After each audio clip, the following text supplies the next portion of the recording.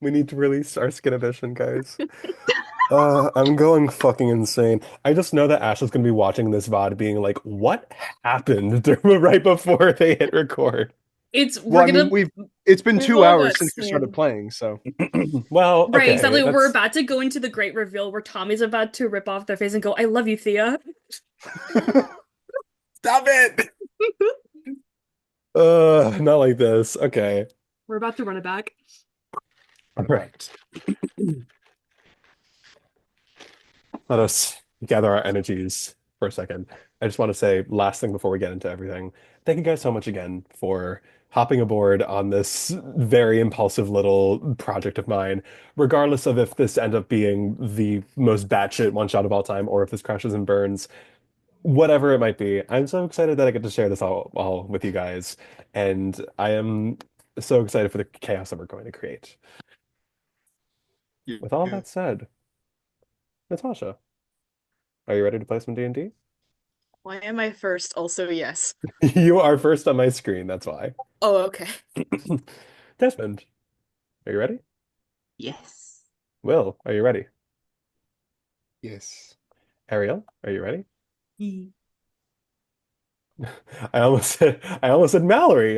Noah. That's me! Time, are you ready? I am. Follow Beatrice's Toy House page, favorite it, like it, comment, share, subscribe. Put that She's shit here. away. She's here. I don't do ads for free. Uh, Lid, are you ready? Yar.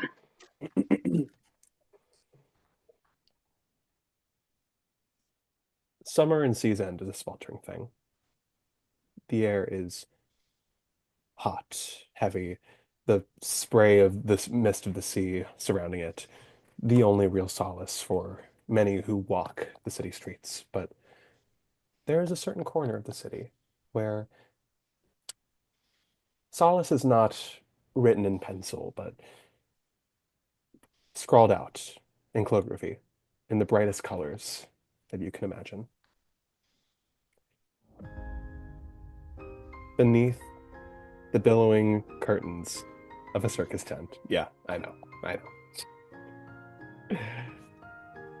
Beneath the billowing curtains, stripes of reds and whites of a circus tent.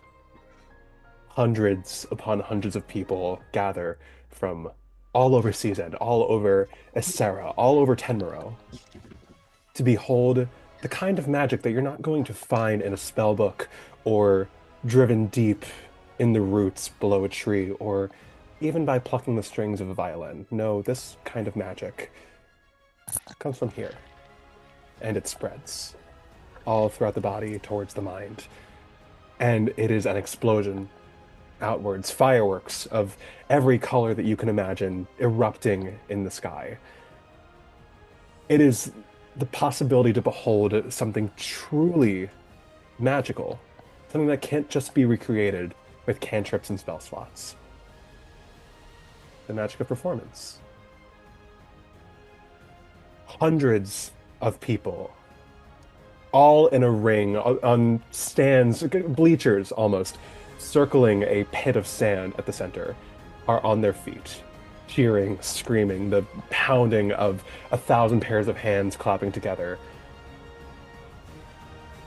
And at the center of that ring stands one man.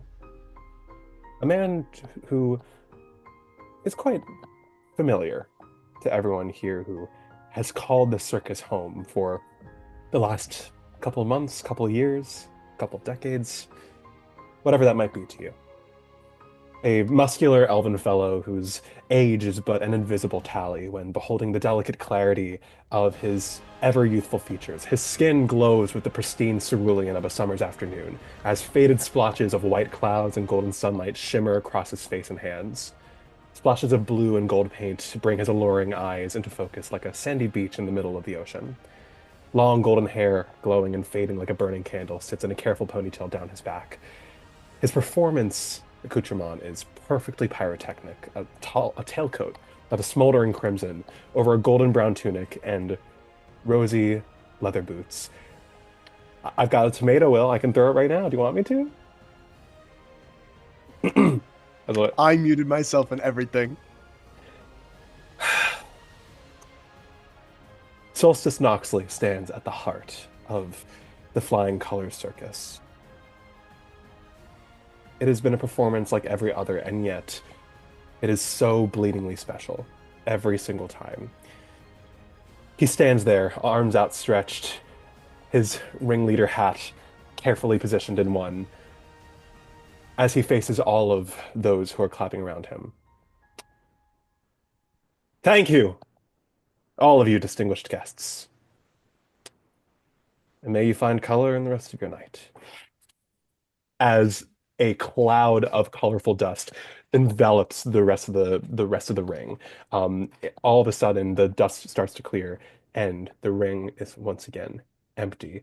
There are the usual shouts of confusion and awe from the audience.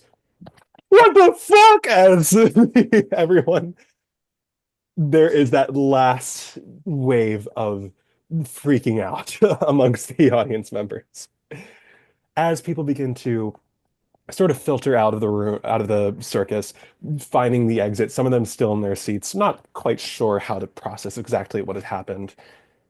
There is a part of the circus, a part of the ring that is going rather unnoticed by the rest of those who have just been beholding this performance.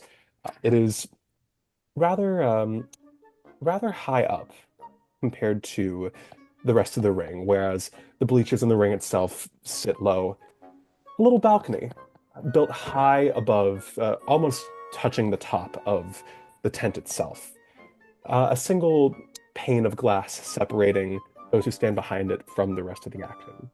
There is a wooden balcony built in front of it, upon which a stout fellow in who looks rather, let's be real, completely overdressed for the occasion.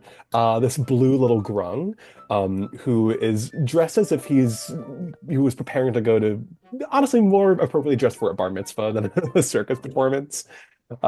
You see, he's got a little clipboard in his webbed hand where he is furiously jotting down notes, all pertaining to the performance that has just unfolded. When he's satisfied, he clips hooks his tongue against the top of his mouth and opens the door behind him at the side of this little booth to poke his head in. All right, I think I've got more or less everything from that performance. I don't think there was really much to speak on exactly. Is there anything that you wanted me to add to the incident report, though? Natasha, can you do us the honor of describing your character real quick? Well, the person that he's addressing is little Miss Ariadne Carrion. And I say little, but she is 6 feet tall, so take that as you will. I don't know what exactly she's been doing that hasn't had her observing, but I would imagine this is sort of she's like, all right, we're gonna turn this over to Brooke for today. She would really have rather have been watching the whole thing herself, but upon hearing him, she's like, oh, very good. It seems that nobody has broken their bones or cracked their spines or had their organs split or exacerbated themselves, which means we did a good job today. Brooke is noting this down completely. To be clear, it's not that you weren't watching, it's just that this is kind of like a dual effort between the two of you, where he's more of like a note keeper on your behalf. You're very much the eyes for him, but he just on no bones breaking, no spine snapped, no head injuries, no back injuries, no arm injuries, no foot injuries. All right, well, everyone's alive. As they snap their the little clipboard against their chest. I'm going to run this down to Solstice once he gets down to the dressing room. And I was thinking about ordering takeout in between shows. Do you want me to grab you anything? Oh, good. Do tell me what Mr. Knockley says about the performance, and I will have to think about it. All right, just get back. Shoot me a sending if you need to, if you feel so compelled. But Of course. I'll see you later then. As Brooke makes his way out of the balcony. Arya, as you're kind of very like high above everything that's going on, there is a massive, like, basically spiral staircase.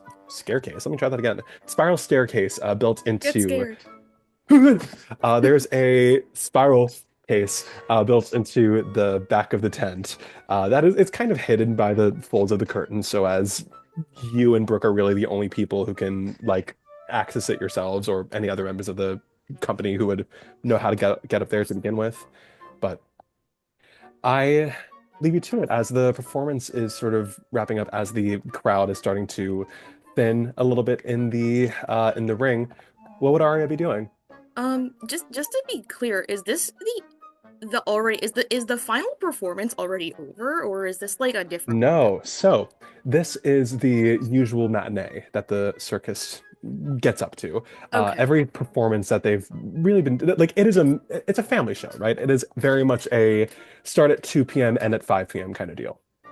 Okay. However, you guys don't usually do 2 show days, but today is very much an exception, and you can guess why, knowing everything that's been going on with affairs regarding the administration. Yeah. Well, I think that Brooke's report is kind of satisfactory to her. But at this point, she's just kind of looking over the ring itself, checking to see if there is anything that she did miss. Not that I think that there is anything, because everything went well, you know. But she always does that. She always tries to see if there's anything that could be like different or fixed at the end. And she just like, I have hired this fucking thing to stare at you. This is like, she is very just like looking out. You would wonder like, what the hell is she doing if she wasn't up there? Her best, I suppose. All right, Natasha, first roll of the game then. Can you give me a All perception right. check with advantage. I'm good at perception, she said, tempting God. It's a 5, so we're gonna roll that again and hope it's not a fucking 1. It's an 11, 18. 18. Okay, all right, you've done the sweep of the ring very, very often. You kind of, it's become part of your routine at this point to make sure there isn't anything loose left on the ring. There haven't been any spills I of think blood. it's it's like step by step. It's never different. She always checks the one thing first, one thing second. It's always like in a specific order. And you don't catch anything out of the ordinary at first. You're more or less like kind of waiting for things to clear up a little bit before you can really like gaze at the gaze at the bleachers themselves. But something does catch your eye, something a little unusual. You see where Sol was standing at the very end of the performance. Your eye catches the glimmer of something on the ground. It's a little too far away for you to know exactly what it is, but it's something shiny, something that wasn't there before. Mr. Noxley will have to hear about this. And she starts making her way down to see what the fuck's going on. Love. All right. So I would love to continue. However, it's clear that the dogs have been locked up while I'm still home for some reason, and Cinder is screaming. So I'm gonna go fix that real quick. I'm so sorry. Give me 2 minutes. Let the uppy play. Let the uppy play. What Well, are what we? the- Some kind of digital circus?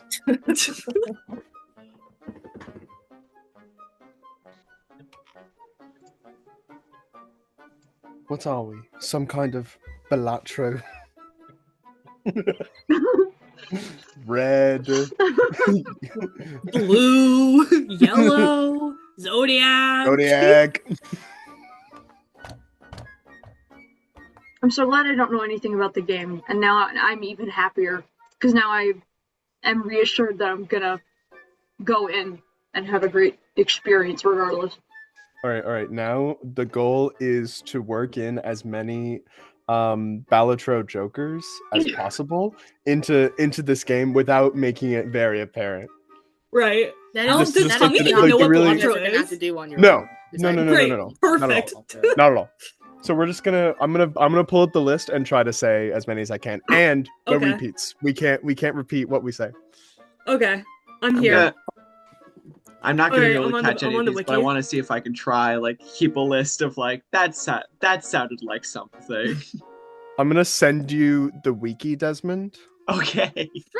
It Oh, has no. all Thank of you the for jokers. So you can technically follow along if you want to have that open. Live. I'm so scared. What's going on? Don't worry Nothing. about it. Nothing. Absolutely nothing. Absolutely nothing. Literally no. All right. So, we're going to cut away real quick. So, is Arya heading down to the lobby or the ring? Ring first, see what the hell's going on over there, and then probably straight to Soul. Love. Okay. So we're going to cut away then real quick. We're going to get back to Arya in just a minute as we find ourselves back in the... Yeah, okay, that works. We find ourselves in the... Calling it a lobby might be a disservice to most lobbies. It is very much the landing area of the circus itself. This kind of ramshackle bar area that's sitting in the entrance to the circus tent itself. There is a well-built fire genasi who's manning the entire bar, basically making sure that no one's getting overserved as the crowd from the performance earlier is slowly filtering out, some of them making a break for it towards the exit, others lingering, choosing to make conversation with one another or stick around for one more drink before they go. And all about this crowd, the carnies, those who are kind of like the ushers and the attendants and everything to this little affair, are weaving in and out of the crowd. Basically, it is extended crowd work that many of you would be familiar with, though most of you, thankfully, do not have such a task to deal with the way that you handle everything at the circus. Most of you, at least. Lid, I'm so happy that I get to say this to you for the first time in I don't even know how long it's been. Can you please describe your character to us? I would love to. So, there's around 5'10", 5'11" feet tall, stands, this person with this beautiful, like, silky long hair. It's all done up in, like, a braid that kind of just lays across their front.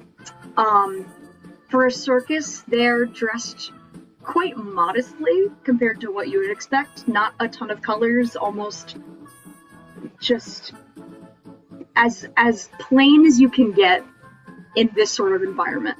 And kind of a resting sort of face, like everything is wrong. And on their hand is a puppet.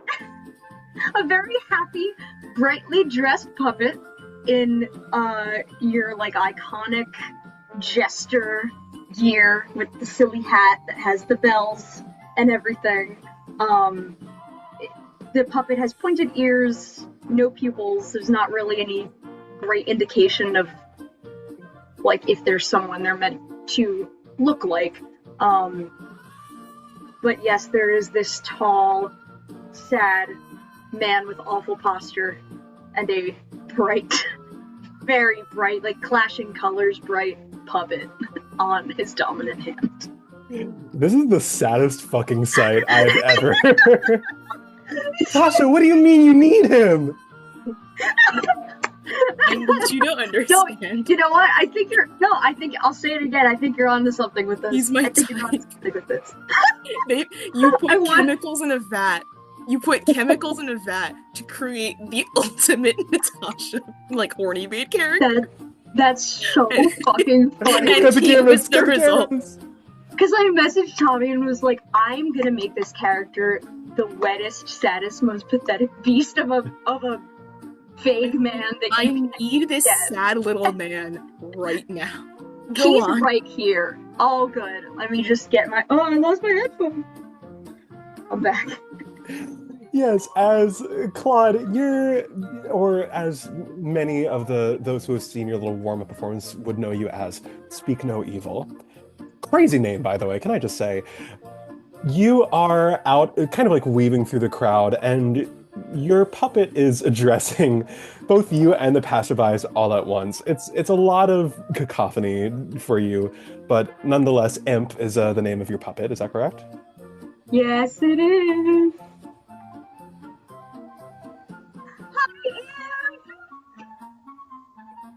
Hello, Anne. I'm so obsessed with this.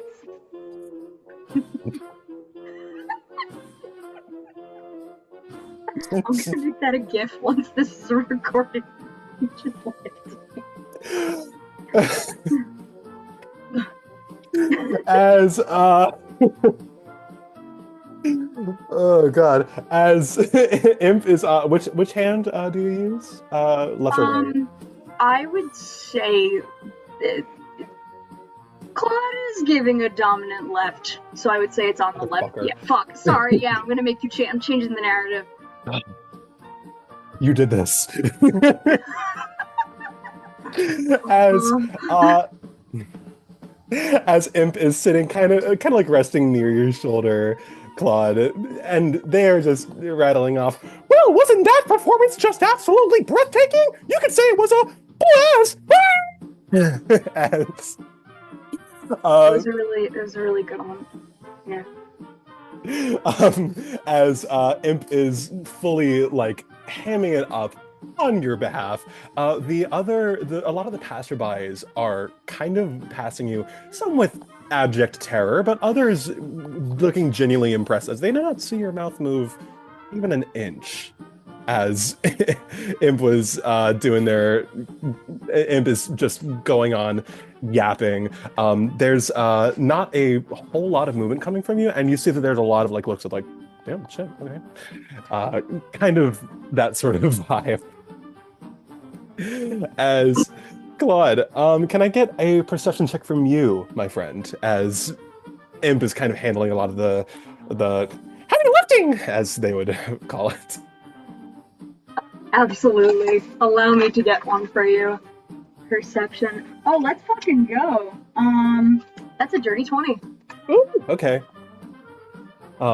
As you try and tune out the sound of this fucking thing, you you notice out of the corner of your eye a sort of a bit of an unusual sight, all things considered. Listen, today is unusual on a lot of fronts, so maybe you shouldn't be so surprised.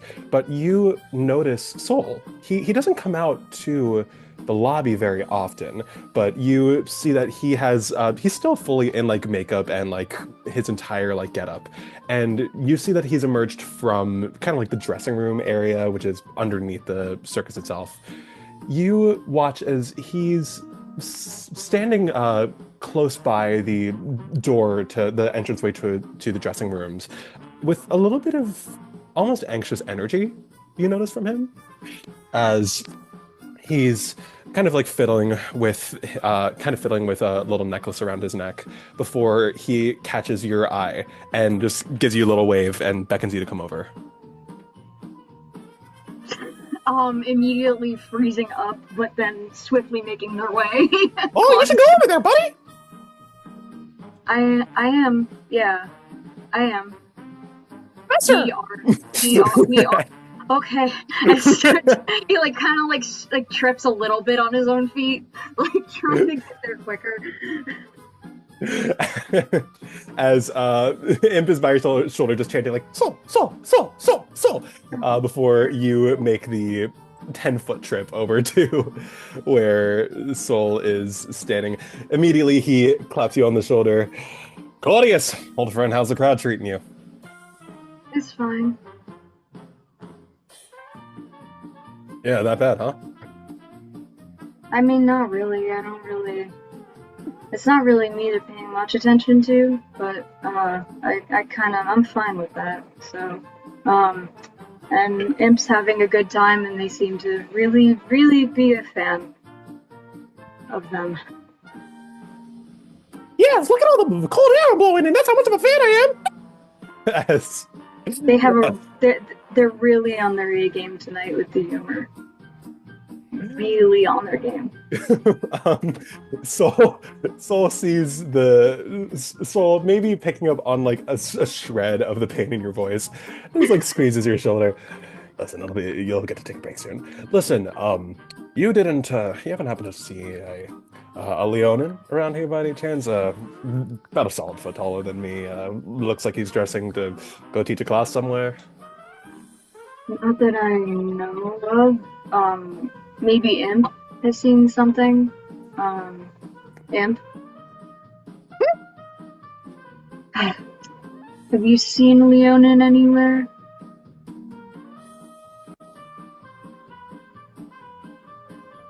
Okay, back up a little bit, Imp. Okay, yeah. You can come a little closer. This is crazy. That's fine.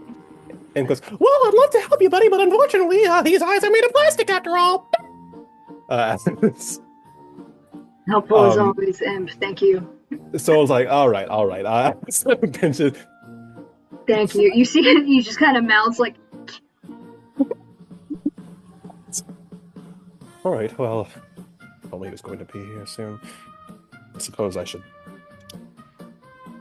can wait then. It's no matter then. I'll listen. If you need to step out of here, you can just head down to the dressing room. You can wait it out until then. I can handle things from here just fine. thank you, very much. Is there anything you need me to do? Hey, my friend, you are all good. Just take some time for yourself, all right? You're going to need a little bit of that energy to spare tonight. For sure. Thank you. All right, go drink some water. As he kind of like shuffles you into the staircase leading down to the dressing room. As Imp, newly freed from the grasp. Jeez, he's gotta be a dick back there, huh? Okay, we talked about the language, alright? Like, I know you're getting better with it, but we're still kind of in earshot just now. Who else is gonna hear it except for me? It's no matter. Me. What do you think he was talking about Me. anyway? I don't know, some lion guy? I don't... Did you actually not see him, or were you just messing with him? My God, do you think I was actually paying attention? Like, No.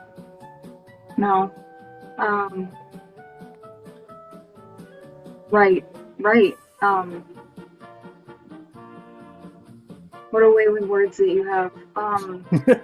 Well, I guess, is there anything that you need, Imp?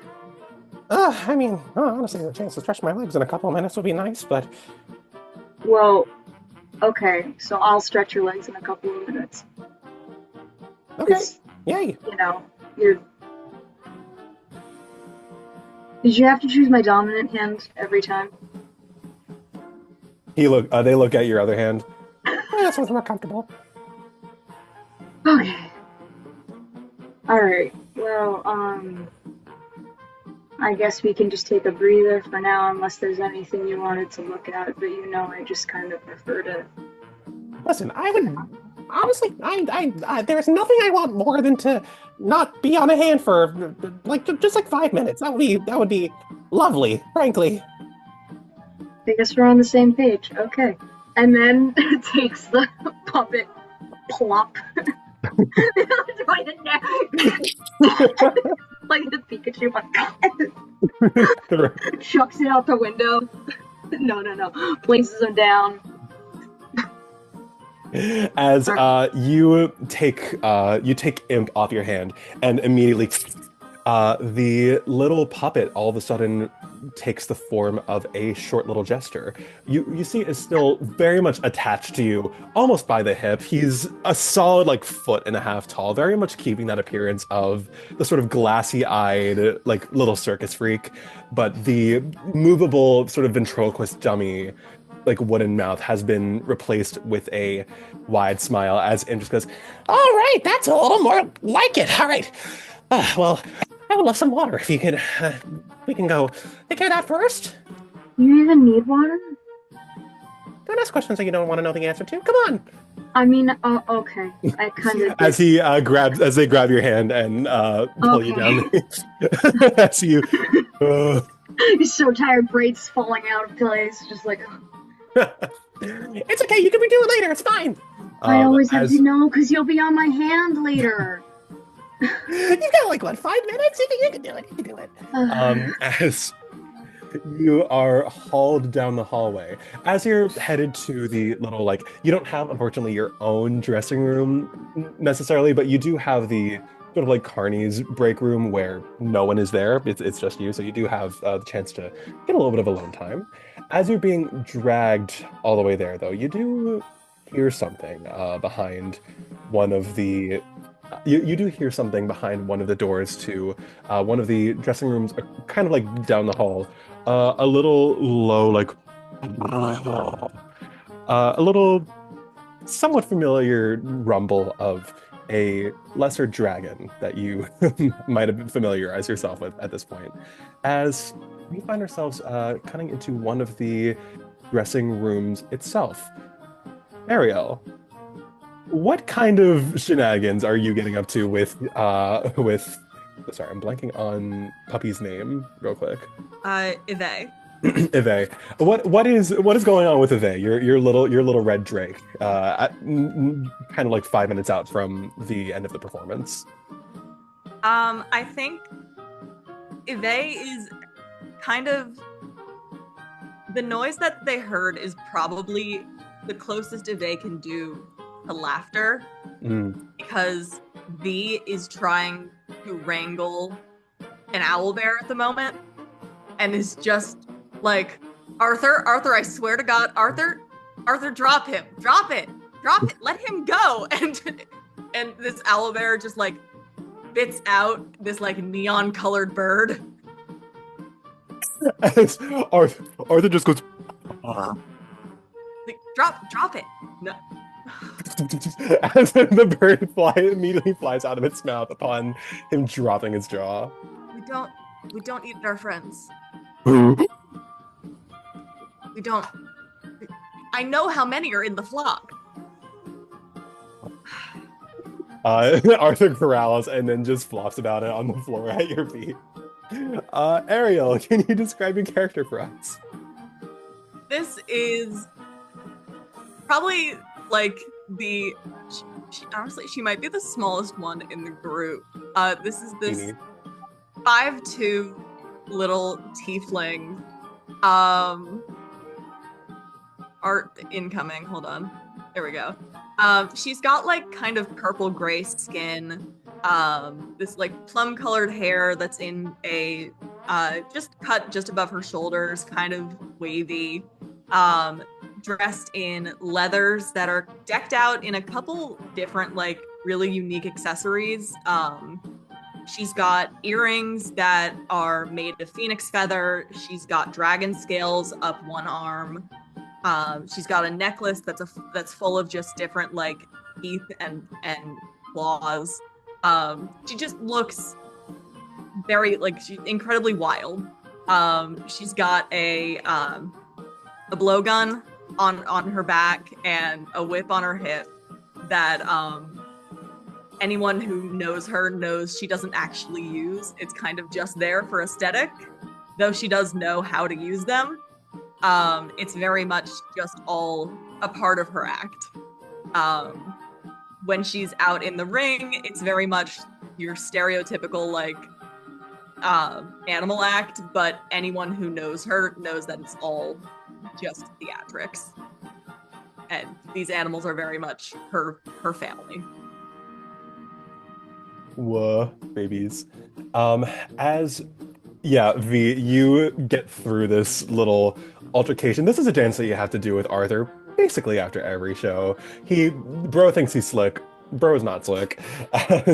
They glow. The birds glow. I can see it. You did spot the scarlet violet like shimmering inside of the sort of maw of this massive owlbear. Arthur, who's about double your size, rolls over. Thank goodness Solstice has given you one of the bigger dressing rooms in the circus, as it is more than enough room for Arthur to flop on his side and immediately basically fall asleep.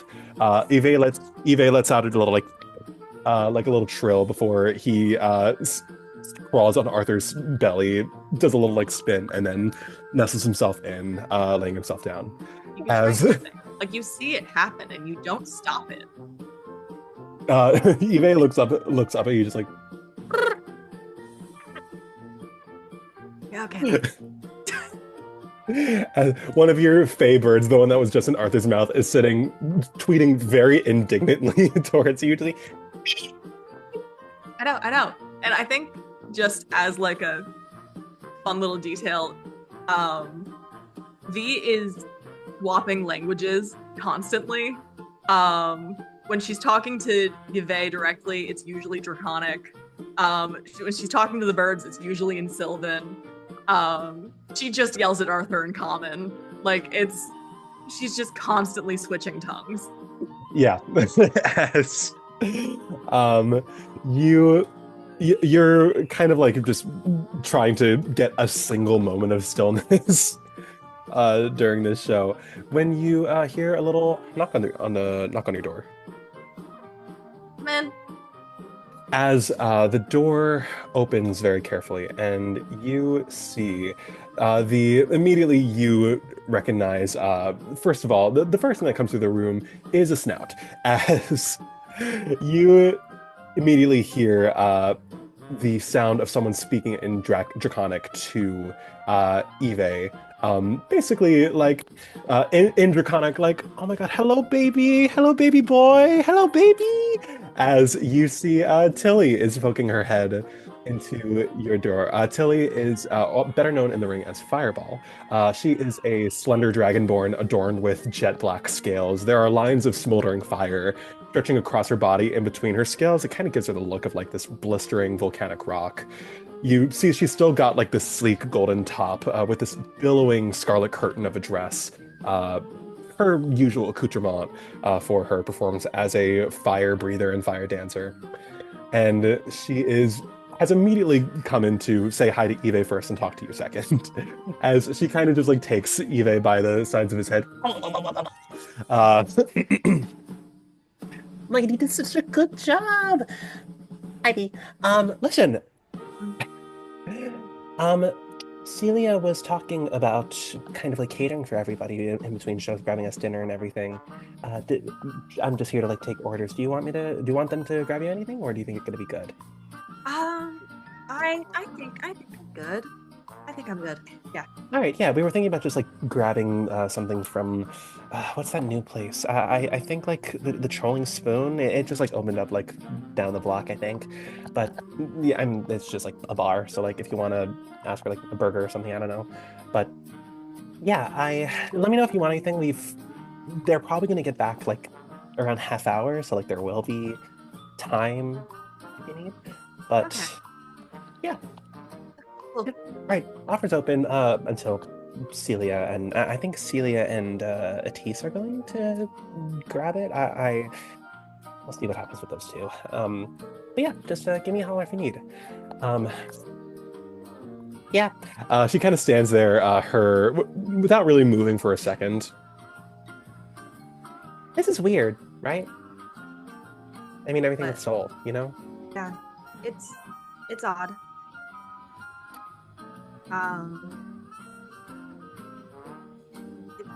It's weird. Yeah. You have any idea if he's just gonna like leave after? I mean, I know he's talking about a hiatus and everything, but I mean, he's kind of been really hush-hush about the whole thing. I don't know if you know anything more. I mean, I've considered talking to Mallory, but I feel like I wouldn't get a word out of her, to be honest. I haven't heard anything, and they haven't heard anything. Okay. Yeah. We'll see then. All right. Well, sorry to bother you.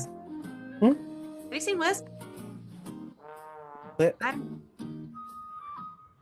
He keeps Oh. blinking. Oh, is that your dog? Yeah. I Don't don't know think I've where. seen him. No, I don't. He'll show up at some point. Okay. And He'll show up. almost on cue, Arielle, upon the sound of he'll show up at some point, you hear from another dressing room across the hall, "V, can you please get your dog out of my room?"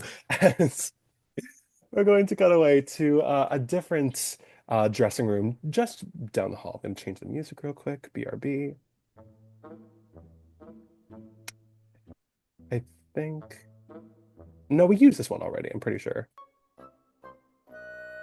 Here we go.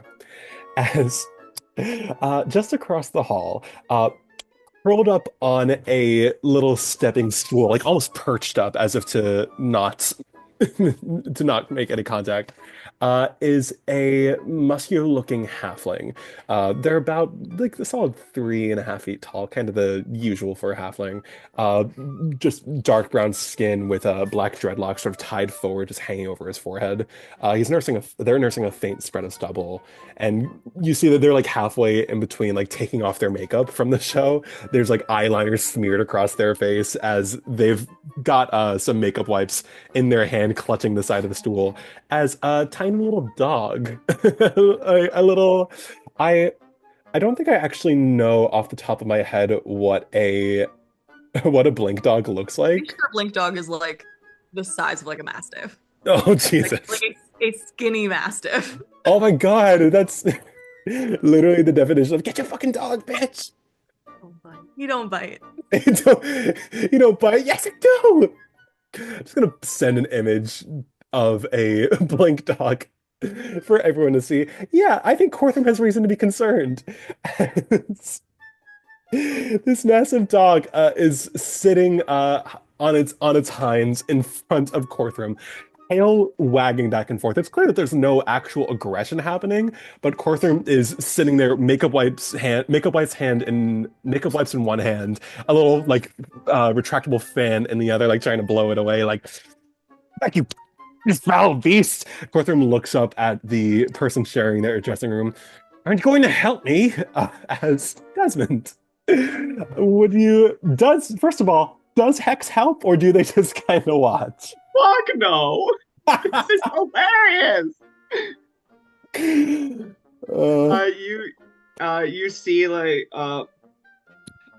this kind of like tan skin, sharp features. This aasimar, a young aasimar person, the youngest in the crew. Though standing at like a 6'1". They have like these eyes that change color like on the day. Like right now, they're pretty like crimson red. And they've got these scars, kind of like crackling lightning coming out from their eyes. And they always have like a different outfit and different elaborate makeup for each performance. Right now, they're wearing a wig.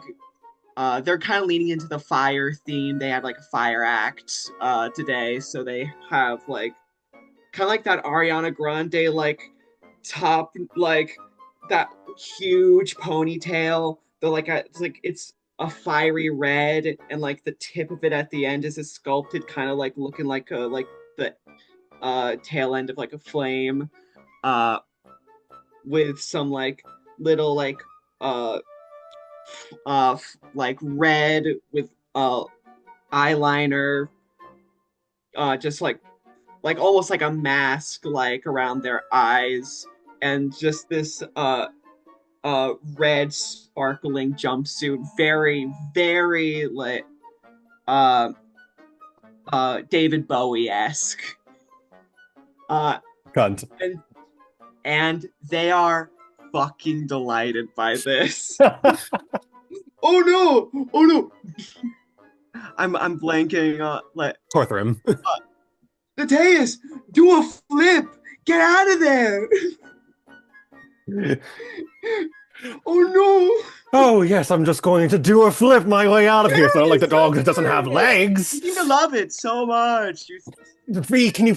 This is what I get for getting Feywild and imported perfume. V, as they shout out towards the hallway, as Blink is just saying like they're Wisps. I think that's the name.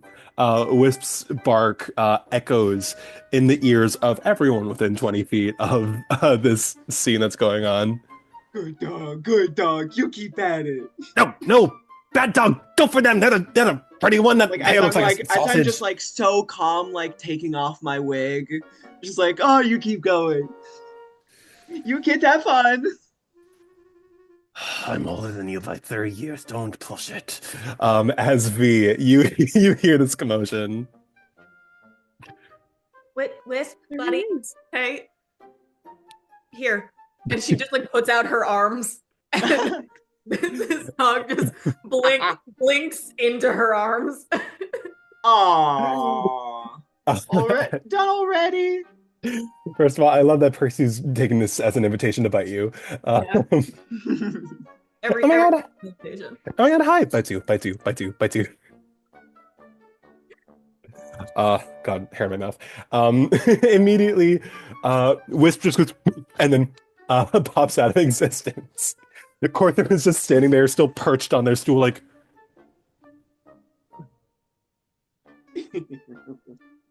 Wait, oh my god, what happened to him? The dog blinked away. It always does that. Okay, I didn't ask to hear from the peanut gallery. Thank you for the help, Hex the Magus Sorcerous. What, you couldn't think of a spell to lure that dog away? I almost fell out of my stool.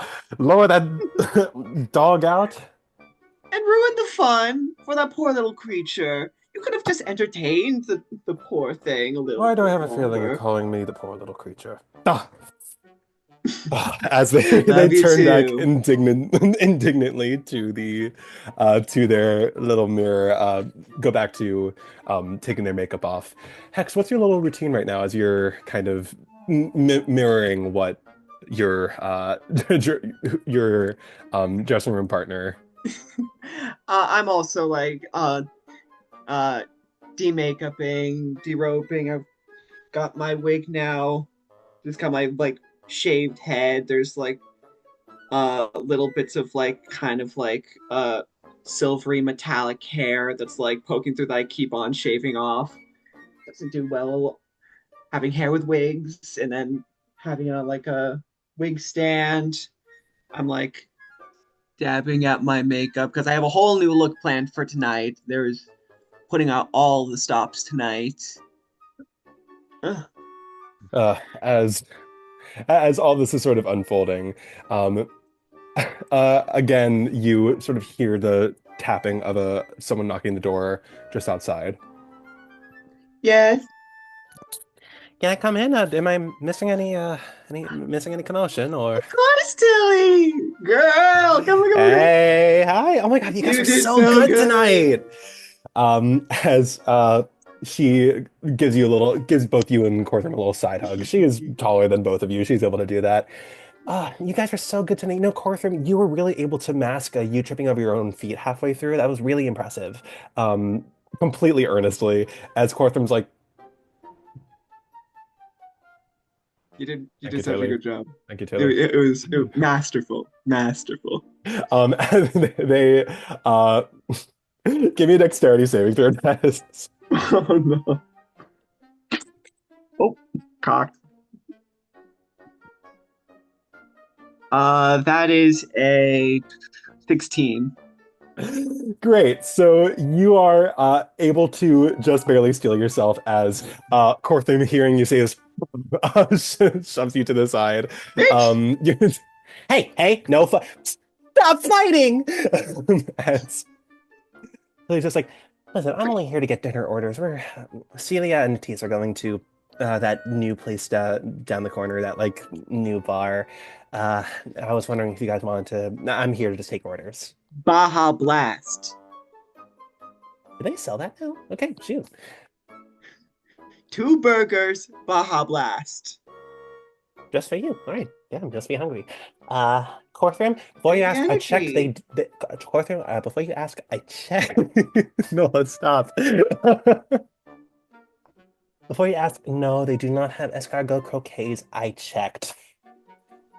Then I'll take a burger. As Cortham turns away, pouting. Sheesh, what a drama queen. All right, well, I will get back to you, or, well, Celia will probably get back to you, but I'll get that in for you. All right. See you later. Thanks, girly. Boo. Boo. No, Desmond, why would you canonize Baja Blast? Stella's gonna be sipping on a Baja Blast next episode of You know what? I'm canonizing it now that a Baja Blast is a warlock-themed cocktail that the... I accept it wholeheartedly. I was ready for you to say no. Let's get drunk! As all of this is going around, you're kind of wrapping up the sort of getting rid of everything of it all. Hex and V as well. I think even Claude, you would hear this. You all hear something loud, distant, but in your ears all the same. Will, what do you think Donovan is doing as his in-between show ritual right now? Oh God. Well, it's not the beginning of the morning, so probably most likely just like man, trying to think. Gotta come up with one. I think they have I think okay, I know exactly what they're doing.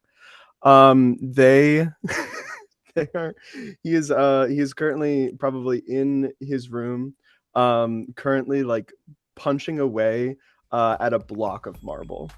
Makes match more happy with game. Okay, so I With I the was goal, listening. yeah. I was listening so attentively to Will that I didn't realize an ad was playing. Gain. Hold on. Gain. For businesses like yours with American Express. Voice acting. Jesus. So, punching a block of marble, you said? Yeah. Currently Donovan's extracurricular activity in between shows, besides the normal feats of strength, is actually one of art. Donovan has never liked a single piece of memorabilia that depicts himself, so he's taking upon himself a perfect baseline constructed out of marble, in which he, wearing well armored like knuckles, is like, or like gauntlets, is well beating a marble statue to carve a perfect facade of himself. Yeah, Hex, you like turned to Corbin, maybe about to like ask them something when you hear. One second, my fellow. I'm going to like open the door just so daintily, stick my head out. Donnie, dear, could you keep your art project down to a minimum? What is it you say? Exactly. Shut up. Bam. You can come in if you want. Wasn't planning on it. Will, can you please describe your character? I think it'd be best to describe the statue, actually.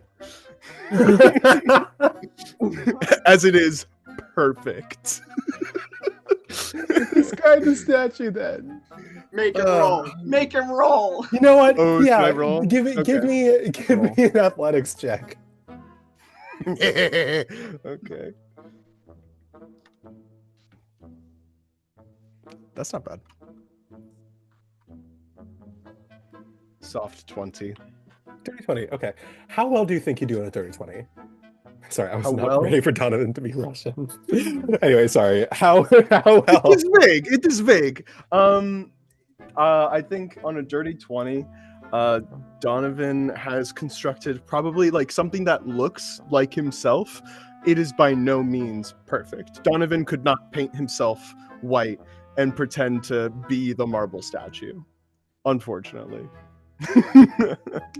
So Donovan's appearance, he is a very muscular minotaur, muscles just rippling from every part of a body that you could work out or imagine. Long, flowing, well braided, well kept fur, hair, whatever minotaurs have.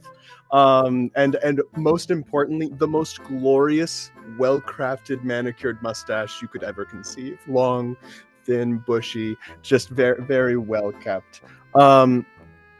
Wearing currently very strongman-esque classic clothing that they almost never seem to wear anything else. Donovan stands at roughly like 6.5 feet tall. Half a foot of that is his horns. Yeah, that's it. yeah, you're for like a good while before you step back on that. Wow, it looks good. I did good. I need a second. You you have finished your 10-minute marble pounding session as you see the person who you share this dressing room with looks over at you. All right, are you done? Perfection is never done. But yes, I am done. As Freyr is looking at you with such distinct, like, bemusement. Freyr, they're a gnoll. They are one half of a knife-throwing duo. That's part of this. The one who throws, or the one who is thrown? The one who at? throws. He Okay. is with Celia, his wife, being the one who is being thrown at. He is this gangly, like standing at like 7 or so feet tall, this gangly gnoll with shaggy cinnamon brown fur, with dark streaking stripes stretching across his face and torso. They're a very eclectic looking individual. One of their eyes is like a very like husky blue. The other is silver and unseeing. He can only see out of their good eye. He's got a notch taken out of one of his ears from an incident that you recall in which he tried to give Tilly a knife throwing lesson. It went about as well as you figured it would. You see, he's probably like the most classy dressed of all of the performers, despite his otherwise like kind of gangly, sort of like scrunkly appearance. He's got this like very nice black vest over a white dress shirt with a little rose pinned into it, and like black dress pants with a couple of rips near the knees. They're twirling a small dagger, smaller than the ones that they use for their act, in between their paws, just kind of looking at it. Wow, it sure is a work of art. It's good. It's me. You see, it's me. Yeah, sure. Whatever makes you happy. Now it is like I never leave. Now it is like I'm here whole time. Jesus. Hey, please, you let me know if you want me to make one of you. Oh, I will make one of you. I'll think about it. I'll think about it. You have good bone structure. It is good. I'm gonna go find my wife real quick. For kind of like, yeah, V Claude, you heard the pounding of this marble beforehand. Doing anything with that information, or? Excuse me. If anything, I think Claude is trying to very quietly go in a different direction as far away as possible without Imp noticing. Claude does not want a part of this. Imp looks up at Claude like, does he have to do this after every single performance that we do? I don't know. Why don't you go ask him yourself? They look down at your body that they are physically not really able to leave the proximity of. You know why that is. You know why. Okay, I know. All right, well, you want to ask? I don't want to become the next marble statue that they punch, so I think I'm good, actually. He visibly okay, thank God. No, listen, I thought about it. I'm not going to do that to you. Listen, I'm not a monster. That's actually very nice of you. Thank you. Your tiny little warlock patron gives you a double thumbs up. As we are going to we're going to cut back to the ring real quick. We're going to cut back to Ariadne. Am I pronouncing that right? Ariadne? I say Ariadne, but it's kind of Ariadne. Okay, yeah, fair enough. We're gonna cut back in just a second while I clear my throat of the mucus that is building up there. Please hold.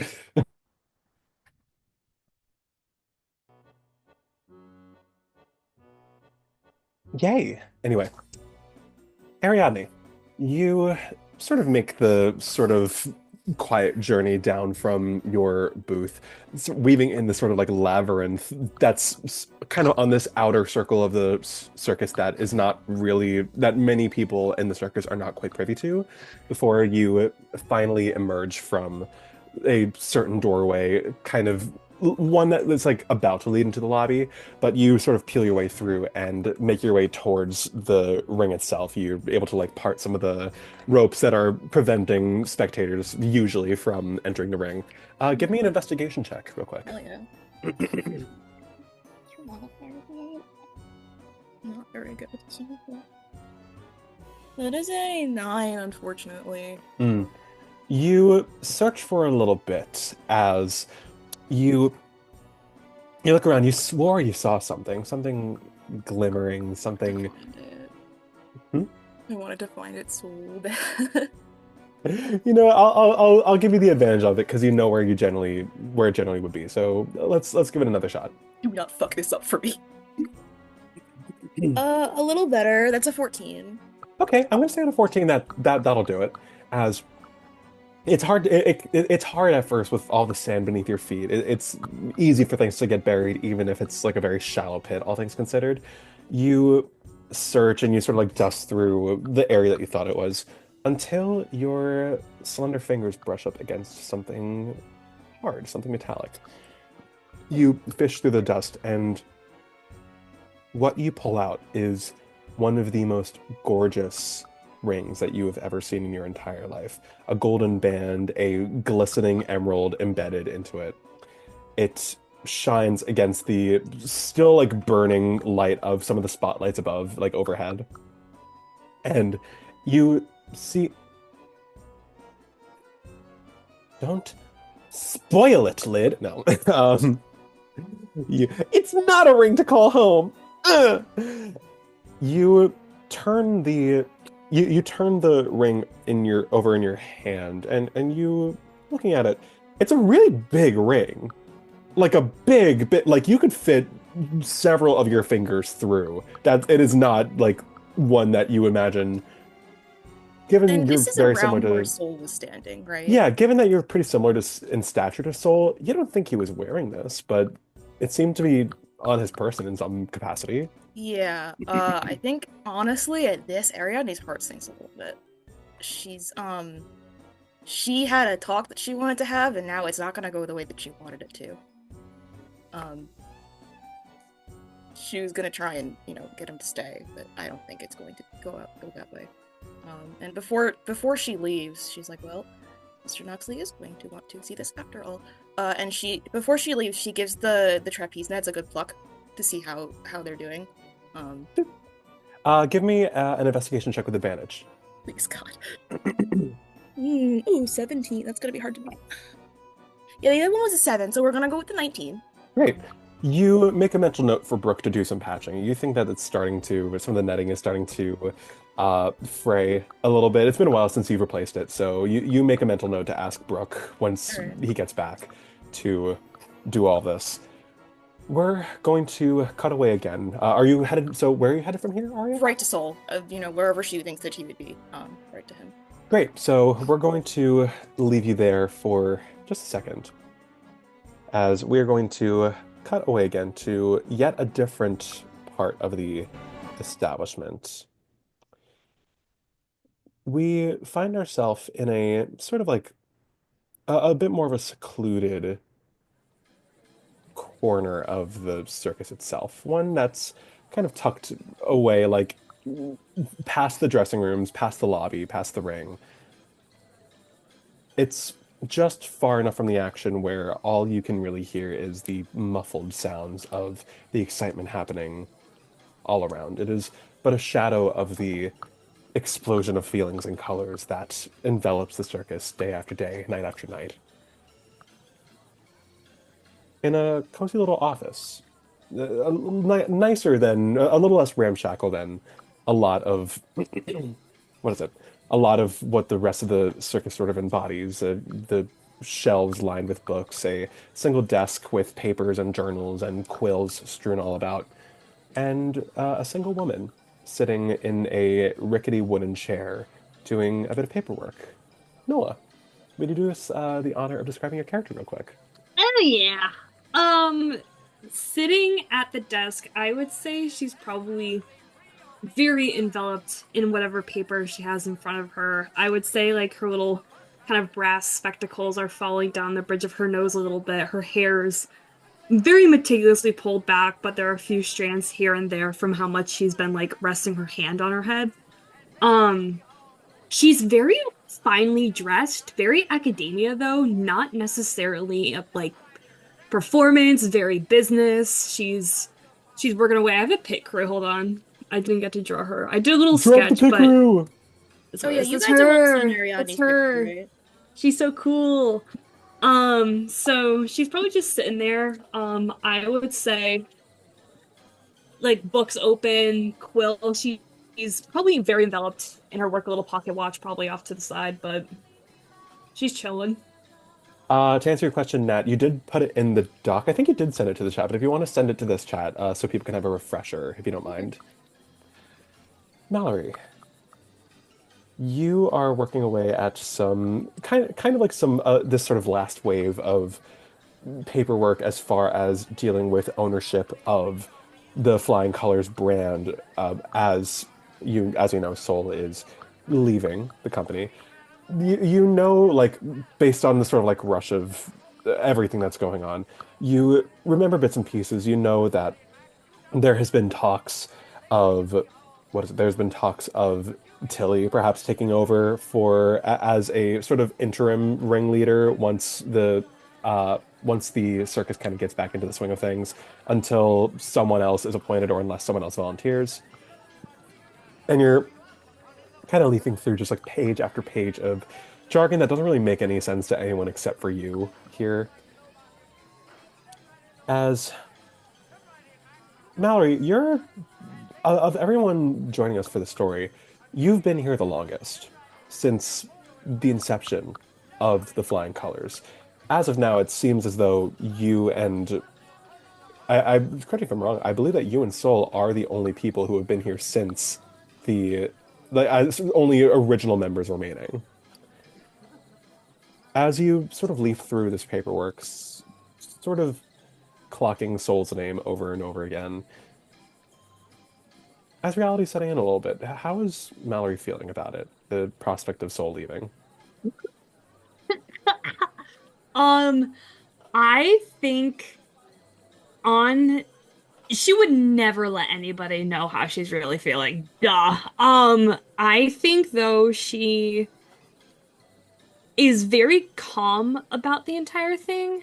I think regarding it to everyone who either asks her or inquires her, who can even hold a conversation for more than 5 minutes with her, that she is very proud and happy that he is doing what he wants and that he's moving on to what he's deeming better and brighter things, and she's very happy for him and will continue to support him. She's just a little mad about the paperwork, ha ha ha. She can't really joke, but she thinks it's funny.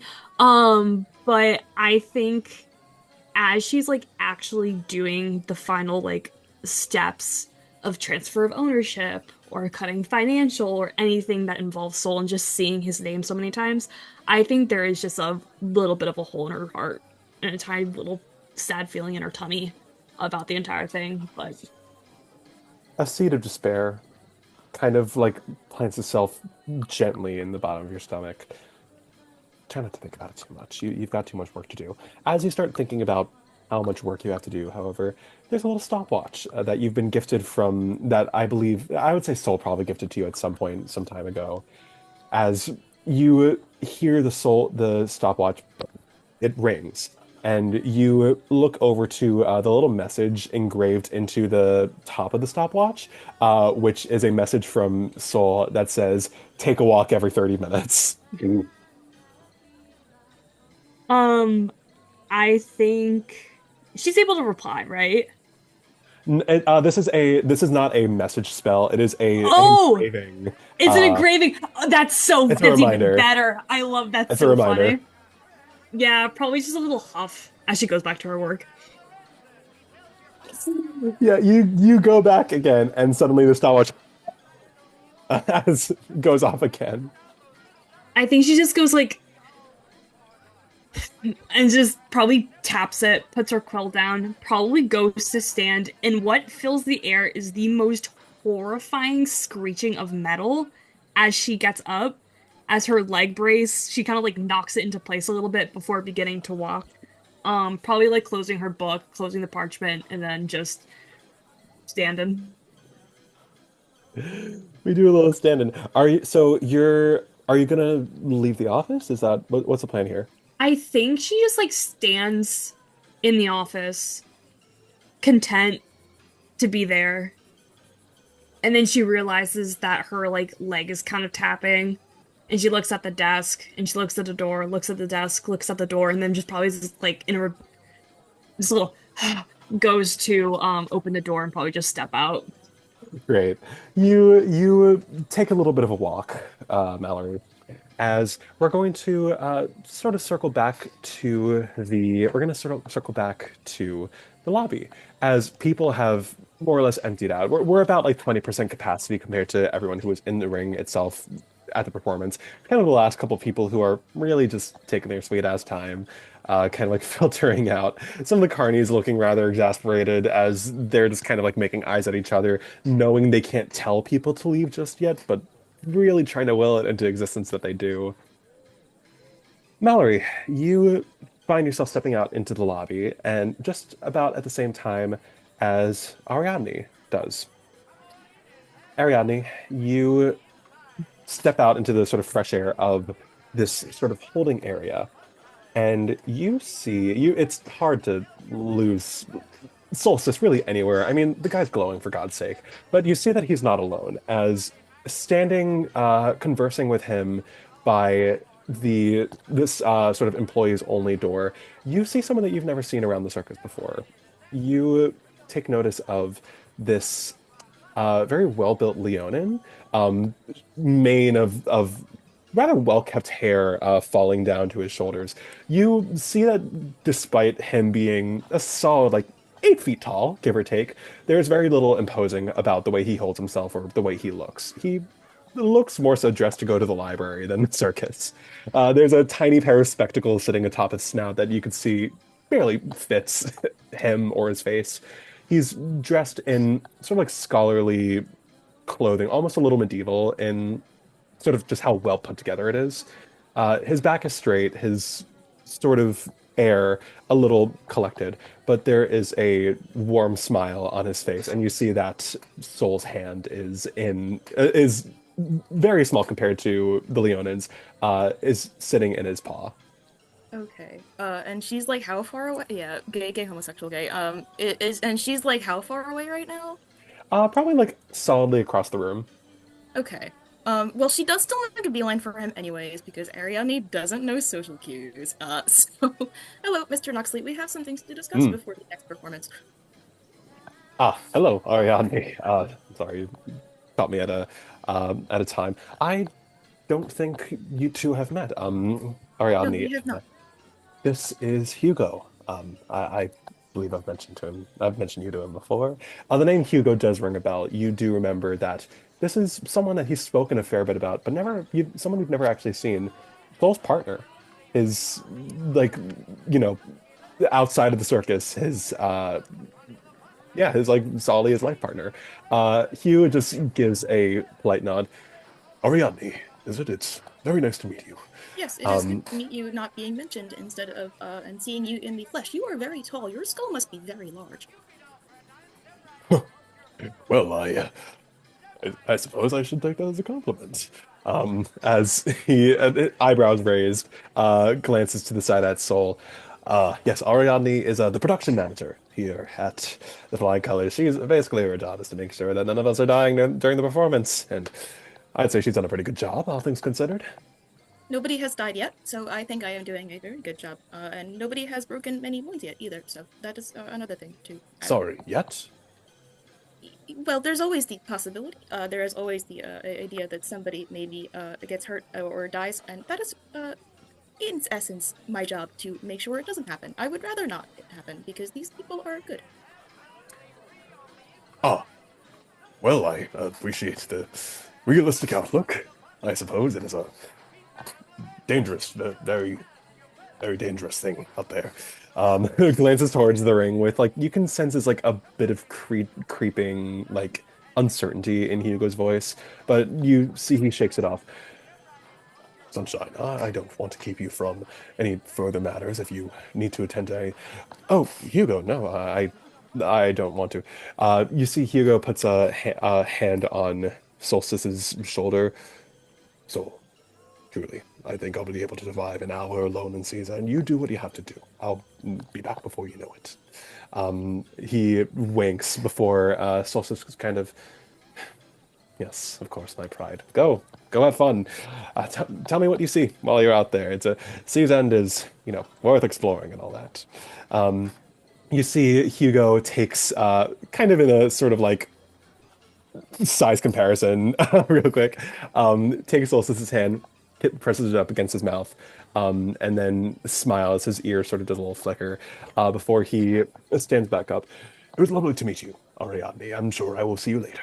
It was also lovely to meet you. I hear good things about you many times a week.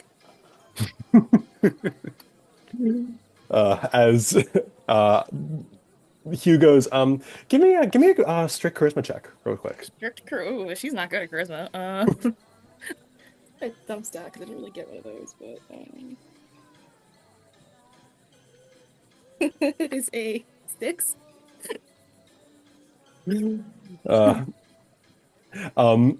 Yeah, Hugo doesn't super react other than just offering a polite smile and turning his focus back towards Sol. I'll see you before showtime then. Before he turns around, walks away.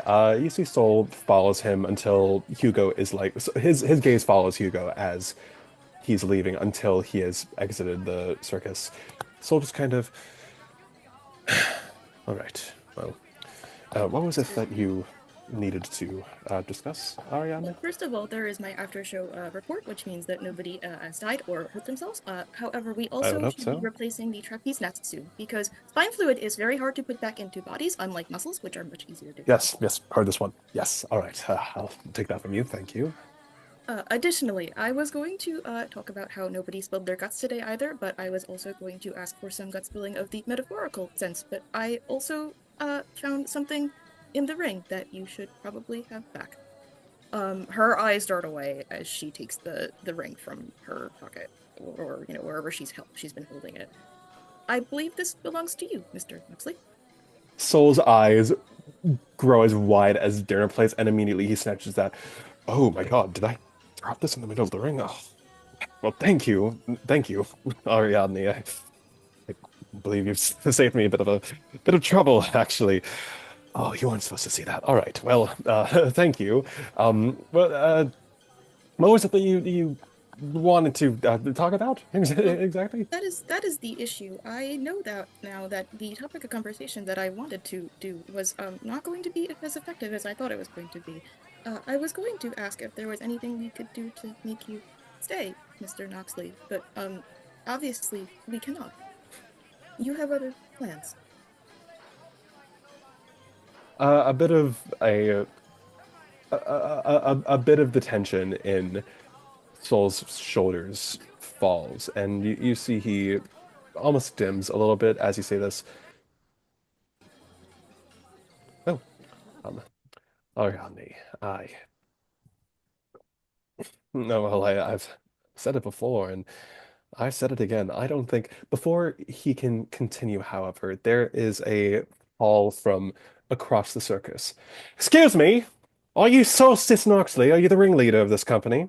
The two of you turn around and you see there is a trio of people that you've never really seen around before, all wearing kind of this similar like all blacks type clothing. You see leading the pack is a slender, pale half elf.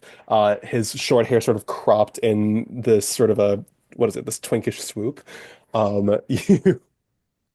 You, his hand is on his shoulders. You see that he's wearing like a full turtleneck and like dark jeans. Flanking him, you see a two women, one a furbolg, the other a dwarf, who both are looking around like around the premises with like a shared air of contempt. One of them like sniffs the air. Yeah. As the half elf struts up to the two of you. Um, Soul looks between you and the stranger. Who's Mr. Knox, asking do you know exactly? these people? I don't think I do. Who's asking exactly? You see the half elf puts his hand on his heart. Well, my name is Astaire Fredrickson. I am a member of the company of the Dog and Pony Players. I'm sure you've heard of us. I believe I have. Yes. Listen, we need to talk. If you have a second, Mr. Noxley. Soul kind of furrows his brows. We can have that talk right here and now if you want. I'm not going. Is something the matter, Mr. Fredrickson? Is there a problem? I'll tell you what the problem is. How long has this circus been a matinee kind of affair? When have you ever had a performance at 7 p.m.? Well, it's I do admit it's rather unusual, yes, but special circumstances. This is a rather important performance for the. Well, you want to know what an important performance is? We're closing our show before we're starting to hit the road to tour, and you decided to schedule in the middle of our show? Hey, who was that just now? That was the Furbolg, wasn't it? The This Furbolg was no, woman? this was just the half elf, Oh, okay. still speaking. The other two are sort of hanging back. Um, we weren't aware that you were putting on a performance today. And also we didn't know that the dog and pony was here in Seasend.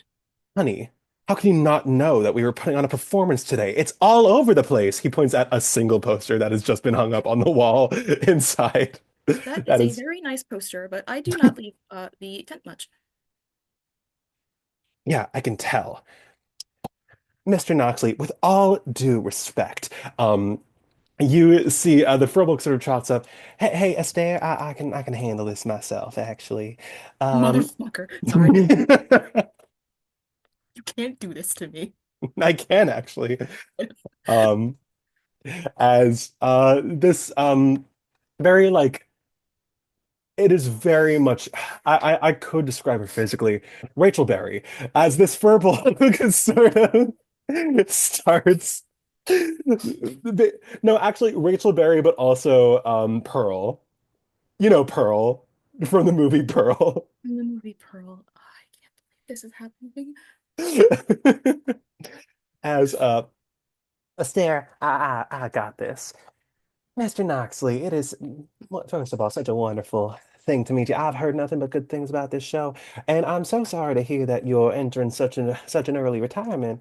Well, I hope you know that our little performance trip, we can't exactly reschedule our show. I mean, with all due respect, it is closing night for us, and we're expecting quite the sold out theater tonight. Um, yeah, Katie, so true. Um, as Mr. Noxley narrows his eyes, right. Well, with all due respect, Mrs. Appleseed, Daisy Appleseed, don't wear it out. Um, Sorry. Go on. um, I don't want to make this difficult for you, Mr. Noxley, but with all due respect, we're not looking to make this a yes or no answer. We're just simply looking for a yes. We can't afford to lose any audience members on such a pivotal night for our troupe, especially since we're not going to be around in season for quite some time. You know, we're taking out things on the road out to the mountainscape. Um, The as Mountain of Prima? yes, the Prima Mountainscape, honey. Um, as Mallory, you've noticed that this altercation has sort of begun as Astaire sort of puts his hand on Daisy's shoulder. Look, we're going to cut to the chase, all right? You need to cancel this performance. You're cutting into our time, our share. We're supposed to be coexisting just fine, the two of us, the performance troops. You're not stupid, Mr. Knoxley. You know that we have been playing along each other just fine these last couple of months. You're pulling a fast one on us, and none of us appreciate it. And you see Mallory. Can you make a an insight check real quick? Ariadne, if you want to do this as well. Word.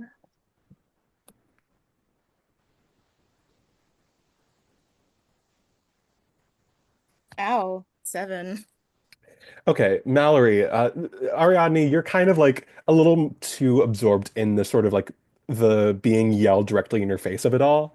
It's kind of catching you a little unawares, but Mallory, you can't hear everything that's being said, but what you do see is that there is tucked into the back of a stairs little belt behind him, out of sight for both Ariadne and Solstice. There's a dagger tucked into the hilt of his belt, and you see that Astaire's hand is moving towards it. We're not trying to make this difficult for you, old man, all right? Can I mage hand it? Yeah, totally. If you want to make a sleight of hand check. Work. Oh yeah. 15. Great. I'm gonna roll. He's not very perceptive. I'm gonna give this a roll. Yeah, that makes it. As you, what is you sort of like flex your magic a little. It's not something that you get to do very often. As a No. little like gnarled hand, not kind of like a very exaggerated, monstrous version of your own, sort of whispers into the air and plucks it out of the hilt as I don't want to start any problems, old man, but you're giving us problems, and we're going to have to start giving our problems. Hey, what the fuck? As the dagger is floating away, Is there Astera an whips issue? around. Oh, sorry. Is there an issue? You looked like you were about to do something, and then you did not. Yes, there's an issue. That dusty bitch just stole a knife. As he whips around towards you, Mallory. Do not refer to her as Damn! Damn! Clock it. He whips back around to you, Ariadne. All right, Granny, I can refer to her however I want. All right. Is this because I have pale skin and am gray? Give a fuck what it's about. You said you called me Granny, and that is an apt Oh my assumption. God, shut up. Anyway, as he turns back around to Mallory. You know what? Everyone else who's not here, give me a perception check, DC 20. Damn. Because you are on another floor. Oh, Raise your hand if you succeed. No. No one? Okay. We're going to keep it at these two as Astaire whips back around, seeing that Mallory has taken his knife. Hey, give it back, all right? You wish for me to give something back that you were about to wield against the other person that you were talking to. I'm sorry, why are we resorting? Who are you? My name is Astaire Fred. And before he can do that, Solstice grabs the guy by the neck and wheels around, choke slams him against the door, leans in very close. All right, well, I didn't want to have to do that, but clearly, if you're trying to resort to violence in front of me and two of my very, very lovely longtime coworkers, I'm going to have to ask you to leave before I make you leave, capiche? As he Daisy is like, well, put him down. Tries to like go over to Solstice to like tug on him. Ariadne, you have an opportunity here. What are you gonna do to Daisy? I was looking at my spells. Hold on. I don't have any good cantrips for this. Hold on. Give me 1 second. I need to look up what a spell does. You can never trust a white theater kid with anything. That's what you're going to learn first and foremost with it. What spell are you looking at? A couple of them. I wanted to see what. No, that's not gonna do it.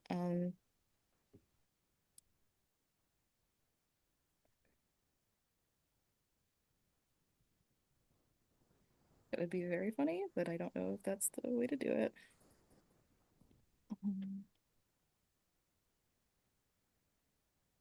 Well, turn around and you see a satyr standing in the doorway. Damn, serious! Back from the Feywild already? Hey, wait a minute. Hold on. Forgot I had this. I Yeah. By the way, if you were wondering, Natasha's reacting so strongly because a certain NPC in this bunch was a villain that lasted one session before getting mauled to death by one of the player characters in a combat. Is this the character I helped name? This is Daisy Appleseed, yeah. Oh Yeah. my god!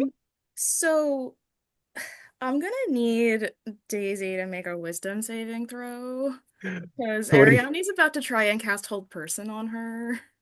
Clean. All right. What's a DC? Spell save DC 16. One thing about a theater kid, they ain't wise. That's gonna be a 10.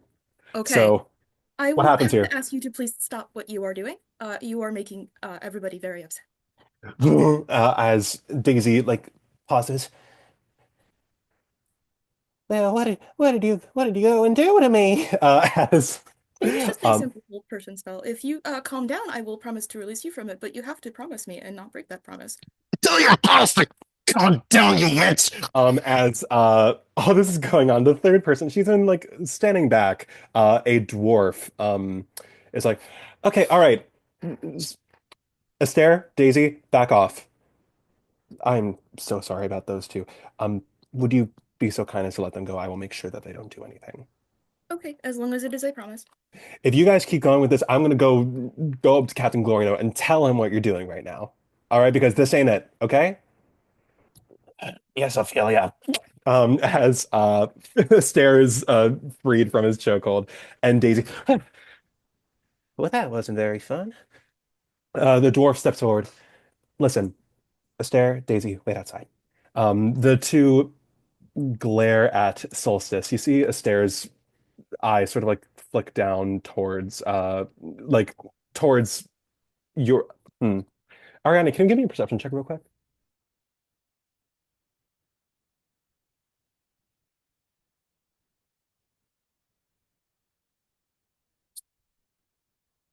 Mallory, if you would also like to make this.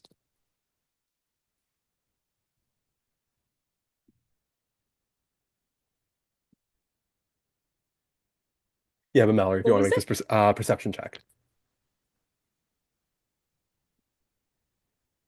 Hold on.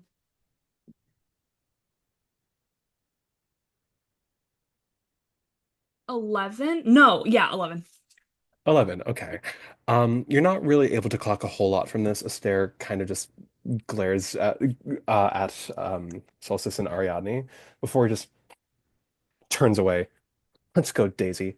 Sorry, am I still allowed to make that check? Yeah, totally. What is it? Perception. Perception. I'm good at perception, she said, tempting God. It's a 12 plus 7, 19? 19. 19. As Astaire is like looking at you, you see his gaze lowers for a second, at exactly what you're not able to tell, but it's towards Solstice. Let's go, Daisy. Turns around, walks out. Well, it was nice to meet y'all. Not. It was As not she, nice to meet you either. I hope I never see you again. um, Astaire just turns over his shoulder, hag, before he walks out. As Ophelia, the third who's like staying behind, just tuts. You're gonna have to forgive me. Those two are. I did not ask for those two to come along with me, but they've decided to. Um, Ophelia Dimlight, I am the stage manager of this production. Look, I'm gonna keep it at a buck. I understand that it was a misunderstanding. I understand that you might not have known, but it is still very much a problem, right? And the flying colors are going to carry on performing as normal for the foreseeable future. We're about to leave. This performance is very important to us, and I understand it is inconvenient, but it would you would be doing us a big favor if this performance could just be postponed, like just tomorrow. Like it could be as easy as that. Is that something we can do, Mr. Noxley? No, I don't think so. Actually, look, Mrs. Dimlight, I would like to thank you, first of all, for so true, Lid. Mrs. Dimlight, first of all, I would like to thank you for not accosting me like your friends, and please let them know that neither of them are welcome in the circus anymore. Period.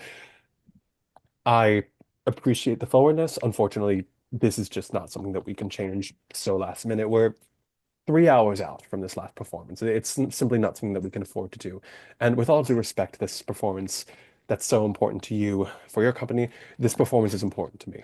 So I wish I could be flexible on this, but I simply do not think that's possible.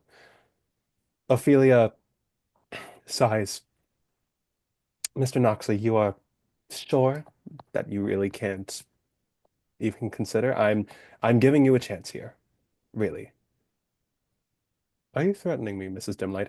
I wish it didn't have to be that way. I am not threatening you. There are people who will be. Should have Like known the about people those. from before, the people in your company. I see. Should have known about those dogs and ponies. The answer is no. Thank you for being just a smidgen civilized about the whole affair, but we're going to carry on as normal, and I would hope that the overlap isn't so serious that you're going to have to cancel your own show. Ophelia grimaces.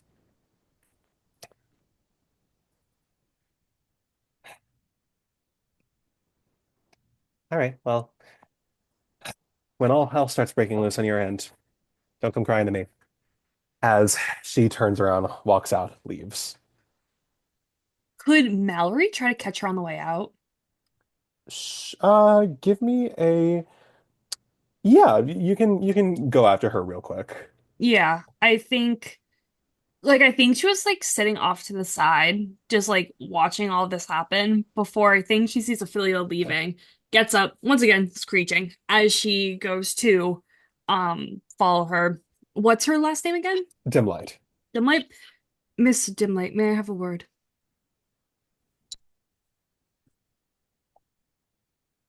I understand that it may not equivocate to the promise and atmosphere of actually performing, but if, for some additional context, it is one of our last remaining original members' final performance tonight, I understand Look, that, look, Miss. Who are you again? um, Miss Mallory Winthrop, Miss Winthrop. With all due respect, context is not going to matter a damn thing. then I was going to provide a solution which may provide something more. I handled the financials of this establishment, and I understand that as though it may not be equivocating to performing, I'm interested and perhaps we may have a meeting as to meeting and equivocating, equalizing, reimbursing you for the last lost tickets, rather, if you are to leave. I would be interested in talking with reimbursing. It just cannot be, of course, tonight, but weeks. Look, Miss Wingstop, I. It's very thoughtful, and I do not want my lack of appreciation to be something that is on the forefront of your mind. I want you to know that I do appreciate it. And if I were the one calling the shots, I'd love to. Unfortunately, I'm just the messenger right now. And I hate to say it, I don't think some of the people that I work for are going to be so happy with this solution. I'm happy to talk them down. I'm happy to pass the message on. But look, I'll Then, I'll do what you tell me. I'll pass it on. If they like the sound of it, and if what we're expecting to happen tonight does come to pass, you'll hear from us. and may I have, or rather, give you a message to pass along if they do not accept the offer? Suck it up. Good day. Give me an intimidation check real quick, Mel. Cool. Oh, Jesus. My eyes. My bed. Oh, Oh, baby. So jokes aside, I'm so sorry. Which is it? What is it? What is the last? It's Winthrop. Okay, thank you. Mallory Wingstop. Hillary Wingstop. What was it? Intimidation? Yeah. That's a 21. Woo! As Ophelia kind of just like shrivels ever so slightly. Good day. Turns around, walks out and signals to the other two who are both glaring at you through the doors, Mal, to head off. Mallory, Ariadne, things have really cleared out in the lobby at this point, as it is now just the two of you and Solstice left behind. And Ariadne, give me an insight check real quick. Insight check. But before that happens, I need to say this. There is something that I believe Corthram often says about Hex, and that is, I want that twink obliterated. Thank you for letting me do that. Crazy. Insight? Yes. And you know what? They would say that about. Please show me that modifiers. I'm good at insight, she said. You gotta stop testing fate, dog. 5 plus 7. I don't know what that is. 12. 12. Yeah, okay, so not great. Solstice's face is a bit of a brick wall right now. You see that he's hardened in the face of all that is going on right now. Okay, well, thank you for that, Ariadne. Mallory, a word? Very good. He puts a hand on your shoulder. Thank you. Oh yeah, really. Go take a break. You've earned it. I won't let them do anything to you, Mr. Noxley. I promise. See you later. He doesn't say anything, but faintest hint of a smile as he sort of nods, pats you on the shoulder again. And Mallory, he looks over to you. Your office, just a moment. Of course. Yeah. As you, the two of you walk down, the sort of commotion that's going on downstairs has eased up a little bit as some members of the, what is it? Some of the members of the company itself did catch on a little bit to what was going on. You, yeah, Mal, you go downstairs and you see all of the dressing room doors are open. Corthram and Tilly both sort of hanging out in the sort of like doorways of their respective dressing rooms, like looking at you with a little bit of confusion, concern, some mix of the two as you descend. Down the hall, you see that there are two other women who are sort of consorting with one another. You do recognize as Celia and Atis. Celia is Freyr's wife. She is the other half of the sort of Rose and Dagger act that's going on. She is a beautiful satyr woman. What is it? She's around 5.5 feet tall, light brown skin, eyes so piercingly purple they could cut through someone's skin and make them bleed violet. There's a sheen of like fayish shimmer that makes her glow as if she's like always emerging from a long shower. Her lush hair, like a velvet red, falls around her shoulders in thick waves, with only a pair of ram-like horns poking through it. She is talking on the other end of the hallway with Atis, who, lad, talking to Atis, who is a Yuan-Ti pureblood, bit over 6 feet tall with like pale lavender skin, with splotches of white vitiligo about the side of her face. She's got like dark hair that falls down her back and is like sort of curling and coalescing around her shoulders and arms, and a golden diadem sits at the sort of like atop her head.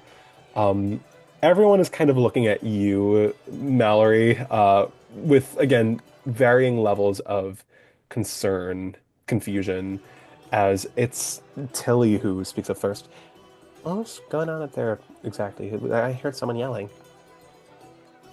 It's nothing to be concerned over. Tilly gives you a look of, hey, I don't believe that shit for a second. Until Hex? Yeah, are we also all here? Sure, yeah, you can be. I'm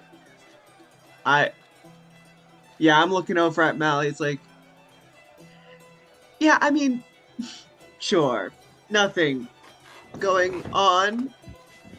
Are we going to be able to speak to Soul anytime soon before the next performance? Yes, you will. Before half hour, I promise. I just need to speak to Mallory privately. If Everything all good? Yes, everything's wonderful as always. But take a break, you need it. Um, as he sort of like waves you off and makes a more of an intentional like rush towards Mallory's office. You hear Mallory Celia pipe up, Miss Winthrop. We're about to go pick up dinner for the rest of the company, and we were wondering if you would like something from the trolling spoon while we're at it. Surprise me. Are you sure about that? That's a big menu. And by surprise me, I mean the chicken, the 3-piece, with the chicken nuggets on the side, the apple piece, and the apple slices cut, please. He's like, yeah, it's specific. All right, well. Celia just nods her head. That's a little more like it, thank you. As you sort of wave them off.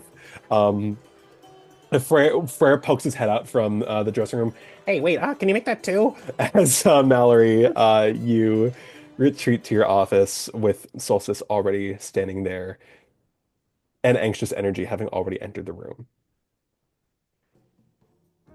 Sol is standing over the desk, his palms against the surface, head down.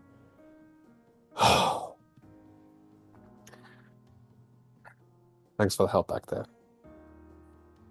Of course. Quite strange coming into somebody else's establishment and trying to resort to violence, but I digress. I don't know what to make of it. And you hear in just your company, Mal, that sort of bravado that has been injected into Sol's voice from basically the start of the day onward is gone all of a sudden, and you see that a bit of realness is starting to creep in. I don't know what to make of it, actually. They've never come in like this. I mean, they've always been kind of in and out of the city, but they've never made such an attempt to accost us this way. I hope those threats were just that. Threats, I mean. If you want my opinion, as she probably goes back over to the desk to begin organizing the papers because she doesn't want him to see and get stressed over something that's looming ahead, aka his departure. What I think it is merely a group is intimidated by another performance group that is just so happen performing on the same day that they are, even though that is commonplace in performance industry, but I digress once again. I think they don't know exactly. Yeah, wait, hold on. Why are they so pissed about this? Like, I wish I could tell sorry, you. It's ridiculous. Common practice to have matinees and HO weeks, and we decide to add one onto making it an HO week, and so we're not sorry. Anyway. I'm only trying to say that it is out of character, so to speak, for another performance group to be so intimidated by another, but alas, it could be ticket sales, it could be performance venue, it could be I don't know. Anything of the sort. I don't know, Mal. That those dog and ponies, they're well, the group is kind of split in two at the moment, but like that they're pirates, right? Like they're pirate company. That Captain Glory, no, that's their director. I don't know if those. I mean, from the sounds of it, it seemed like they're more on the grounded performance side. I know that there's the ones doing the performing, the ones that are going around traveling, but they're not good company. They're not good news. Never have been. And then coming in like that, I don't know, it just doesn't sit right with me. Not that it should, but sorry. Do you have anything to drink in here? I think she's going to go over to a cabinet, probably pull out like a little key from her pocket, click it, open it. I think she moves aside a costume that's covered in like a garment bag that's a little Dusty as she grabs probably like a handle or something, just brings it out and Whiskey, locks whiskey, it. please. Whiskey, whiskey. Pours the glass first. She's classy. She pours first. Takes the glass, then takes the bottle, drinks from the bottle. Mal, I don't think I can do this. Yes, you can.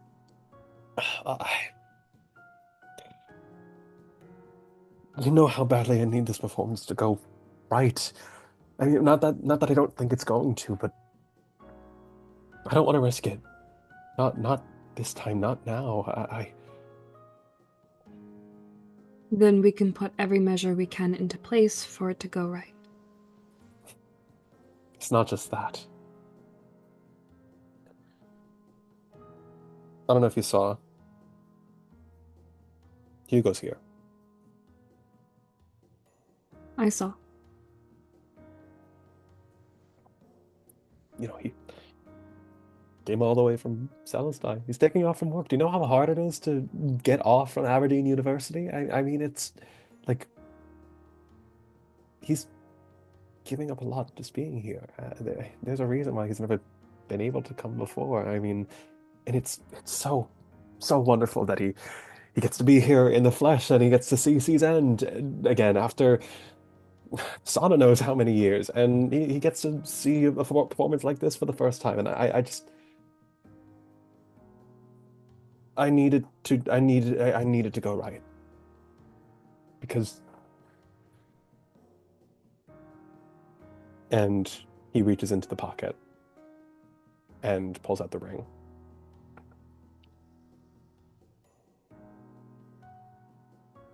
I can't think of any other way to start my life all over again than with him.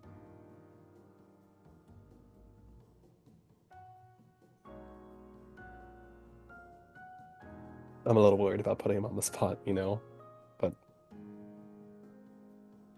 I think it'll be a nice way to end the show, wouldn't you?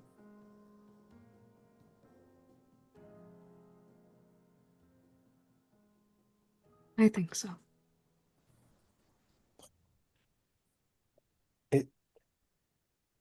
Listen, you and Arya and Donovan and V and Hex and all of them, I know you can hold your own. I mean, even Claude, I mean, you can like sneeze next to the kid and he'd probably blow away, but I'm sure he can hold his own just fine.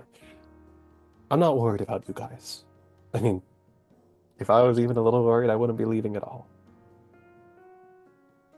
But I needed to be perfect for him. He's never gotten to experience this before, and I mean, let's be honest, he's probably never going to experience it again. He's going so far out of his way. I mean, the circus is not his crowd in the slightest. He's never really gotten it, and I, as happy as I am to start fresh for him, like, and it's not even just for him, really. I need today to be perfect.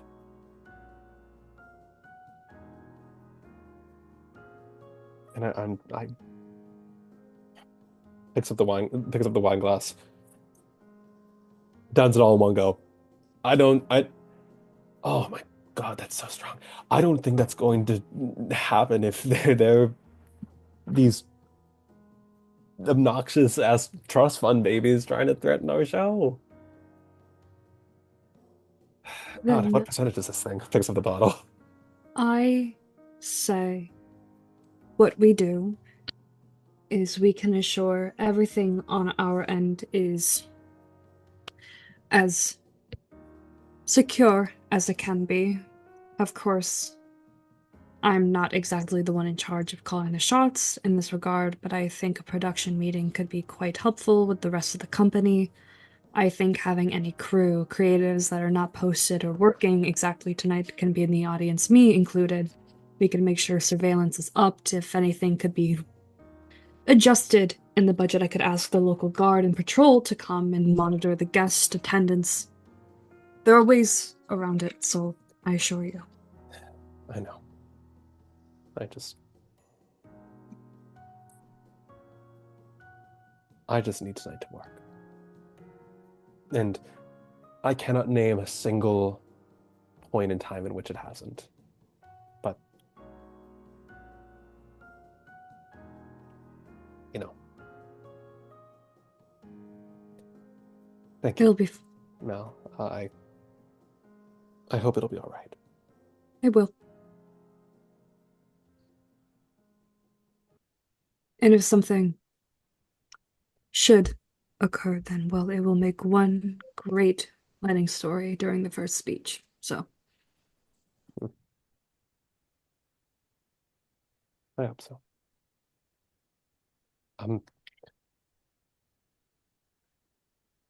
We can get that into order once everyone's back, maybe around half hour. But apropos of nothing, Mallory, while I have you here, can I ask you a crazy question?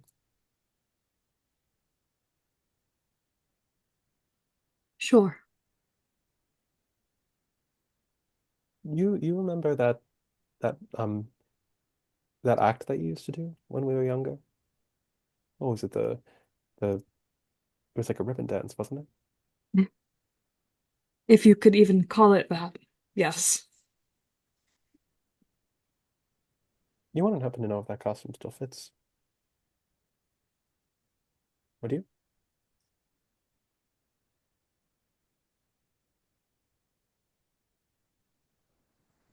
It's a nice sentiment, so I just thought I'd ask. if I could, I would. Well, you know, that's a little more complicated than that, but I understand if you don't want to. So, I know.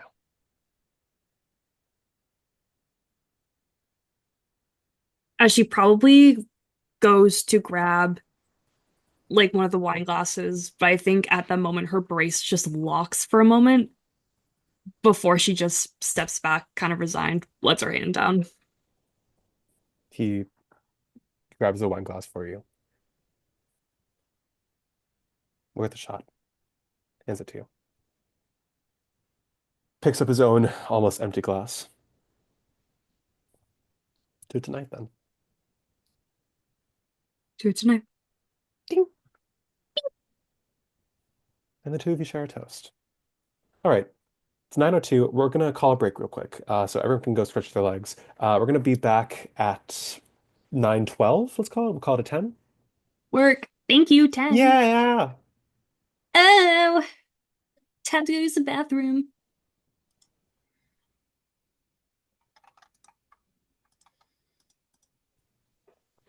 Yeah. All right. Wow, we just had a break. Okay. So,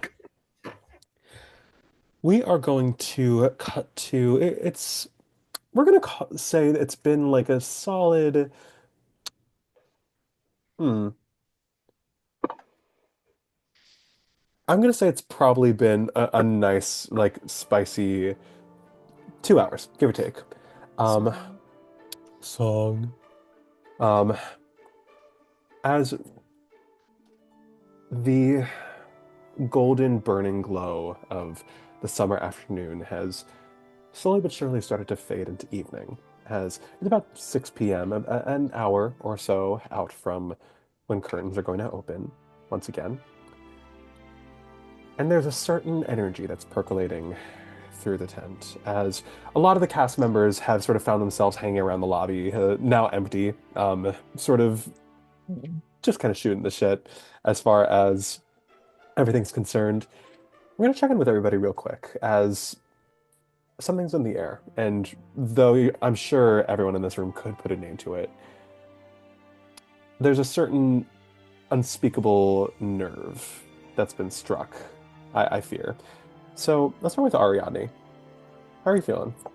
Well, it's very hard to say when Ariadne feels anything. Shidarkai as a race are very subdued in their emotions, and Ariadne is no exception. But she does know one thing, and that she cares about these people, and she cares about Soul a lot, because he was there when nobody else was for her. So she wants things to go well for him just as much as almost he does. She has the same drive to make things good for him, because she wants that for him more than anything. Donovan, where are you at? First of all, what are you Donovan- doing? I feel like he's Okay. not sitting still right now. Donovan's being a bit more reserved this time. Okay. Also picking up and, on the energy that's kind of been surrounding everything that's happened that Donovan has heard through the grapevine. Donovan is simply in their dressing room, kind of doing one of the squeeze exercise things. What are those called? Like what is that? Like a stress ball? Stress ball? No, it's like there's like a The grip. Oh, test. their handle. Oh, yeah, like the handle, yeah. Yeah. Donovan is doing that for like both hands, just like sitting down and like doing that and contemplating. Currently, his thoughts are mildly racing, as he kind of grapples not too terribly with the fact that that there are two shows happening at the same time, but more that if people go to the other show, they won't know that he's the strongest. And he has to deal with that. Wow. Claudius. Oh, sorry. Were you not done? He's just kind of sitting in that. Yeah. As you work your muscle to the bone, Claudius. Where's our favorite twin cat? That's right. That's me. I would say probably where everyone else is in the general vicinity, probably tucked. Oh, hi, Gibby. Whoa, Gib be upon you. Probably tucked away a bit more further from most of the crowd. He's not a fan of crowds, shocker. And I imagine Imp is dressed in yet another good. There he is. That's very. There they are. This is the only puppet I had. It was either this or a Kermit the Frog.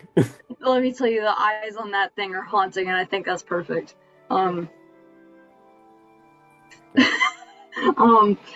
Imp's probably dressed in yet another new, overly colorful outfit, and Claude is just probably desperately trying with one hand to fix up his hair. Oh, hold on, buddy. Let me help. No,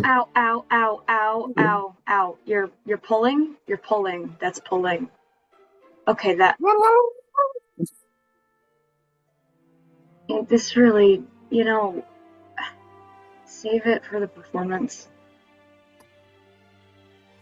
Oh. Thank you. Okay, well, don't leave. Oh, well. He does it, and he's like, oh wait, are they actually upset? Do I comfort? I don't know why you want me to stop pulling. I thought for a performance like this we had to pull all the punches. Yes. Just I imagine that the hand goes fucking crazy, and meanwhile Claudia's like, I hate this. Oh god, Hex. So where's our favorite diva at? I think they're with other people, but uncharacteristically a little quiet this time around. Where, one, I think they're lost in thought. They're like kind of tugging at their chest. The first show. A performance takes a lot out of Hex. They would never say it. God, they would never express that openly to any of these people. They love these people. Will never say it. And is like feeling the the anticipation of, okay, I'm gonna do another one of these. Okay. And also just that compounded with the feelings of Soul's about to go? What what the fuck does that mean? Like having like a million things they want to say to Soul, but not ever having the words to express all of them. Too many emotions. Some of them are fuck you, some of them you're the greatest person alive. Just a lot of feelings that like which aren't isn't a face that they usually show around people. Yeah, real. I was gonna ask about V, but V's seem to vanish. V's for vanish. Anyway, Mallory.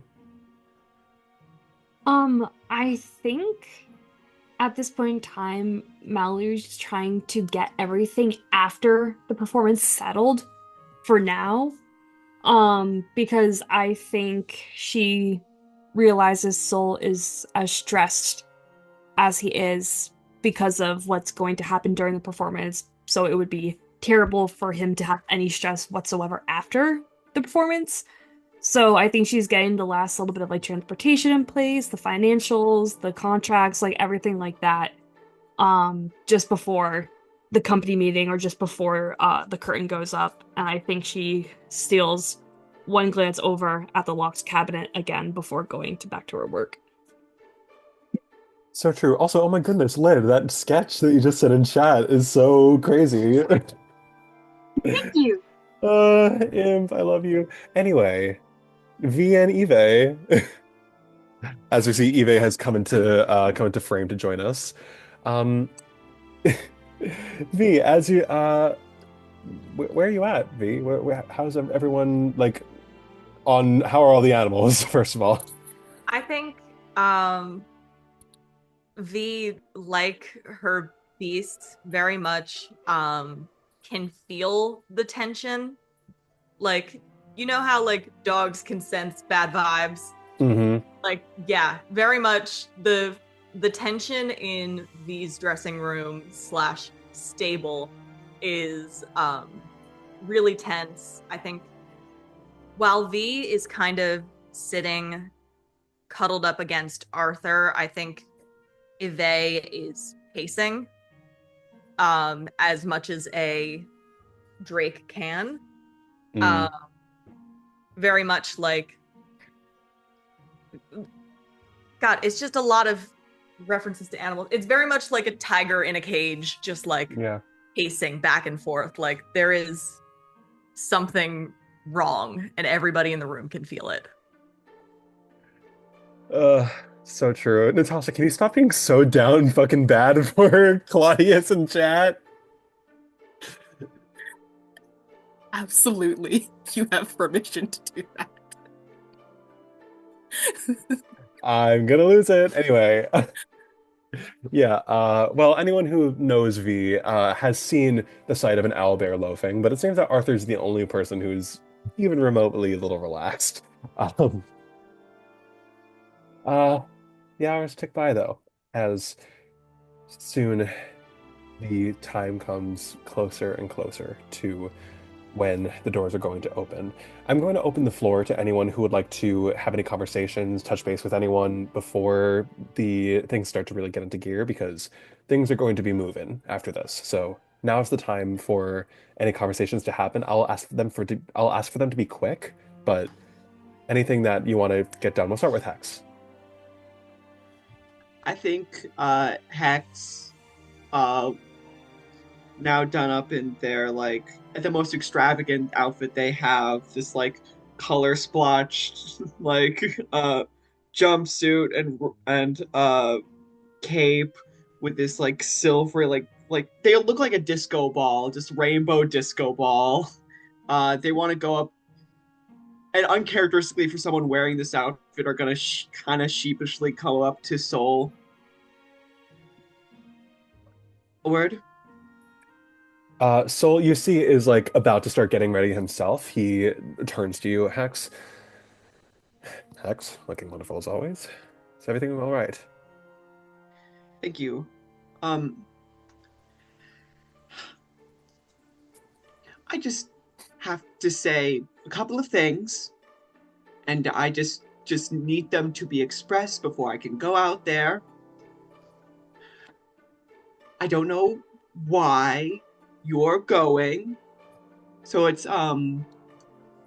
fuck you, love you, you're the greatest man I've ever known, eat shit, and if you ever become a stranger to this place, I will come and drag you back here. Hex. If you don't, I have so much farther to go. I've only started, and you know where I started. It was bad. And if you don't come back to this, I don't even know if you're going. Fuck you. I'll take it. I'll take it. Hex, kiddo. I'm like coughing a little bit. And another thing. Hey. Easy there, Tiger. Come on. Hey, come over here. And he wraps you in a hug.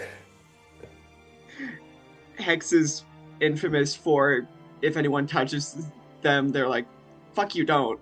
But like they absolutely take this. Like, don't make me lose it before I have to go up there. I'm not going to. Listen. And they hug back immediately. Pull away. He does a little prestidigitation to wipe off the makeup that has now stained his coat. Oh listen. shit, I didn't set that? Fuck. No, it's okay. Listen, Hex, kiddo. First of all, I'm going to say this. By the time tonight's over, it's going to make a hell of a lot more sense, all of this. And I'm sorry that I've been so hush-hush about it. Truth is, I've been nervous, actually. And I wasn't really sure just how much was going to be coming into fruition until, honestly, a couple of hours ago.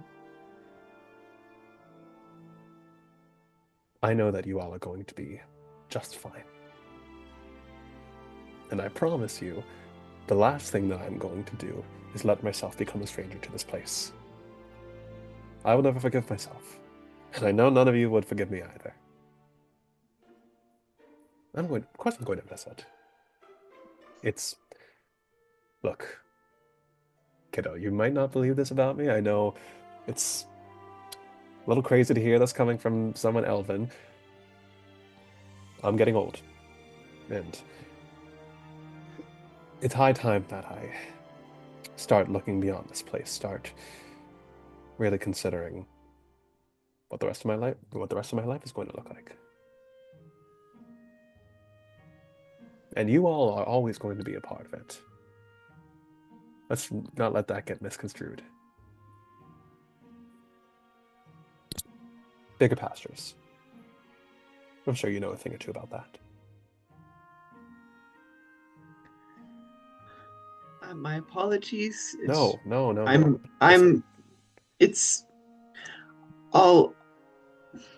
I'm getting used to the idea of the greener pastures changing. And that's okay. I hope your greener pastures are fucking beautiful. They better be. Oh, you know what?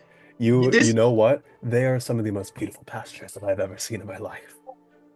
And I think I'm really lucky. If they're anything less, I'll wring your fucking neck, you beautiful motherfucker. You know what? I'll take you up on that. I've done enough. Thank you for hearing me out, and I'm bolt. Love you, kiddo. Yes, me that. Oh, Hex, my love. All right. Anything else from anyone else before we move things right along? A little bit. I wanted to know, I'm pretty sure I know the answer to this already, but I wanted to clarify. Rules on guidance / resistance. They can't, it lasts not that long, right? I can't, give this to somebody right now. Okay. I believe, let me check my work on this very quickly. Guidance, I don't think lasts, it's concentration up to a minute, so. Oh, okay, yeah. She's not exactly sticking around, unfortunately. I can't be here, take this for later. Okay. That's tough then, because she would kind of want to go up to everybody right now to be to check on their various ailments that she perceives that they might have after their acts. Oh, trust me, if you were able to do that, then guidance would probably be banned. But Well, no, like I wasn't gonna give it to everybody. That's just like my thing now is now that I don't have somebody in particular that I can give it to, there's like the options are open. Yeah, then Yeah. you can definitely do that. I don't know, just kind of like rapid fire then. I think she approaches everybody at this point. She, I think who's like around first? Who's first sight line? Or where are we right now specifically? If no one's going to make a decision, then I'm going to say Claudius. Okay. What kind of ailments does this motherfucker have? Like all of them. Demon pact. That's his ailment. Okay. Did someone say ailments? Hello, That's the ailment. Hello, That's you the two. one. Has your little buddy been giving you any trouble as of lately? Oh, I sure hope not. You have a pretty firm hand on me already. Phrasing and no. What? Oh, get your head out of the gutter, my friend. Nothing more than what I guess I signed up for. Okay, I am just showing my pre-check as per usual.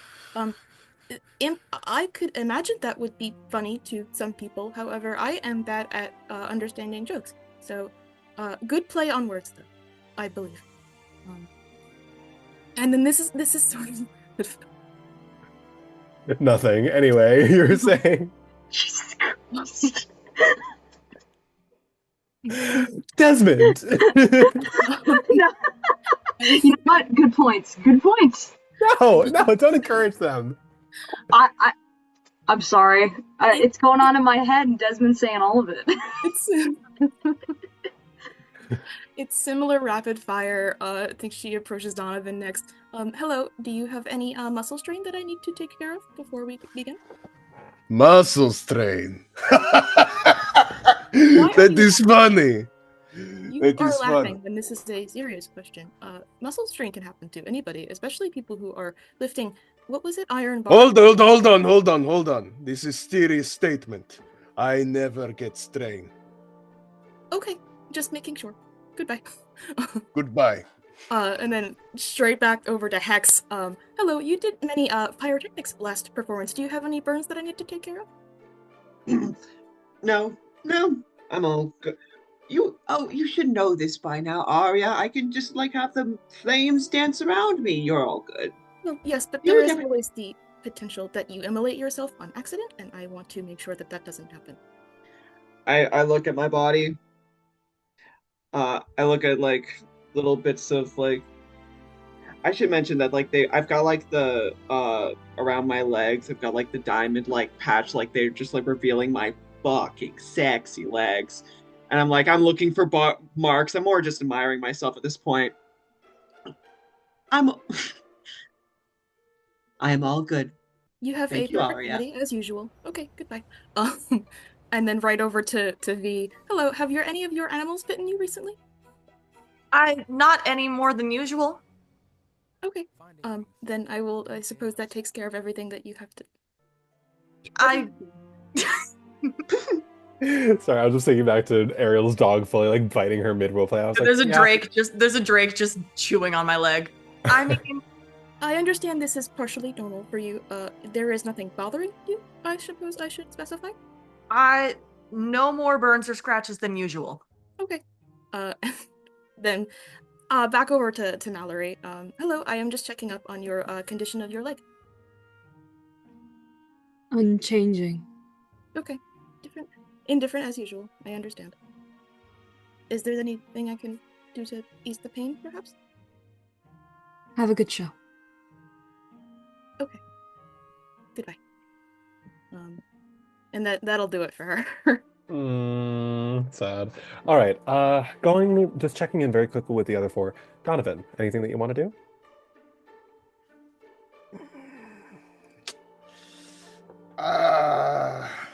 Donovan wants to talk to V. Yes. Hello. Hi. Is open? Oh, he's open. Hello. Eve is immediately at the door, just like, Oh, it's you. Eve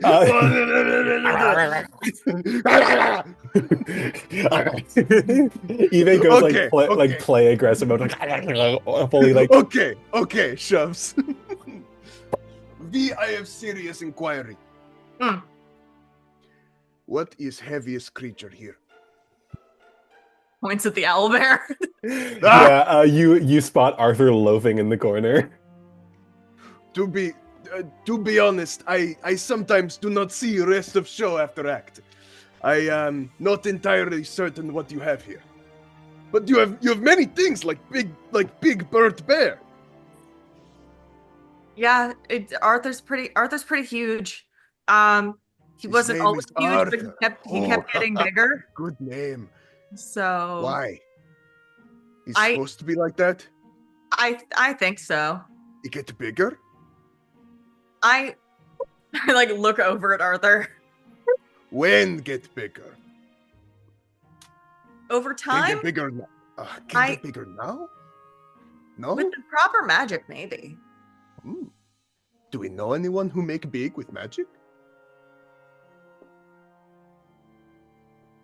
I'm looking to lift for act. You can make a history check real quick, V. History check if you'd like. I know, like.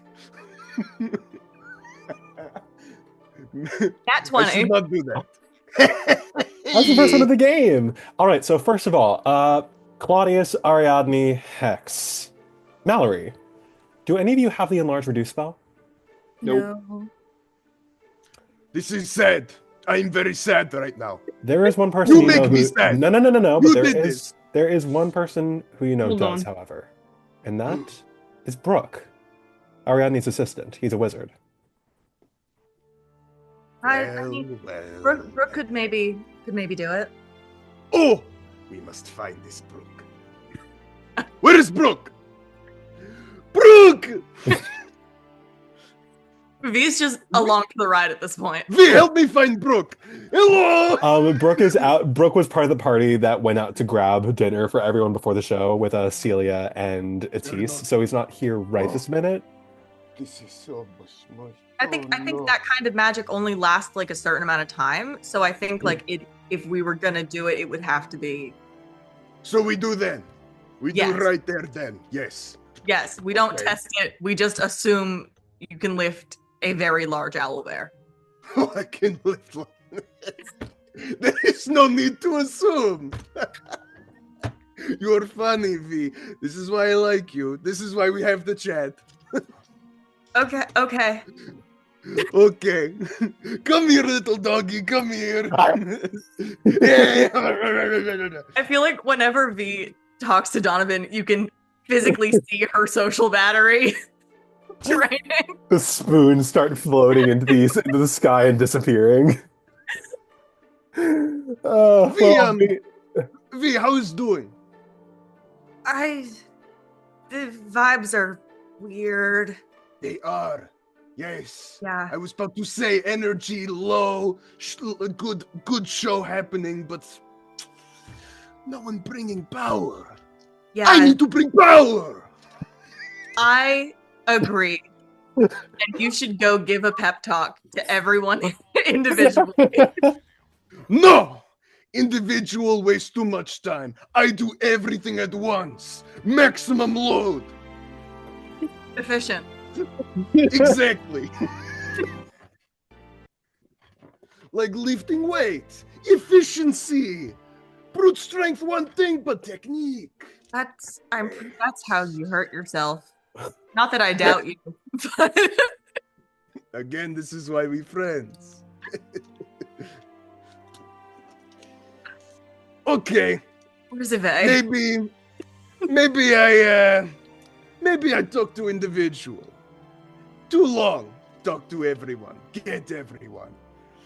I would hate to do meeting. One more time, I say goodbye to dog. Okay. The actual dog or the dragon dog? Both. I'm going But insane. Donovan Okay. calls them both dog. Donovan calls them both dog. It doesn't matter. I mean, look at Eve. That's puppy. All right. So Donovan, you've had that. Yeah. Mallory, anything you want to do? Yes. I think she's going to finish up financials, close the book. I think she's going to go back to the lobby very quickly, find the poster they hung up, very quickly remove that, fold it up, and then go back to her office. Mm. Okay. Claudius. Anything that you want to do? I don't think so. I think he's busy being anxious in a corner. Yay. As you deal with imp mouth breathing alongside you. V, last check-in. Anything you want to do, or are you, or was the one was a single conversation with Donovan enough to put you off from talking to anyone for the rest of the night? You could talk with Donovan again, actually. That technically is on the table.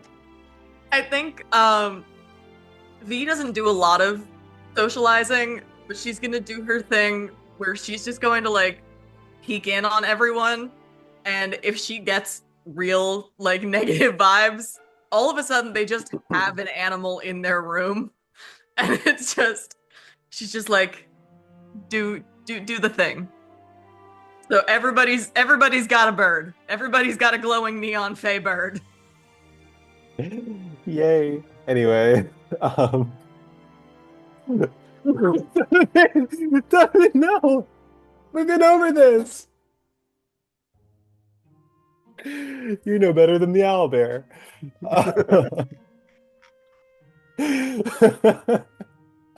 Anyway,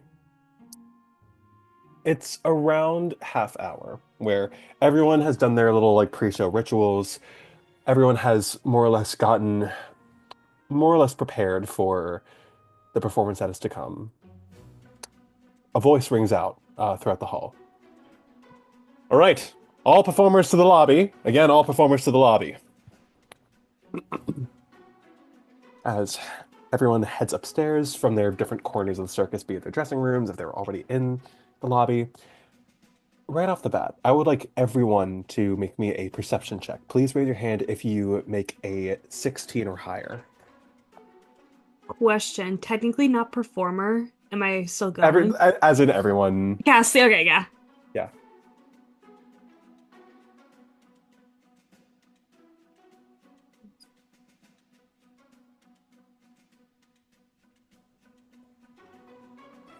Not the remove the pin. It's fucking with the grid. Put it back. Put it back. All right, so it was V and Hex. I made a 15 if that counts for anything, but I don't think so. I also got a 15. That's crazy. Yeah, we're gonna say V. make it. What do you guys get? V and Hex? 23. 19. Okay. VC's all. Love. Wait, what was the DC? 16. Oh my god, 17! So a 2 beats that, right? Okay, anyway, so I am busy! Breathe, I tell you! Anyway.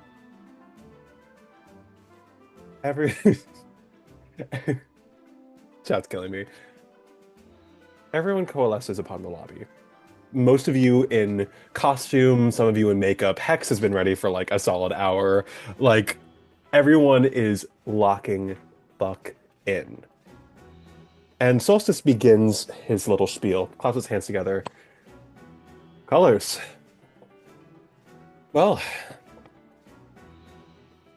I was not sure if I was ever going to have to give this speech, but here we are. One last performance. First of all, I would like to thank all of you for sticking through it and enduring an evening performance. I know it's a rather big change of pace for the circus. Having to do a 2-show day is a rather big change of pace. Please know that I am very appreciative of all of your time and your energy that you are putting in, and I beseech you, get some rest after all this, because I'm sure that we're all going to need it. So, here is the state of things as of now. And as Sol kind of like rattles off his speech, Hex and V, there's a bit of restless energy percolating within the two of you. Mallory as well. Mal, Hex. You're looking around and you're kind of like taking stock of everybody. right? You see Tilly is here, Corthram is here, Freyr, like all the some of the other like lesser performances, Yahoo the clown in a corner. But you know, Yahoo the clown. You saw him on the dock. Fuck you, Yahoo. Whatever you say, buddy. Hex, now you're not sure if everyone's here right now. You're kind of losing track of like who's who, like there's a lot going through your heads, but you almost swear that it's a slightly smaller crowd than it should be. This is supposed to be a full house, all men on deck, all hands on deck, but there's something missing. There's someone missing, and V, you're the one who clocks what is exactly missing. 3 people. There were people who had gone out before, and you realize that in all of the chaos and all the hubbub from before, none of you guys got dinner. Celia, Atisse, Brooke, they're all missing in action right now. It does not seem that Sol has noticed this, however, as he continues rattling off. All right, so the order that we have settled for tonight's performance, we're going to be opening things off with Hex, as per earlier. You're going to be starting things off. Hex is going to be followed by Nateus, followed by Wild Thing. Our sort of halftime act is going to be Dagger and Rose, Freyr and Celia, followed by Fireball. It's going to be you, Tilly, and Atlas, and finally Queen Cobra. As he starts going down the list, like looking around. Anyway, and he continues his speech, mostly uninterrupted, but V, on that same 23, you're able to catch that Solstice notices this as well. I believe, I can't find it right now, but I will in a second. I believe I can communicate telepathically with Yve. So I'm gonna quickly. Tilly told me earlier the place they were going was just down the street, right? Yeah. Okay. I'm just going to nod out of the tent and send Yve out. Not that she's subtle, but it's more subtle than me leaving. So it's not like I'm looking for it to be like some kind of secret thing. I'm just being like, Yve, go see if they're there. Or if you can find anything. Yve picks up his head, sniffs the air, and starts tromping through the door. Solstice stops. V, are you gonna go get your dog, or? She's good. All right. Anywho, and he continues sort of rattling off his plans before he sets notes aside. Well, I'm going to save all my last words until the after party tonight. So I'm going to say this. I cannot even begin to describe just how proud I am of every single one of you standing here. It has been such an honor. It has been such a blessing. And I could not be a luckier man had I not had the gift of your presence within this circus for however long you've been one of us. I'm so thankful for every single one of you. And I know that we're going to make this one. No one is going to forget. Take care of yourselves. Do your best. Be your best. Whatever that might be right now. And when the lights rise up, bring it. As he steps back. All right, so be half hour, everyone. So get back to your dressing rooms. Ariadne, you know what to do. As he nods towards you, Arya, and heads off to his own personal quarters, presumably to make the finishing touches on his own preparation.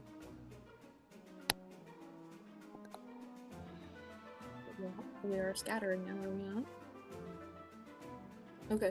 Yeah. Well, she's off to the ring to go make sure everything, is secured and final checks and stuff. Can now be when she notices Brooke at least is missing? I'm gonna say make a perception check real quick. Okay. DC 10, we're gonna call it. Ooh, that is a 19. So yes, I think she's like, Brooke, we need to. Brooke is not here. This is bad.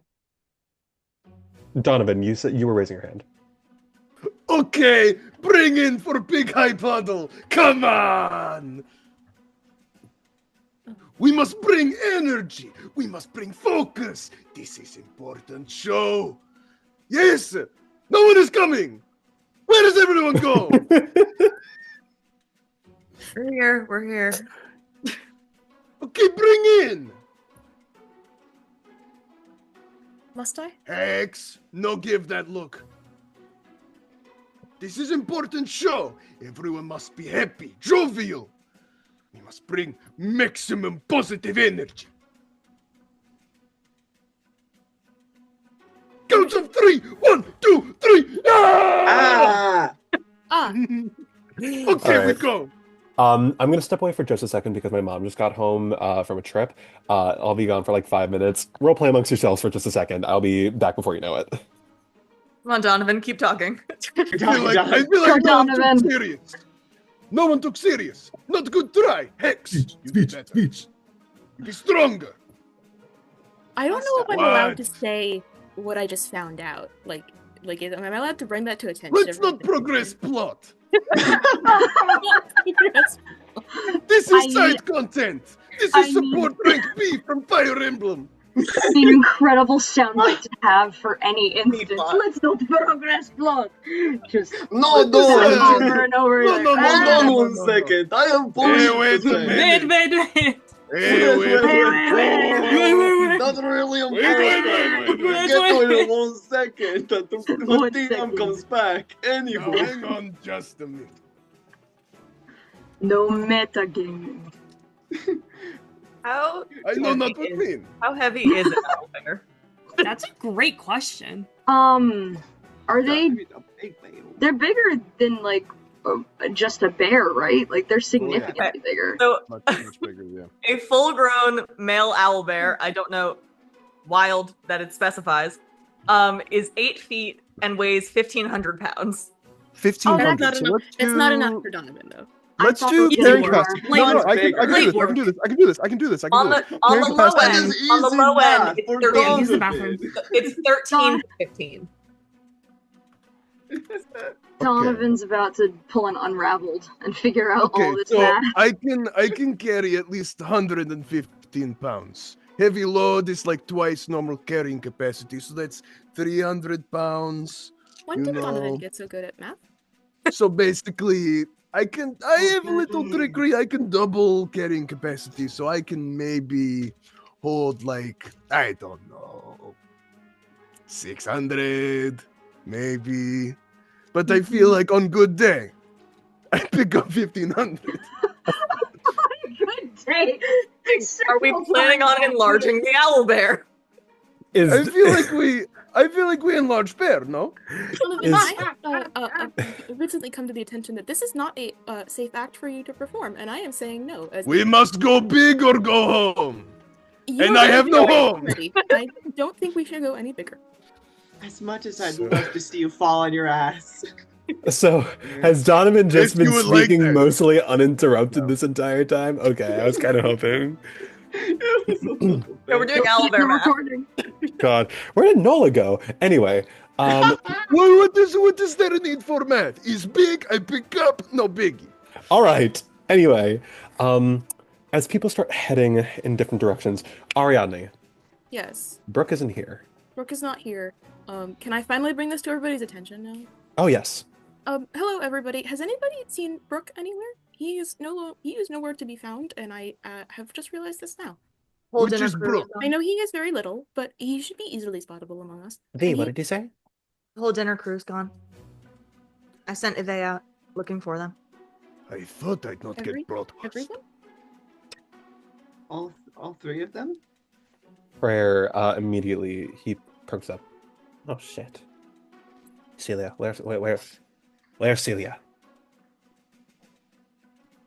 She Just was one of gonna the people that went with Do a little was it call me? out to Vey in my head.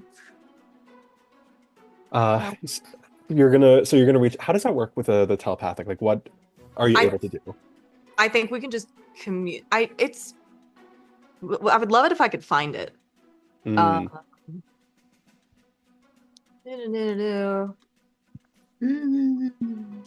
Tommy, crazy shot in the dark.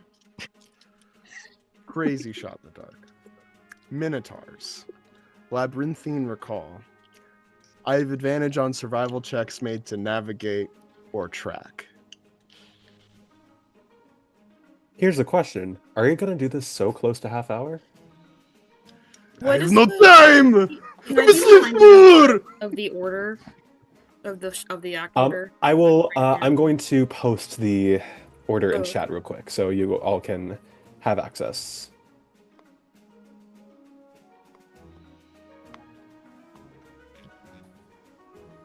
Yeah, I mean, I'd love to go look, but I'm first up. I go find me What are the last. ones- What do the ones in bold mean? Those are player characters. Oh, okay. not Queen Cobra. I I can don't know go. why Queen Cobra is bolded. My bad. Listen, I can go. Very quick. I don't know why I was can't find it at this point. Sorry. It does go Just looking. pretty close to the end. I mean, we already have. What were you saying, Claudius? I'm not a main act, so if anyone wants Imp and I to look, we can. Well, I'm sure the warm-up crew is going to be just fine. Tilly says, look, kind of eyeing. I'm kind of nervous to bring up any of this to Sol. I mean, he's worrying about enough, right? I'm even sure it's going to be fine. He likely will not take it well, so to speak. We have to make this perfect. If need be. Oh, God. Let's make it perfect. We're gonna do this, and whatever we have to do, we're gonna do it. All right, I'm pretty close to the front as well. So, Claudius, Donovan, do you two maybe want to head out? I do this. This will be done. Claudius looks up at Donovan just like, oh, fucking It is God, okay, no. prick. Let's go. Pickup. We're going. I've had the door. Wait, is pickup okay? Are you okay with pickup? Something. Meanwhile, Imp is like, Sure. Yeah, Imp's having a party, Donovan. Claudius is just like, I put you down. I get excited. I apologize. Something think occurs to Ariadne, and she's like, "You are fine with going on your own, right? We've decided on who is leaving. Right, then I need to go to the ring immediately," and she does because I need to see if there's sabotage involved here today. all right. Okay. So a lot's going on right now. So let's back up. Claudius and Donovan are going to be leaving the circus. For a little bit. You're going to be heading a couple blocks down to the Trolling Spoon and stopping there, is what I'm guessing? Okay. Yes, Ariadne, you're heading to the ring. Mal, you had your hand raised? I think Okay, here's my plan. What I think is going to happen is, do I have?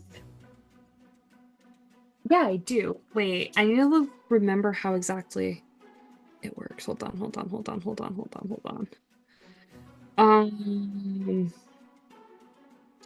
So first things first, she's gonna make sure Sol is fine. No missing joink there. What she's gonna do though is she's going to, let's see.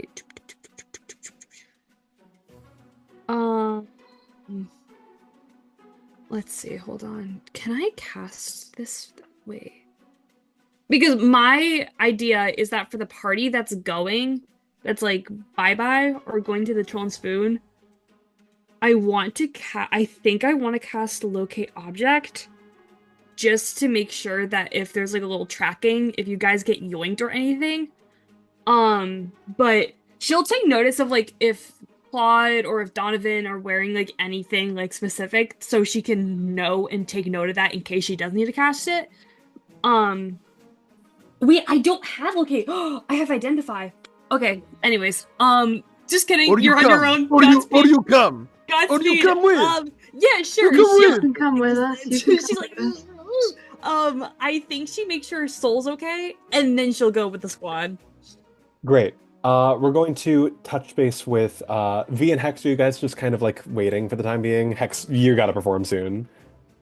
I'm mixing up my shit between campaigns. I use a signal to get Eve out, and I whistle to bring him back. So I like Okay. lean out the tent door, and I pull out a whistle, and I'm just calling her back. Great. Eve does thankfully scurry back. Just like a. Okay. Great. Hex, you're gonna start getting ready. Let's touch base with Ariadne. You're going to the ring. You said you wanted to check for sabotage, right? Yeah, and she's locked in right now. Okay. So, Nat, we're gonna treat this like a box of doom roll, real quick. Okay. Can you shift? Is there any way you can shift your camera towards like your dice tray or wherever you're rolling? That's my boobs. Let's go. No. Oops. Uh-oh. Hold on. Give me like a second. All good. I'm gonna explain what I'm going to ask you to do in the meantime. How is So that? perfect. Yeah. As long as you can like Yeah. pick up, as long as you can like pick up your dice from there and like show us the number without moving it, like for the sake of posterity. So right hard now to- on your die, No, it's it's hard to move it. If I like Yeah, yeah.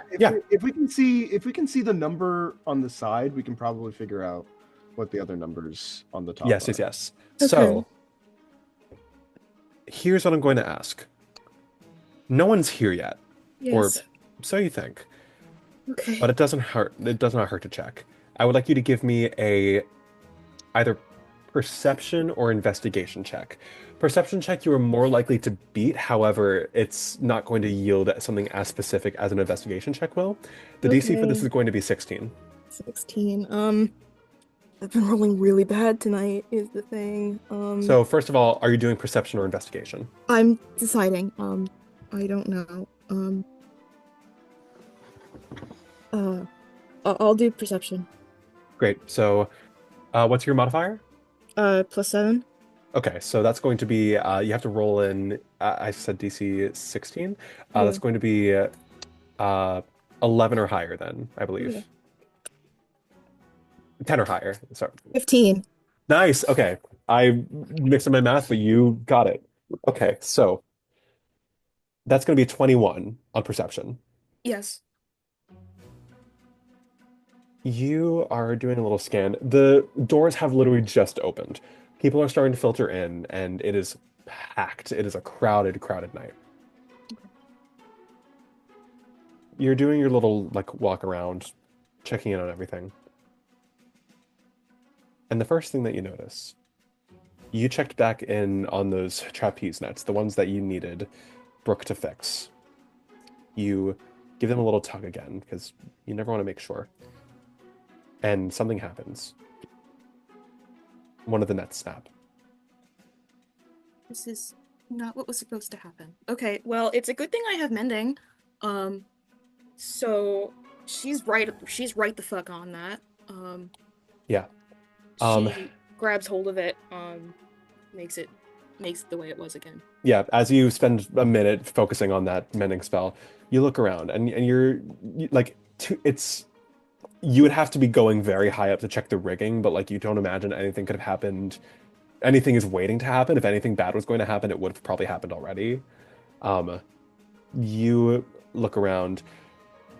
Later, you head up to the top of the trapeze. You check the tripwire. Those are thankfully good. But there's something else that you notice. A set of footprints in the sand. Okay. leading into one of the, so there's like a bit of a dugout where like some of the performers are like basically meant to, be on deck for when they're supposed to perform.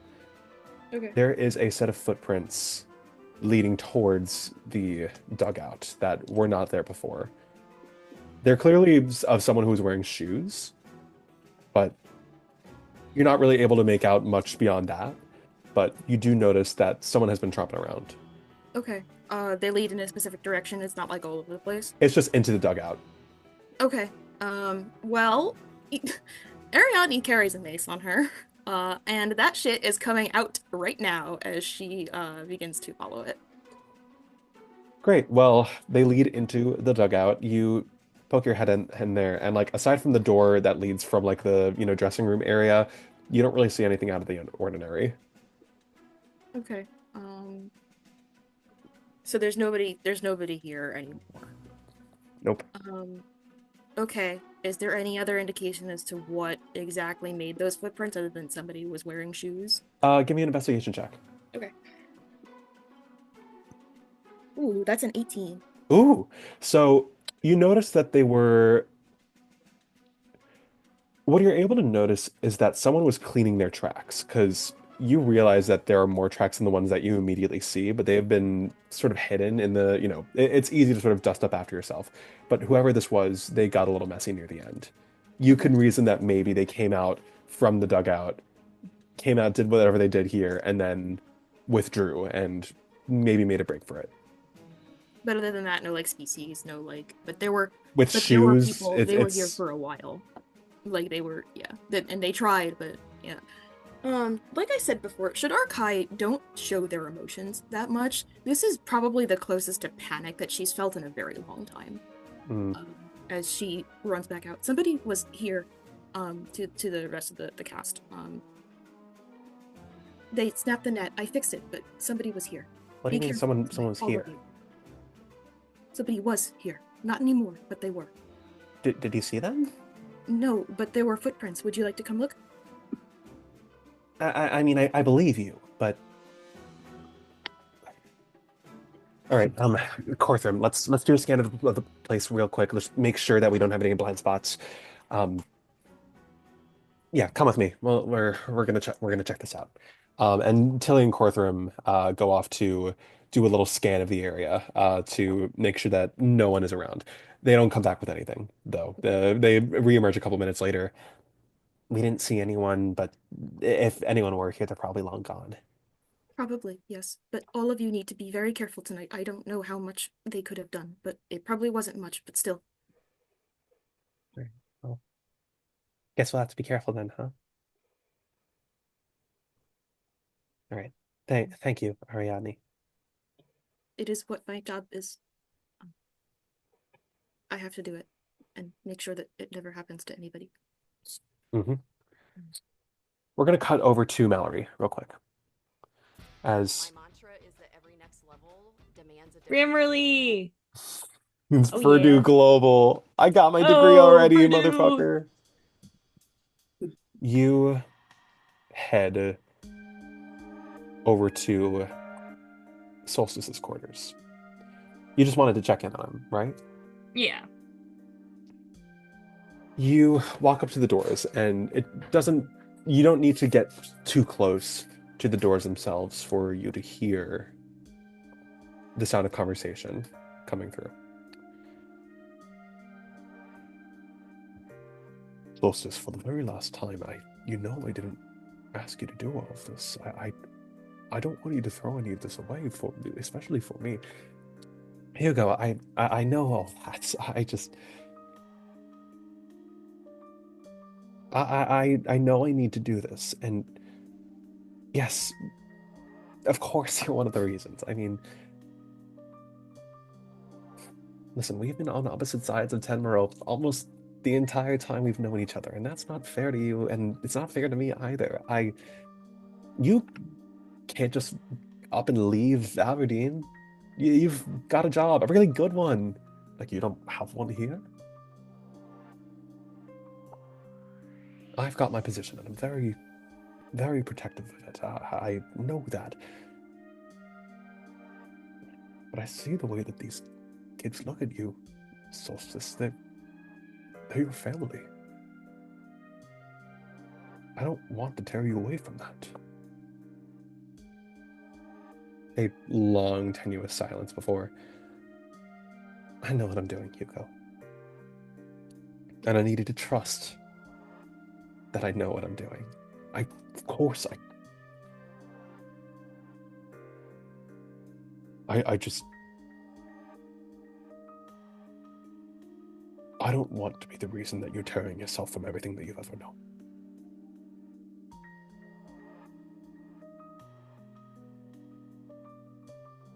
We'll talk after the show, all right? Very well. Break a leg then. And you hear the doorknob turn, and you watch as the door opens, and Hugo, eyes to the floor, walks out, looks up. Oh, I'm very sorry. Were you waiting to see Solstice? It's all right. All right. His eyes drift down, and he notices your brace. You must be Mallory, yes? That's correct. Hugo, pleasure to make your acquaintance. Honor. All right, well, I wouldn't want to keep you any longer. I am going to go find my seat. Best of luck to all of you. Enjoy the performance. I'll try. And he turns around and leaves. Clock it! Wake it up!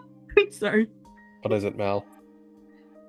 I only wish to check in on you just before everything begins.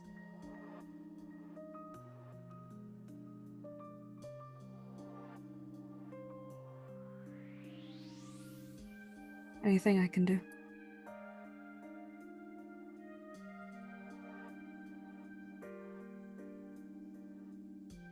I don't think so. Just try and enjoy the show.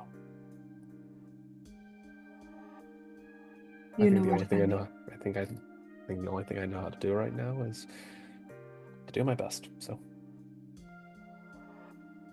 Which you always do. So it'll be fine. all right. Have a good show. He walks towards you and grabs you in a hug. Yeah, where? My Shayla's. Yeah, so give a hug back. Thank you. I have to finish with my makeup, so. Of course. Enjoy it, Soul. I'll try. Closes the door. Yeah. All right, so with that done, you have a little trip that you have to make, don't you?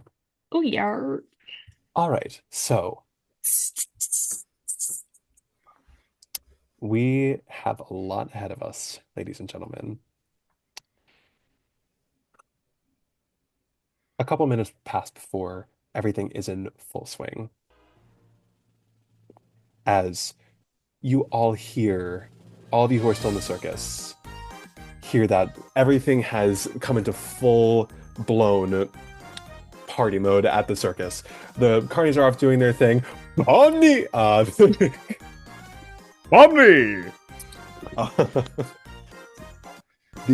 The circus has exploded into its usual colorful fashion as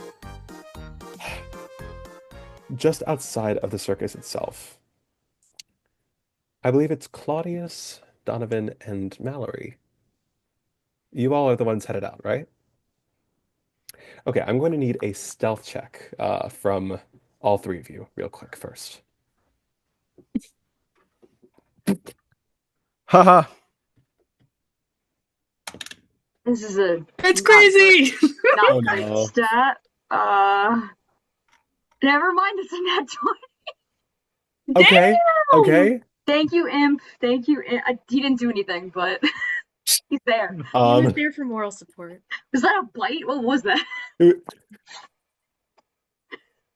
I don't know if my mic's picking up on it.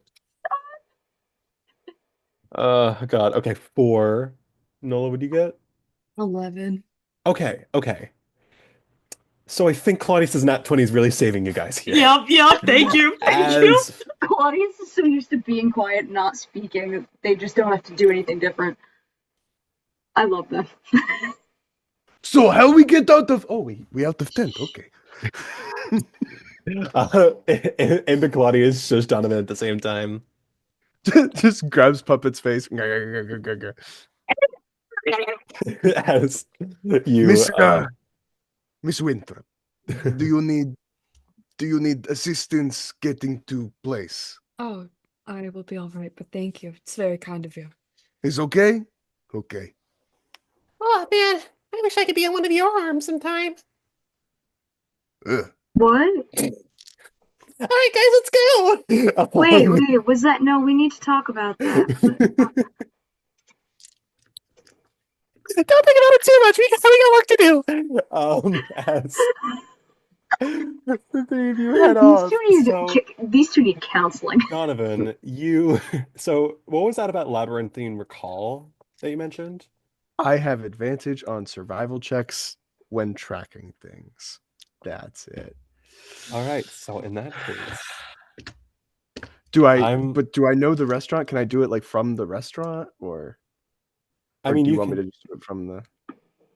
You can do it from here, I think. Like, if you want to like go to the restaurant first, then you can do that and then track. Maybe I do one. Maybe I do one here. Maybe I do one there. Who knows? Who's to say? What was better for you? Okay, so you guys. What makes more? Okay, we'll go. Yeah, you guys head down the street, being careful not to be seen by anyone who's around the premises. It's a little hard because Mallory's got the clanking of her brace, and Donovan. Sorry, guys. Yeah, so. You still okay walking? You're still okay. Oh my god, shut the fuck up! As it hisses towards Donovan. Sorry, language. As nonetheless, you guys are able to sort of like bypass the massive crowd of people outside of the tent, and soon you're able to sort of lose sight of everyone who's kind of at the tent to witness the performance. You make your way down those few blocks. You make it to a boardwalk by the very edge of the ocean, where you know this establishment, the Trolling Spoon, has recently started gaining traction. One of you walk in, and when you ask one of the hosts, this broad-shouldered Loxodon woman, yeah, I don't know if we've seen any of those folk around here. I mean, at the very least, I haven't seen any Grong. I feel like I probably would remember those, those guys have a very specific look. But I don't think I saw any of them, no. Specific look. What do you mean? No, I'll say this. There was something kind of fishy going on outside of the restaurant about a half hour ago. I didn't really clock exactly what was going on. I was in here, but I saw a couple of people in black sort of just meeting outside. I kind of just assumed it was a drug deal, to be honest. But What did they look like, if I may ask? There was like a wide assortment of them, like a human here, half orc here. I think I remember seeing a furbolg. How old? Any old? Late teens, maybe, like ingenue. Stagehand. Did you, by any chance, hear the Furbolg speak? No, it was outside. It's already a lot going on in here, especially, around dinner rush hour.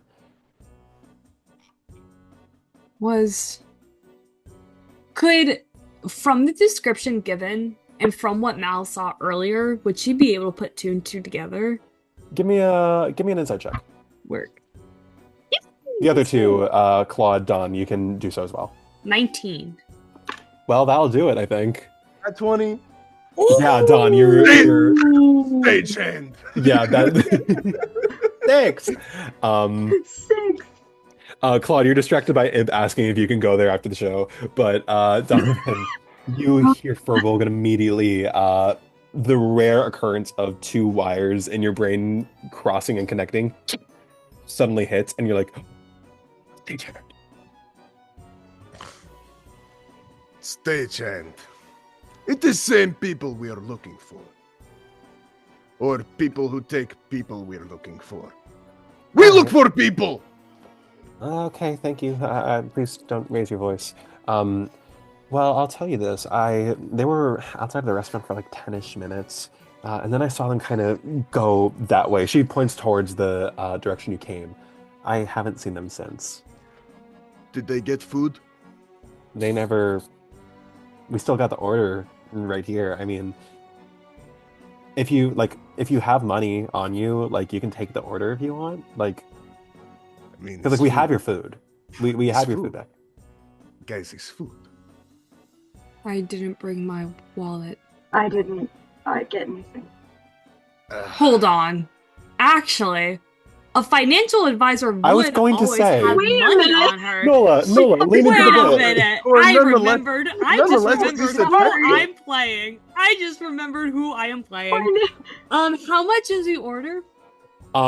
It was about like a whole circus's worth of food, so like a solid like 10 gold. That makes sense actually. May I- That's D&D economy right there. May I write you a check? Yeah, sure, go ahead. Yeah, so Yeah, so Donovan, because you're the one who with the big arms, you can add everyone's dinner to your inventory. No big deal! No big this is- deal! Donovan's like arms are like wrapped in plastic with like paper bags full of like burgers and fries. I'm sorry, Miss Absolute Winthrop, secret. I cannot offer to carry you back at this time. Though I know it was not on table. I am saying now. It is all right. Once again, thank you, but Okay, we go. Great. So from here, did you want to do your labyrinthine recall from there? Yes. Great, go for it. Give me that survival check with advantage. Huzzah! My first roll. A 17. Okay. Second roll. A 3. Okay, so we're gonna take the 17. Ew. Is that with modifiers? Do No. you have a plus 0? Yeah. Okay, so 17. 17 though. Donovan rolled well. So you Okay. Donovan, you tap into that sort of like that sort of Theseus instinct in your head. You think like, okay, what direction did they say that they went? What direction would they go from there? I don't know how to do a Russian accent. Okay. You practice it forever. Thinking. Reverse yourself. Donovan, you, on a whim, you make a turn, and another, and another. You sort of like start weaving through the streets of Sea's End. Claude, Mal, you trail behind, unsure of whether or not Donovan's nose is leading you in the right direction. I sense there is some doubt from behind me. not No. doubt. No. Listen, Minotaur never get lost. We never cry. What? Donovan, you're talking rather loudly, aren't you? Unfortunately. Fucking damn it. So give me all three of you give me a perception check. Oh, It's cocked. That's much better. Ooh, 18. Perfect. 23. 14. All right, so I think all three of you stop. Like all three of you are able to hear as you're like crossing into an alley. As Donovan, you're talking loudly about how minotaurs never cry. No, never get lost. Never get lost. We They never cry. We never cry. Never back down, never what? Donovan? Never give up. Donovan, is that you? Oh my god.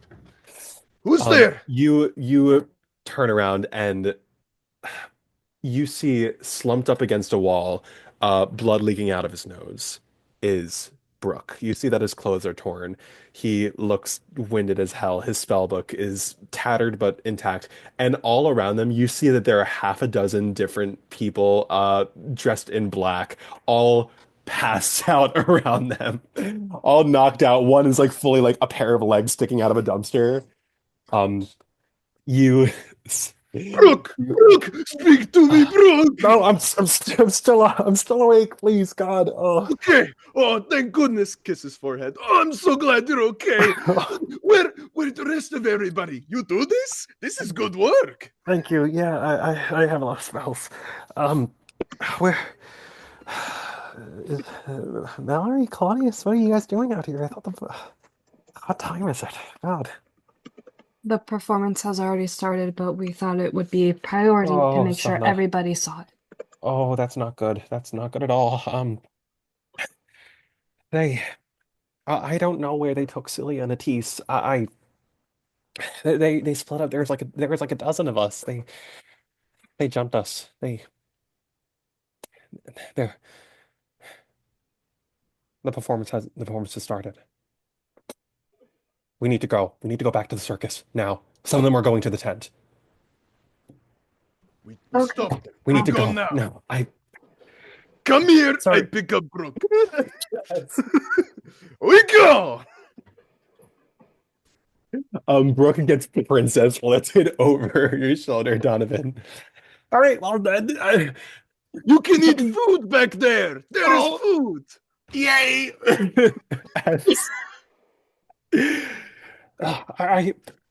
I don't know where they took the other two. I don't know if you want to keep looking for them, but they're. I mean, they're. We must save show. I hope that they had their performance tonight too, right? You don't think they took them? Where'd they go? I don't know. Where do you think they might have taken them? Where exactly Start is looking around. where No. exactly where exactly is where they're performing? It's they've got this little like amphitheater on the other side of the stage. You don't think that they? Oh shoot! I mean I don't know Oh for sure, gosh! but I don't. This is not hey, good. it's a I can. As you're like calming Brooke down, Im just like yells for me. You completely peeked and that whole thing cut out. What did you say? As Brooke is just sitting there like, oh. Just fucking. Miss Winthrop, what do you think we do? Do we go find rest or do we go back? Try to stop them? I don't know. I don't know what to do. If I may suggest something, Brooke, do you or anybody in the circus have any capability of... They very pompously left a little reminder of their show. If someone is able to detect the magic that perhaps was left on the poster, perhaps it could locate any so often their trail, anything to do with... Maybe I expended a lot of magic energy trying to focus a fireball in an alleyway. It's never really recommended for anyone. How about we go back, drop you off where you'll be safe, rest, and then we can go from there. I'll grab the poster. It's in my office. We can try to do something, locate with that. All right. Yeah, well, let's go back. This place is like, what, 15 minutes away? I mean, I don't know how much performance is going to pass by the time we get back, but let's go. Let's go. Didn't you say that there were some of them heading toward our performance? Yeah, we need to go. We need to go take care of that now before. What about the others? Unless we want to, unless we want to split up. Look, we're running out of time. I don't. Donovan, you take me back to the circus. Like, no matter what, you need to be back for the show. The other two, I mean, if you two, you guys can figure that out. We need to get back. We need to make sure that nothing happens during the performance. Hold on. We are stronger together. We should not split up. We should all go back to circus. I think it's the safest option. Okay. All right, let's go. As the three of you head back with Brooke in tow, we are going to cut back to the very beginning of the show. Yeah. Please hold.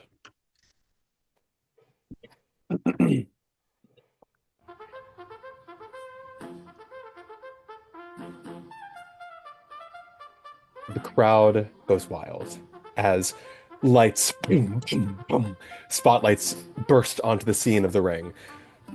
And all of a sudden, standing in the center, boom.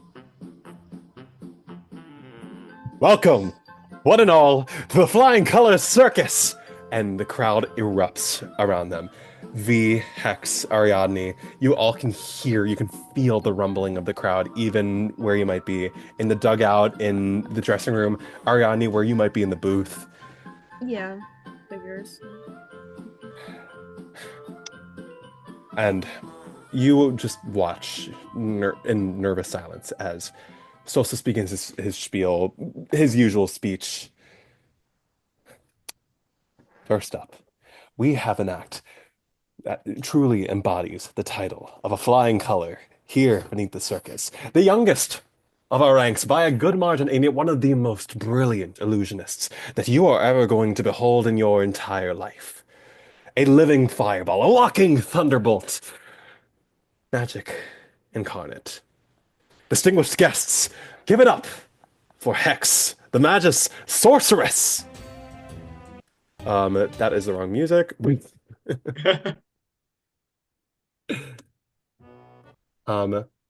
gonna pull some music that's a little more exciting. I'm gonna say. Talk amongst yourselves for just a second. So let's do math. I can do it. Math. I could do math. If you ever see yourself wanting to pursue math, then come visit my office. The finances would love to have you. Would they really? I don't know if they would. This feels right. Hex, you listen as the crowd explodes once more again, and the lights go dark. You know what kind of entrance to make. The floor is yours. From my entrance, I land a sorcerous burst. A bolt of lightning shimmers, and I emerge from the smoke, the dust that's left, and I'm in a very plain. I'm in like sort of my leotard and my cape, but it's all bland. It's all white. My hair is just long and majestic, but all white as well. I stand with my staff, this crooked staff with like a lantern with a small flickering flame on the end. A flame has not been lit yet. I stand and I look down at myself. Humble apologies. Lovely, gorgeous audience. You were expecting colors. And I flick my cane, and a little flame bursts at the top of it. I cast Control Flame to bring it to my hand, dance it around me. I shall give you colors. I cast Burning Hands and just let it wash over me. And because I have Sculpt Spell, it harmlessly like dances off my body. And at the same time, I dispel my minor illusion. So it appears that as the flames dance across my body, they sear the white of my leotard, and it begins to glow and sparkle with this iridescent rainbow of like disco lights as it I let the fire dance around me and I flick it up, and with just one more little like pièce de résistance, I cast dancing lights, and small like orbs fly around me, allowing this like disco ball-esque leotard just to shimmer even more. And I let the dancing lights spin and spin, and I let them widen. This is for the kids. Let them dance around to the audience. I'm looking for the bits of oohs and ahs. Holy shit, Desmond. Give me a performance check with advantage. How many letters in sorcerer? I'm not sure. Hey, I go listen.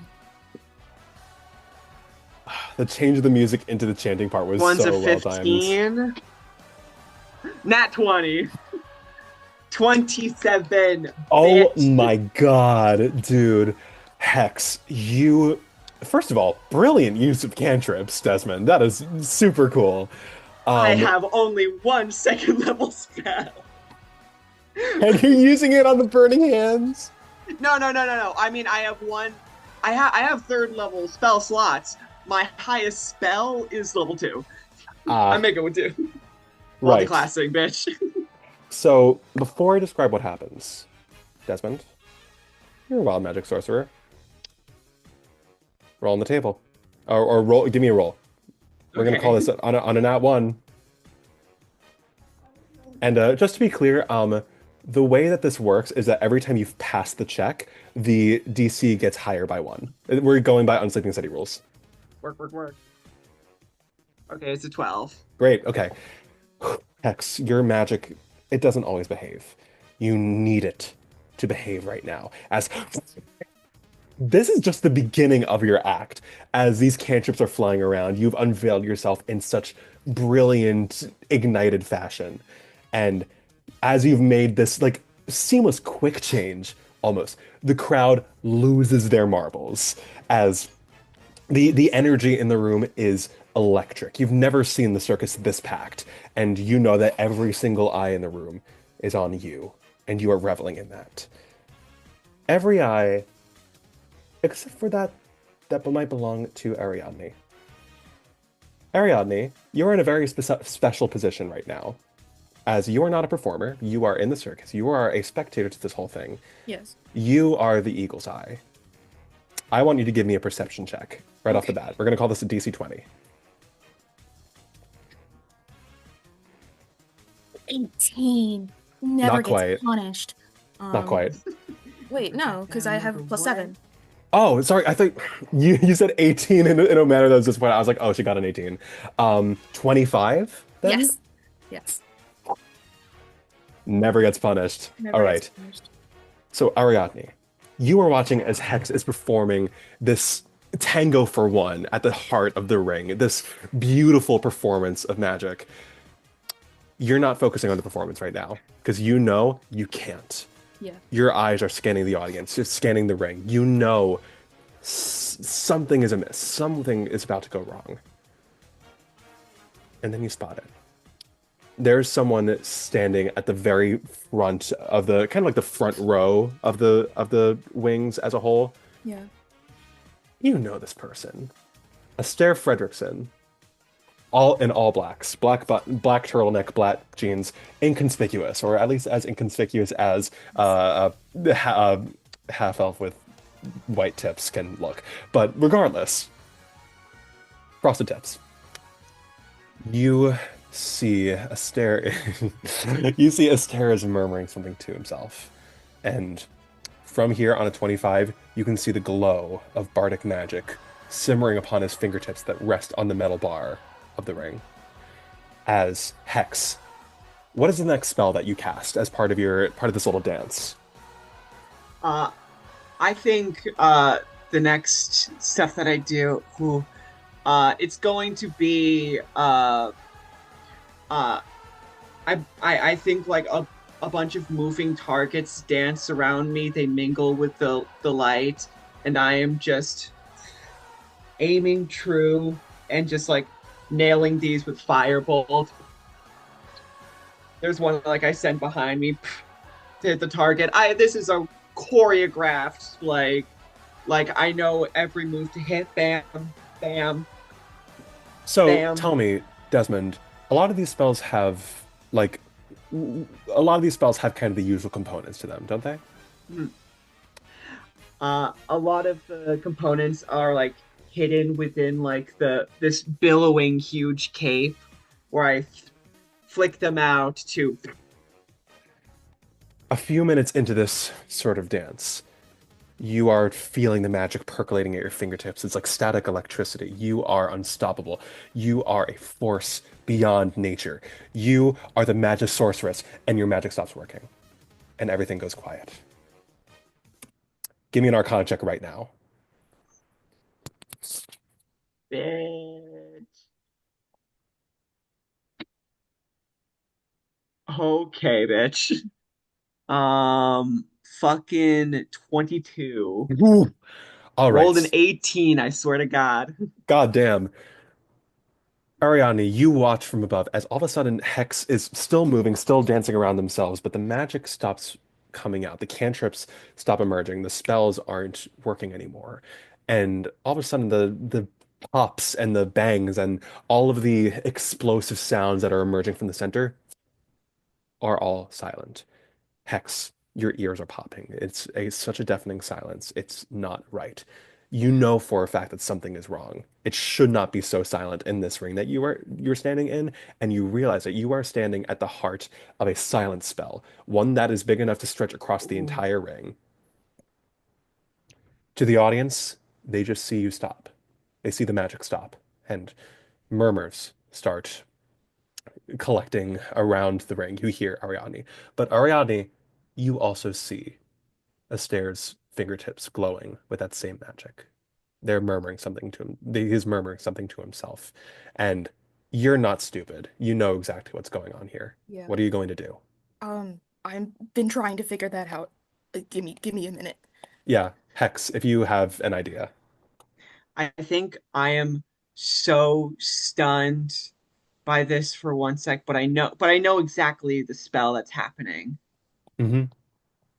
I know that it's like a lot of my magic like comes from that. But like I know that there's maybe one thing that I could do, and I'm like I hold out a hand to the whole audience, trying to make it feel so purposeful. Give me a deception And check real quick. As you're doing that, Natasha, do you have any ideas right now? I don't know. Oh. Um, 9. I rolled a Okay. 2. Ooh, that's tough. Okay. Um, Great. So here's what happens. Hex, you are a natural born performer, but these audience members, they're not stupid either. They can tell that something's going on. It's there is enough of goodwill where they can be like, maybe it's technical difficulties, maybe something happened. And there are a couple of people who like are just like clapping encouragingly, just like not letting it, bring the mood down. But you're I not exactly think convincing anyone at this time. I hold my staff and I consider the one bit of spectacle that I can do, and I think my grip is kind of shaking, but like I'm trusting Ariadne. I'm like I'm like I just know I've got to buy time. I And I don't the only thing that I think I can do right now is I could maybe guiding bolt this guy to maybe break his concentration. You can, let me check the range on that, but that should be something you're able to do. I think it's and 120. 120 feet. Yeah, you can absolutely do that. Okay. So then I'm gonna try and make this look circusy, I'm gonna try and make it flashy, which is not usually Ariadne's thing. She's thinking very hard about this. Great. and I think while she's doing that, I think Hex is just going to mouth to whoever's in the audience, "You will not ruin this night," and I am going to use my necrotic shroud. What did that do? You all see, everyone in the audience sees my back lurch as some sparkling bit of arcane energy builds around my back. And from there, huge, billowing, colorful wings of sparkling, chaotic, arcane energy burst from my back. Like bits of like electricity just dancing in the air all around me as I just let it stretch out to its fullest extent. I can feel like the pit in my stomach as I'm letting this, as I'm doing this, but I am fully eating up this moment as I show them the extent of myself. And in this moment, Ariadne, give me that attack roll. The guiding bolt is gonna come down. I'm gonna make my attack roll. Yeah, give me that attack roll. It's a 10. It's a 10? Yeah. Plus anything? Is that with a modifier? Yeah. Oh. Well, you're lucky that twink didn't bring armor, as you make the AC exactly. As a grisly lightning bolt falls from this booth at the top of the tent. Is there any way you want to flavor this, Ari? Yes, because as it does, like, as soon as this happens, as soon as his concentration breaks, I want it to kind of explode into as many colors as she can make it explode into. Mm-hmm. To kind of, like, flourish back onto Hex to make it, you know, like, almost, like, cover them in, you know, at this point, harmless light. Yeah, it starts gray and it explodes into just you know, so many different colors. Yeah, this bolt rockets down towards the ring, and just as Hex's wings are about to unfurl from them, a massive burst of energy and magic envelops the ring. Ariadne, you watch as Astaire takes this bolt to the shoulder. His guard was down. He was not expecting anything, and he did not come preparing to endure any spells himself. He looks around. He has no idea where it came from, and all he can behold is watch as his spell falls. And Hex is standing there, magic swirling all around them, with their wings unfurled like two mighty sails flanking them. I'm curious. Is he maybe 10 feet from me? I'm gonna say that might be a bit of a generous estimation. Okay. I would have made him do the roll to be frightened by me. Oh, that would be really good. Ugh. Do I see where where the guiding bolt hit? Give me a perception check real quick. Oh wait, you do see it because Oh wait, he's glowing. He's glowing. Oh, he's glowing. Yeah, so make that with advantage. That's good because I rolled a 1. What?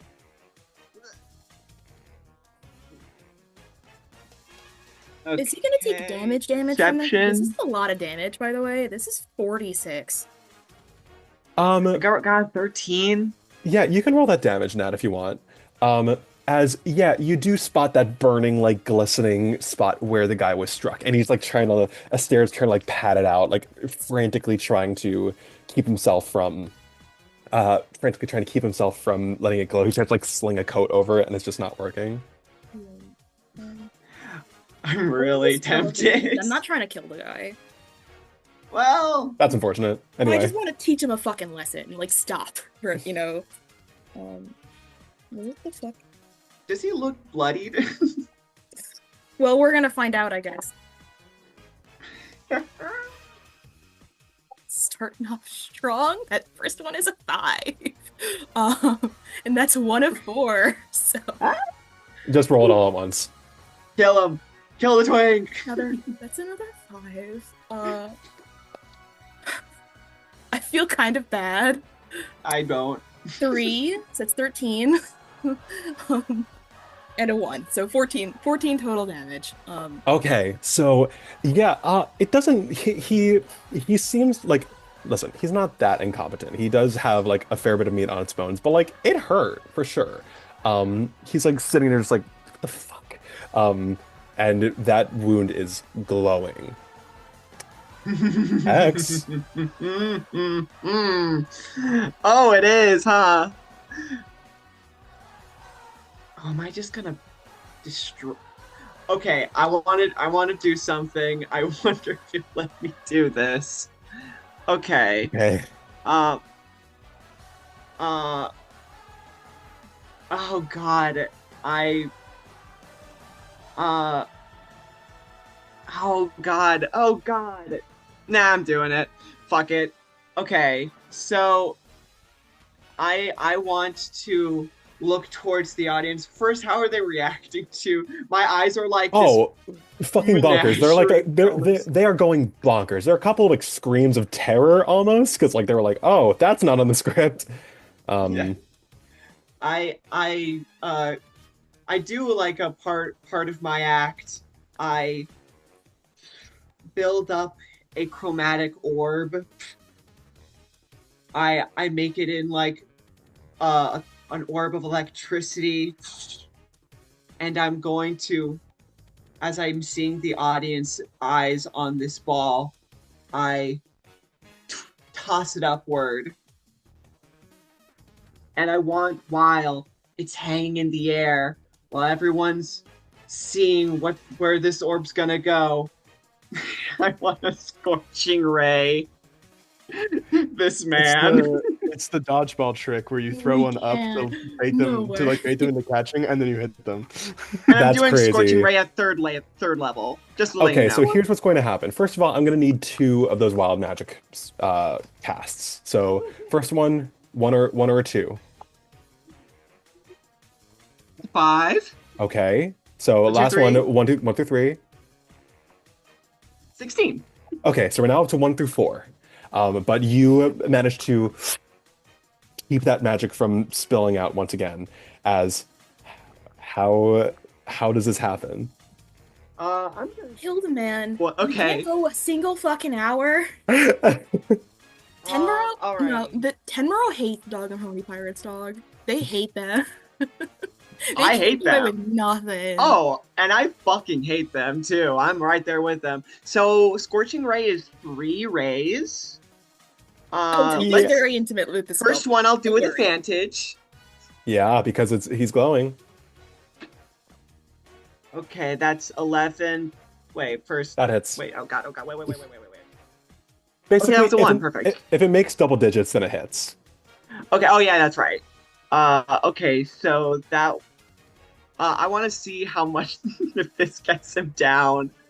Oh gosh, I didn't even look up the damage. I'm so sorry. I believe it's 46? 3d6? Something like, I think it might be 2. Oh well, with third level. Let me see. Ah.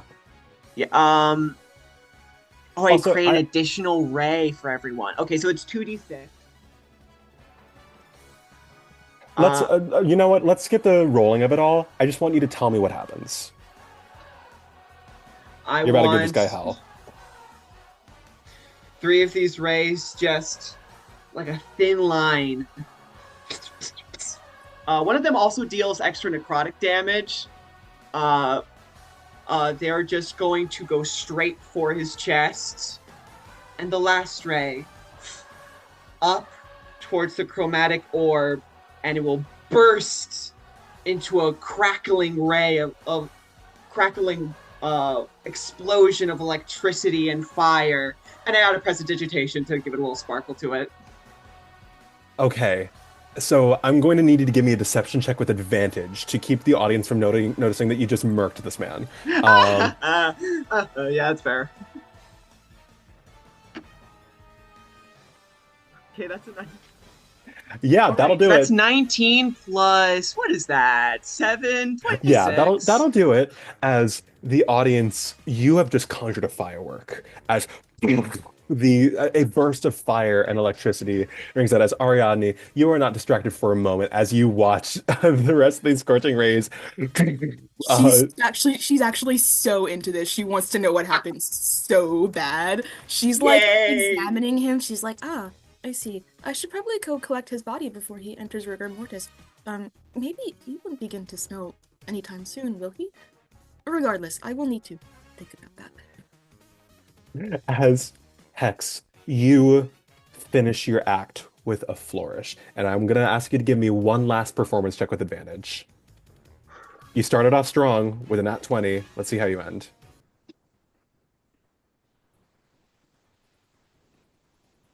Okay. 16. You stand at the center of the ring, arms outstretched, having just given your all. You've held back your magic. You've stopped yourself from being inhibited further by sabotage. Yeah! As the crowd goes wild, even like underneath everything, you feel a tremor in the ground as whatever Hex had just done up there, it was something else. As you behold Hex, the exhilaration, the jubilation of this audience, an exhilaration that you have brought about. I give a solitary bow and a look through the audience. And there's something in my eyes I think the audience would see confidence, this irradiating like power and majesty. Though Hex is looking at the audience with a threat to anyone else who would fuck with this performance. Fucking eight, dude. And then they go off stage and then they vomit. Just right just on. Girl. You get into the dugout, Cortham's standing there like watching everything, and they watch in horror as you vomit on their shoes. And my wings dissipate. Oh my goodness, Hex, I was just about to congratulate you. These are new. Prestidigitate that immediately. Prestidigitate. I've never shown that to anyone other than Solstice. That was brilliant. Well done. That's in the shoulder. Go get some water, please. Don't do that again. Right. As the night is going to carry on, Desmond, you have just prevented the first phase of genuine disaster here at the circus. And that man is dead. You and Ariadne, who, as you watch Nateus check the stage. Nat, are you good? I don't know. I didn't pick the right spells, I don't think. That's I should okay. have taken Dispel Magic. It's okay. It is okay. We are going to cut back to our group in action very quickly. We're going to change the music. Yeah, back to this fuck ass song. As Desmond... Is this Professor Layton? I don't think so. It's giving Professor Layton. It sounds like Miracle Mask. That's why I'm asking. Stop. Yeah, it is not though. No! I fucking love Professor 1, 2, 3 to 4. Did you miss me, Montador? Claudius, Donovan, Mallory. By the time you get back to the tent with Brooke in tow, the performance has already started. You see, there are a couple of like carnies outside who are like, "Oh, well, I'm so sorry. We're not. The doors are not." Hey, who you think you're talking to? Get out of the way. I'm sorry. As they took out of the way and sorry you have to see. Sorry. We go. No time to waste.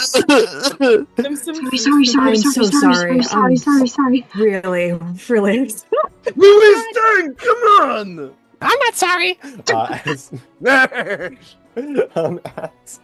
you storm the tent from the front entrance, what do you do? Because Nateus the Nimble is currently out there. He is there in the middle of their own act. As in the ring, Ariadne, you're catching your breath, trying to feel yourself come down as you try and focus on Nateus's sequence of flips and jumps as they keep half a dozen balls in the air with every single maneuver that they do. The crew outside. What are you guys doing? As Brooke is still slung over Donovan's shoulder, like, oh god. Mallory's making a break for her office. And by break, she's gonna try going as fast as she can to go to it. Okay. Donovan and Claudius. I get Brooke to Ariadne as quick as possible. Ooh, okay. So, yeah, we're gonna go there for a second. Claudius, what about you?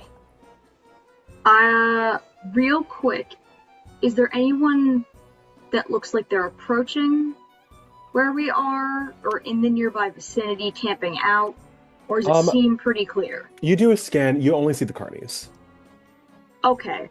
I would like to go in, and I would like to do what I normally do, which is mostly things that is interacting with the crowd. I'm doing that because I want to scope out and see if there's anyone that shouldn't be there. So, Claudius, you're going to join the reconnaissance team with Ariadne then. Yes. Beautiful. Wait, But wait, I also looking for Ariadne. Wait a minute. So I'm saying Claudius is joining in on reconnaissance. He is not physically going to be joining Ariadne. Okay. Who is going to be physically joining Ariadne is Donovan and Brooke. As Donovan, you like you are heading up the stairs. Ariadne, you feel your boot like. I know who was here. Hello, Donovan. Until Donovan bursts down the door. You know it's me. I don't even open door yet. You are very. Here, I find friend. Oh, Brooke, it is you. Hi, I'm sorry. Not good. Brooke is hurt, right? Yes. Okay. Not yeah. urgently, but like they don't look good. I have something Would you that call can them help. bloodied? On the precipice. Okay. I can have- spell another. Yeah, get I through. I have something that can help. Here, what did you order? I find. I Where don't is even know. I don't think she ever actually placed an order. I'm not talking about you. I'm talking about Brooke. Brooke. Can you? look at There's Brooke. there's a French onion soup in there. Can you get the French onion soup? I got it. Oh, you spill a lot. Oh, that's okay. It is soup. Why you order soup to go? That is like most likely thing to spill. Oh, because wouldn't they put it in a container or something? Container is We're soup. holding the container. It was yours in the bag. It sits there for hours. We did not pick up on time. Of course, oh, you Just give me what's left of the soup. Of course, here you go. That would be amenable. You cannot mend the container. The soup is already gone. Donovan, give me the fucking soup. I gave it to you. You're holding it. Listen. Puts hand on shoulder. How bloody is this guy? How much blood? Well, Ariadne is healing him in the Yeah. process. Oh, I forgot I need to roll for that. Oops, hold on. You can skip the dice roll. For all intents and purposes, let's say that you heal enough. Brooke feels that energy return to him. All right, that's a little better. Less close to death? As he takes his drink of soup. What was that? Do you feel less close to death? Oh yeah. I mean, I wasn't really that close to begin with. Is everything okay here? How's the performance? Sabotage attempt, and I saw that actually there have been two by now. Because before the nets were cut and snapped. I fixed them. Oh god, that's not... Okay. So you fixed the nets. There was someone trying to mess with Hex's performance. Yes. Is Hex okay? Yes. We handled That it. means there's someone messing with this one. Well, let's keep an eye out. But I'll stay here. Okay, Ariadne, you're going to hate me for this. I don't have a lot of spell slots left. I use most of them for self-defense. I think I have enough to. I think I've got like one dispel magic left. So Brooke, give me the word. Very good. Brooke, it's okay. You fight good. Thank you. Thank you. Yeah. So, Ariadne, in addition to your current arsenal, you can call upon Brooke for the rest of this performance for one use of the dispel magic spell. Okay. Donovan, you have to go perform soon, don't you? I do, but I can help. Maybe before. Okay. Maybe there's someone I have to beat up. Who knows? Yeah, okay, well let's try not to get to that point if we can. Are we going to You're right. I have to find V. Must Yeah. figure out where good place to pick up Owlbear. What? It's fine. Okay. Well, okay, what about Celia and Atis? They're I was today years old I'm when I gonna kill found out myself. that they were missing. I'm 10 years old. There is no time to look for them. We have show, unless someone else who work here also go find. Maybe. I mean, they're also pretty, self-reliant. I mean, if I were able to hold off those guys, I wouldn't be surprised if they were able to pull something off as well. But then we must have faith. Faith, only thing that keep this whole thing going. Show only run on good faith. There is just one really big problem. Those two are in the show. What are they going to do if? I mean, Atis, maybe they can skip her, but Atis is how's last, so maybe she will make her way back here before. However, Atis is Gilead and last. Claire are halftime, and this is worrying. Atis is last, and the audience might be disappointed, but they'll get over it if they come out with one less performance.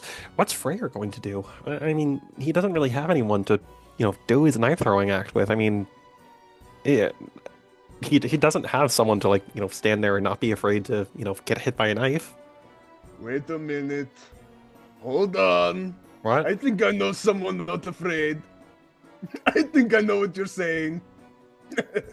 I don't think I know what you're saying. I don't think I know what you're saying. Your plan, not mine. No, what are you saying? What? You're not involved, Brooke. You're not.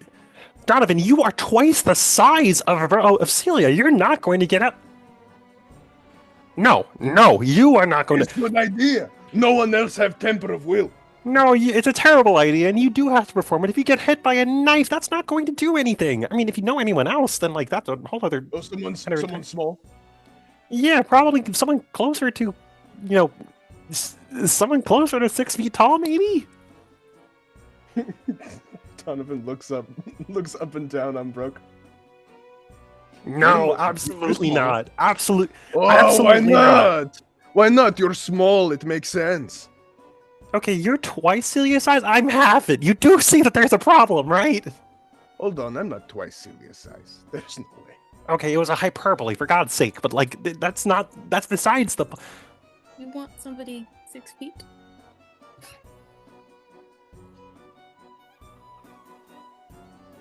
Do you think you can?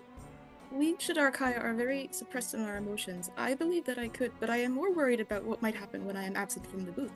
Listen, I'll be here. If you need someone to man the station, I'll do what I need to do. But okay. What does it say? Nataeus The show must go on. Nataeus is about. We do this. Okay, Nataeus, stop talking for 2 fucking seconds, please. Nataeus is. Brooke is losing it. Nataeus is about to finish up. That means V is about to go on, I think. After V, that should be Freyr. Ariane, you go find Freyr now, and between acts, come back to me once V starts. Let me know what happens, and then make your way down there when V's about to end. Understood. All right, good. Sorry that I'm bossing you around. This is probably super unprofessional. Go. We're working together as a team. It is fine. As Ariane, thank you. We go. Ariane, we're gonna come back to you in just a second. Donovan, thank you for your help. You can go. You are good to go. That is plan. I'm leaving. Okay, bye. I'm going. Closes the door. As we're going to cut to. Just for clarification, Donovan will leave and will kind of pseudo patrol just because there is intermission before the second half of the show, right? There's a halftime, or no? Am I being stupid?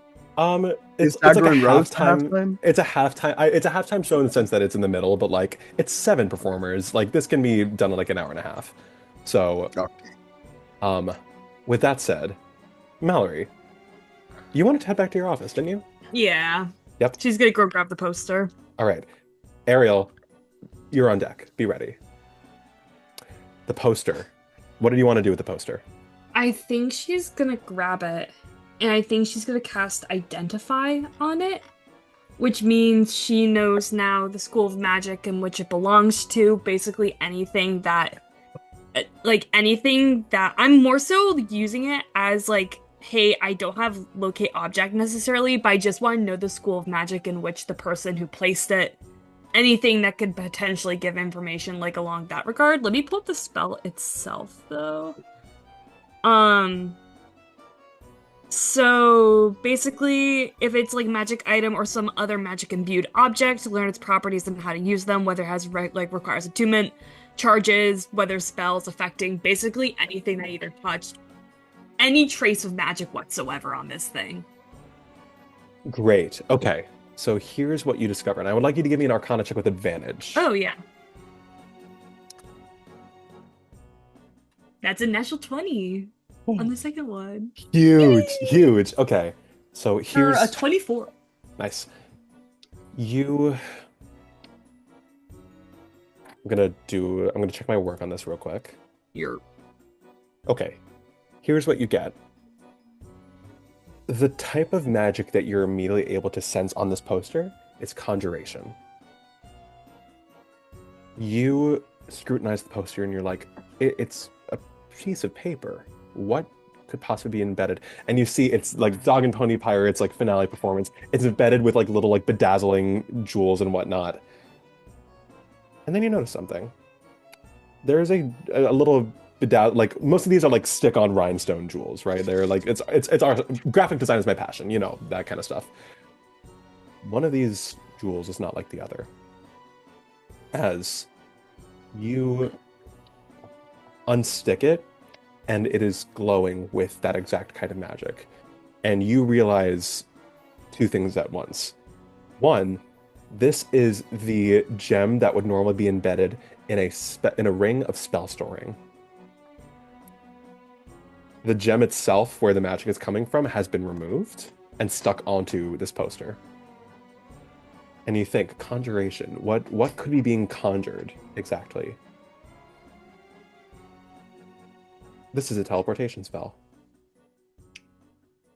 With an identify, you were able to accurately, immediately sense that a dimension door had been stored onto this poster. Oh fuck! I'm insane at this game.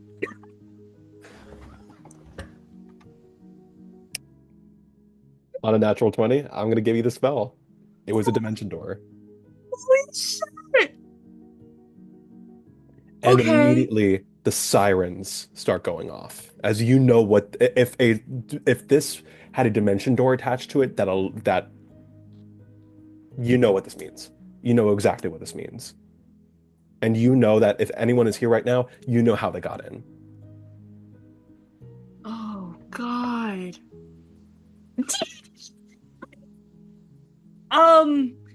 Great, awesome, wonderful. First of all, anything suspicious in the office, any papers out of place, any doors open, any books, no? You were for a second and you're like, who the fuck would want to go in here? Like, Right, who's up doing their taxes? who up doing their taxes, dog? Taxes, what the dog doing? God, okay. She's gonna start patrolling around. I think she's gonna start sleuthing a little bit just to see any specific place. Is there any chance she can go back to where the paper was originally stuck?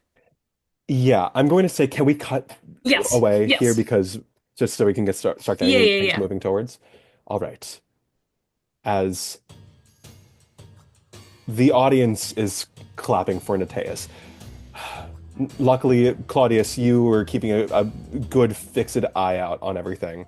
Nothing seemed to be out of the ordinary. You think that if anything bad were to have happened during Nateus's act, it probably would have happened. You take a breath. You recalibrate. Maybe things won't be going so awry as Brooke worried.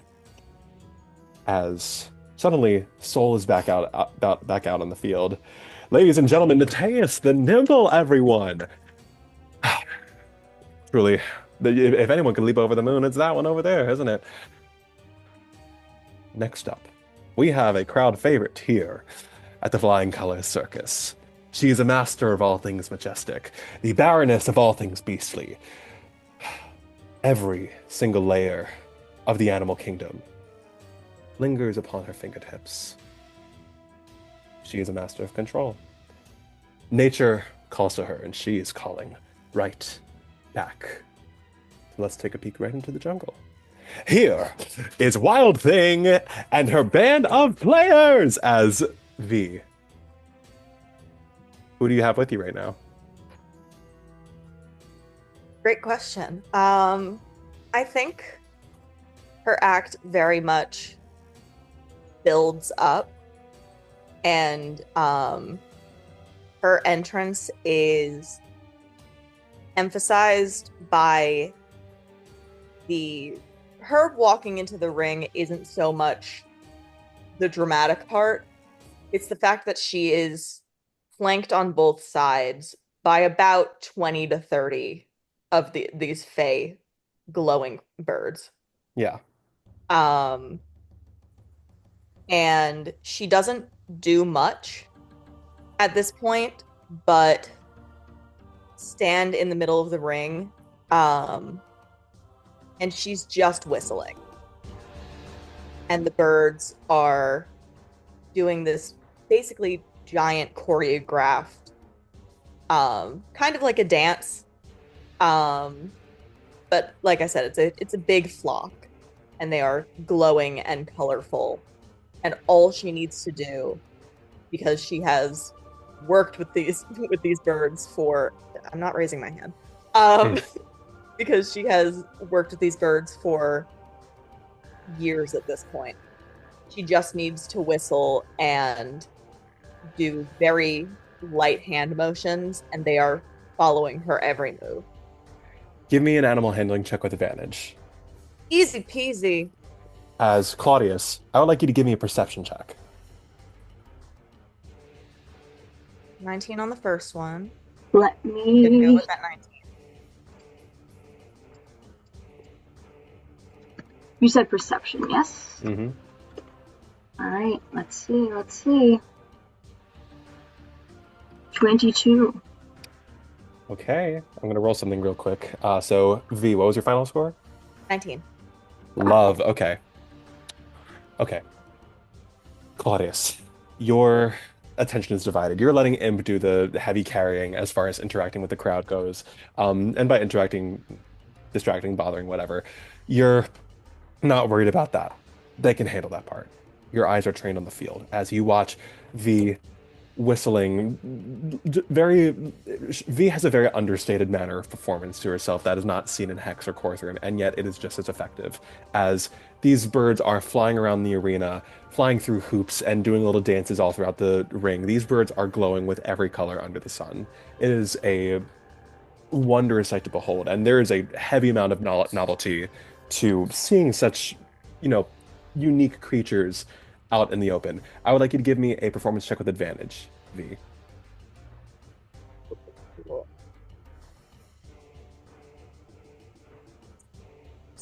15. So we're going to go with that 15. Okay. You've got the audience. It's maybe a little less exciting than what Hex had going for them, but you have their attention. Claudius, this has been a quiet performance so far.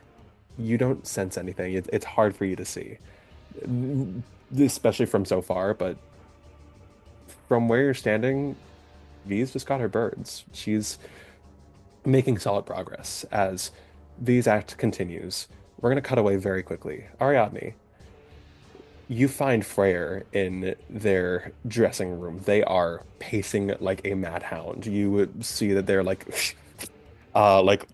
sort of like grinding two daggers together, just like getting nervous energy out.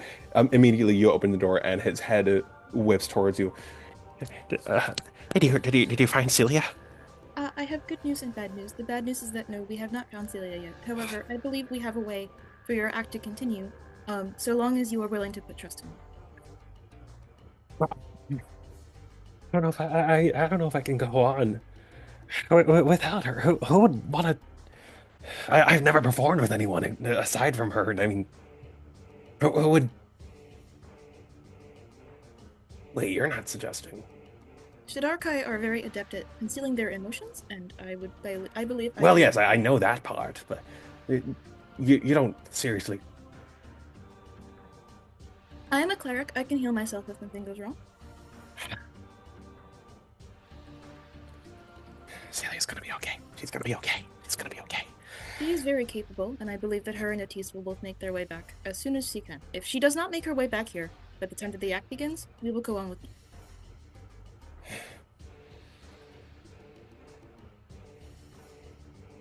Sure, you want to do this? It's not comfortable. No, not by a long shot. Would you like to would we perchance like to practice a little bit right now? Oh, I don't know. He turns to Donovan's marble statue on the side of the wall. You know what? I'll stand over there. As we're going to cut back to V. We're gonna cut back to V. As you've made it through this first phase of the performance, no problem. Who's next? Now, I do have a question. Oh boy. At this point, well, no, it's a logistical thing. Yeah. At this point, do I know that shit's going wrong? I think word of mouth has spread for sure. So, like, you know what happened during Hex's performance. Okay. So In between vomits, Hex was able to inform you. Her head is definitely on a swivel. But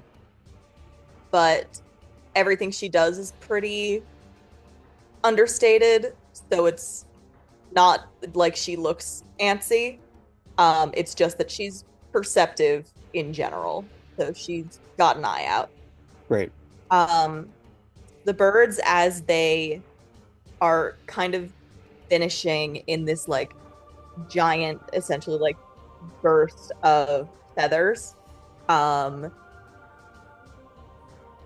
V hits the ground and takes a knee, and all of a sudden Wisp appears about a foot above her, lands on her, and jumps off.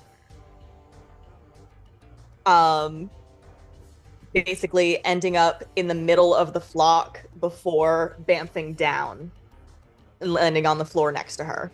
Yo, that dog's got drip, low-key. All right, so your head's on a swivel. I want you to give me an animal handling check and then a perception check. Animal handling's easy. That's a 17. Yeah, perfect. Perception is a nat 20, so 24.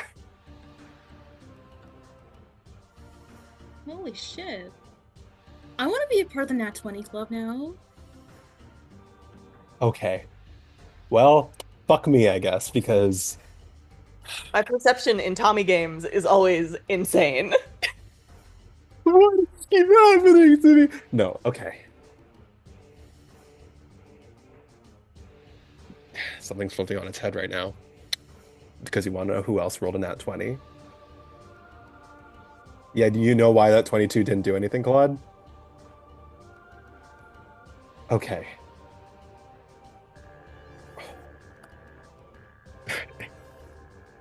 All right. Okay. Great. So, here's what happens. V, you feel like you don't have to worry about Wisp. He's always been reliable. As he's blinking from one spot to another. Again, the audience is just kind of reveling in the novelty, really, of just seeing these wild animals just in, like, not in captivity, still very free, but performing of their own volition. You try to ignore the handful of, like, animal rights activists who look very huffy in the front row, and you have your eye out. Someone had a stare taken out, or at the very least, he's disappeared from the fray in some capacity. So you know that you don't have him to deal with. You can't shake the feeling that something is wrong, though. You remember what Ariadne mentioned about those footsteps. And all it takes is for you to turn over your shoulder, for you to realize that those footsteps are being made behind you. As someone invisible has been creeping up behind you, and you turn around just as you see a small little like black capsule being raised in the air as if being held in a very short hand. And you immediately clock that as a snap bang. So you've got an opening here. I think like I said, everything like we were saying, everything she does is pretty understated because the animals are the stars of her show. So I think in an unexpected act of what appears to be showmanship, but is more just combat,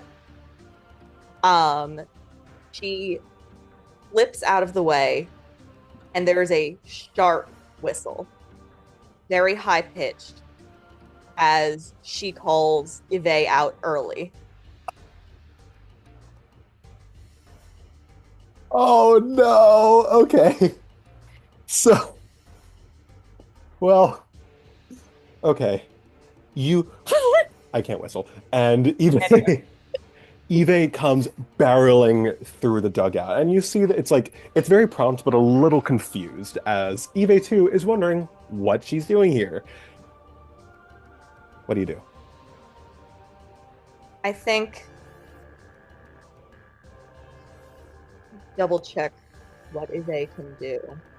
She's not fully a dragon, but she can do some cool shit.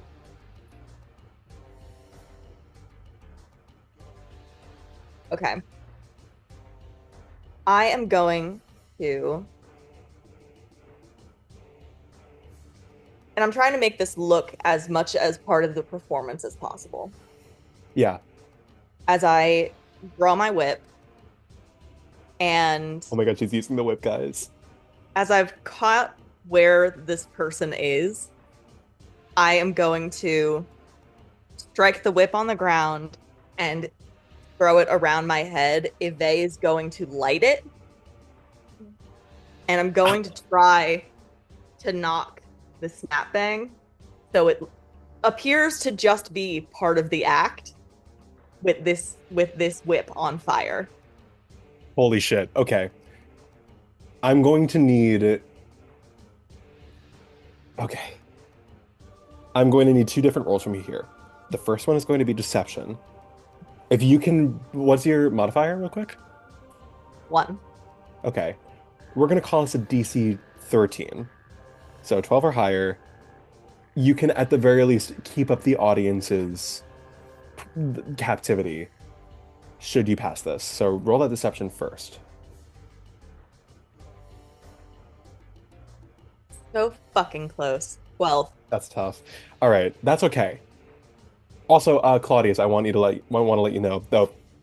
V, as much as V is like kicking ass right now, please raise your hand if you want to interject with anything that you want to do as well. But just in case. Yeah, throw Imp in here. Get him! I don't yet throw my patron. I just don't think there's much I Most can do. exotic animal of all, Aurora patron. Get him! Anyway, V. Second thing I'm going to ask for you is an attack roll. This is a little more important. Can do. So give me an attack roll with that whip. This is going to be it's an invisible target, but you can see the snapbang. So we're going to call this a AC of 15. Close but no cigar, though I do have 2 attacks technically.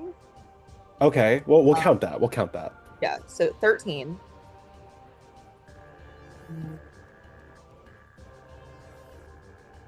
And another 13. Okay. Yeah. So here's what happens. V, panic takes you a little too quickly here. As you pull off this maneuver, your whip is set alight, and you careen it towards this person, but they are able to dodge just out of the way as you're dreading hearing it, but all of a sudden you hear the snap bang go off, and I am going to need an animal handling check from you. Okay. Claudius, your attention is caught at this point. That burst is a little too loud. I was real close to not taking expertise in animal handling. But that's a 26 because I did take it. Okay, that's crazy because it was a DC 20 to keep everyone calm. So Good call. Um, Great. So the snapback sets off, and immediately your focus is shattered for just a minute. You can't focus on where that person is anymore. You need to focus on Wisp and Eve. And how do you calm them down? Because there are those few seconds of panic that overtake. I think it's communicating with the animals is difficult, and a lot of times she does it through sign language, very subtly, but because she's trying to get their attention at this point, she's given up on any silent communication, and she is just fully whistling, which is how she communicates to them, like when it is important. So I think she's just like, it is a sharp, high-pitched, eyes on me, like ignore whatever loud noise is happening, eyes here. And we are focusing up. Envy, you wield that command flawlessly, as it is only a few seconds of Wisp and Eve freaking out, unsure of what to do, and then all of a sudden they snap back to attention, and there is that terrible pause where you think for a second that it's not going to work, but they carry on. They Wisp continues a little shaky, but still very much on that same track as he was before. Eve still by your side. V, you still got your act to get through, but is there anything that you're going to do about this momentary misstep? I think I am just my biggest connection is with Eve. I raised this drake from an egg. We are in sync with each other, and it is just a quick hand signal, and her planned act is dropped. Whatever trick she was going to do, she is just circling the ring. Okay, so here's what I'm going to ask. V and Claudius, I'm going to need perception check. V, Claudius, and Ariadne, you are back at this point. So I'm going to ask perception from you as well. All three of you give me perception checks. V, do so with advantage. I would love if any of you could tell me whether or not you beat a 20. No. Dirty 20? That does it. That does it. That does it, Claude. DC was 20. You made it right on the money. V, you're on high alert. Ariadne, you've just gotten into the booth now, so you don't really know if anything's happened, though Brooke does fill you in. You're keeping an eye out, but an invisible presence, possibly too far for you, Ariadne, and V, there's a little too much going on right now. But Claudius, you've got a really good angle. Front row seat almost. And you see those footprints begin to tap into view once more. And you almost swear that you can see the glint of something silver as those footsteps are approaching from behind Eve. Claudius, you have an opening. What are you going to do? Now, the thing to do here would be to figure out how to flavor an Eldritch Blast so it doesn't look like I'm just murdering someone. Make it look like a tomato. Boo! No! Okay, I'm really, I went with warlock spells that I was like, you're not gonna do the same ones I always do, and I'm realizing they would be so useful right now. That's exactly what happened to me. Yep. I was like, I'm not gonna take Crown of Ariadne's Madness. original spell list was just Stella's, and I was like, I can't. I was like, I'm not gonna take Crown of Madness. I always take Crown of Madness for warlocks. It would have been really helpful. Let's see. Terrifying fucking patron. Yeah, that thing. I'm gonna. How far would you say the glint I'm seeing is? Probably like 20 feet out. 20, 30 feet. Hold up, checking something.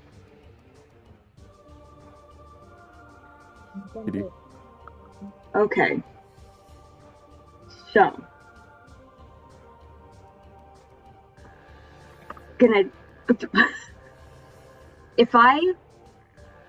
And I'm gonna ask about this first. If I use Mage Hand, can Mage Hand, in terms of flavor, be imp themselves going instead of a hand? Can it be literally imp, the one that's moving? You know what? Instead of just a hand? I am a big fan of FIWB. Bucket we ball. Let's do it. I think what Claudius is going to do is have imp in their chaotic manner almost quote-unquote interrupt, not actually stopping anything, but it basically go in a way where it seems like, oh, that's that silly puppet, that's their silly antics that they always do. Look at that. Well, I sure hope that this act stops dragging its heels. Yes. And yeah, exactly, and try and grab whatever that glint is, and then ideally come back to me. Great. You know what? I don't really know how to flavor this, so I'm just going to make up my own rules. Give me a spell attack roll real quick. You fucking got it. I keep forgetting I don't have physical dice. I'm just using an online thing right now. Hello and thank you, Imp. Okay.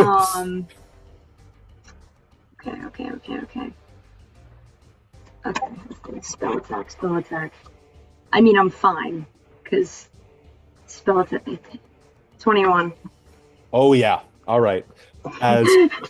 So go, Imp.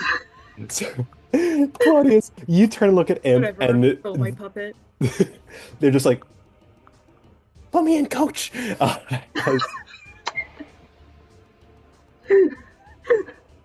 me in. Got it. Yes. Okay, go. Do you trust me? Claudius Brixton, do you trust me? I did make a deal with you, so actually, yes. That's enough. Okay, fair enough. Everyone's like, hey, fucking puppet. As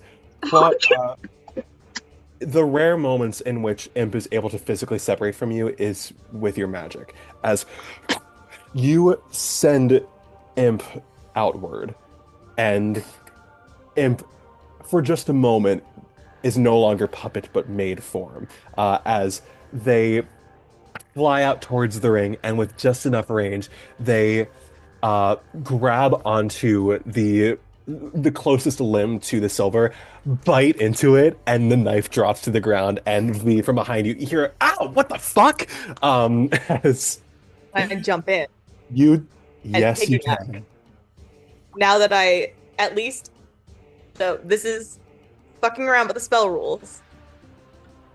I have Hunter's Mark. And I have to be able to see something. Are you about to use Hunter's Mark in a way that is intuitive? The wizards are in shambles right now.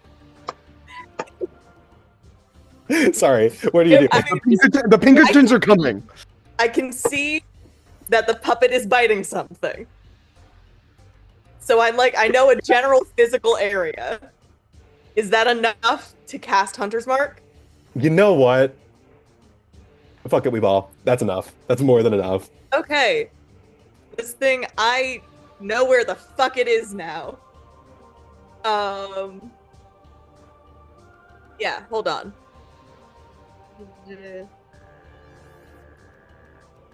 I thought this was a thing where I can... No, I'm thinking Hex. Am I thinking Hex? You might be thinking Hex. Hex and Hunter's Mark are very similar, though. But I don't think... They basically function the same way. But I don't Except think Hunter's Mark has I don't know if tracking. you can track with Hunter's Mark. Yeah, you can. Hunter's Mark tracks. Yeah.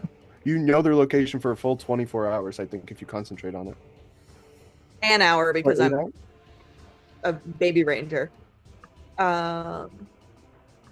Do you need Hex or Hunter's Mark, is what you're trying to know?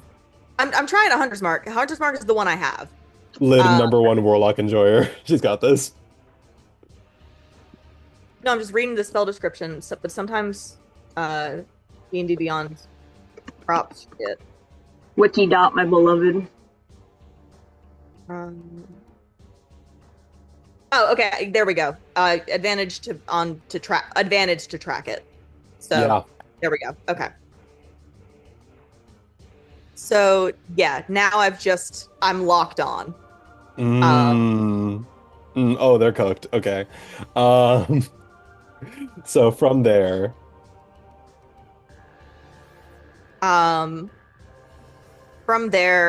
Somebody invisible?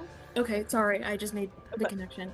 This Yeah. is So there, I'm still trying to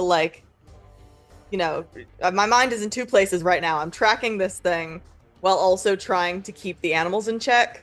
mm-hmm. But I have one more.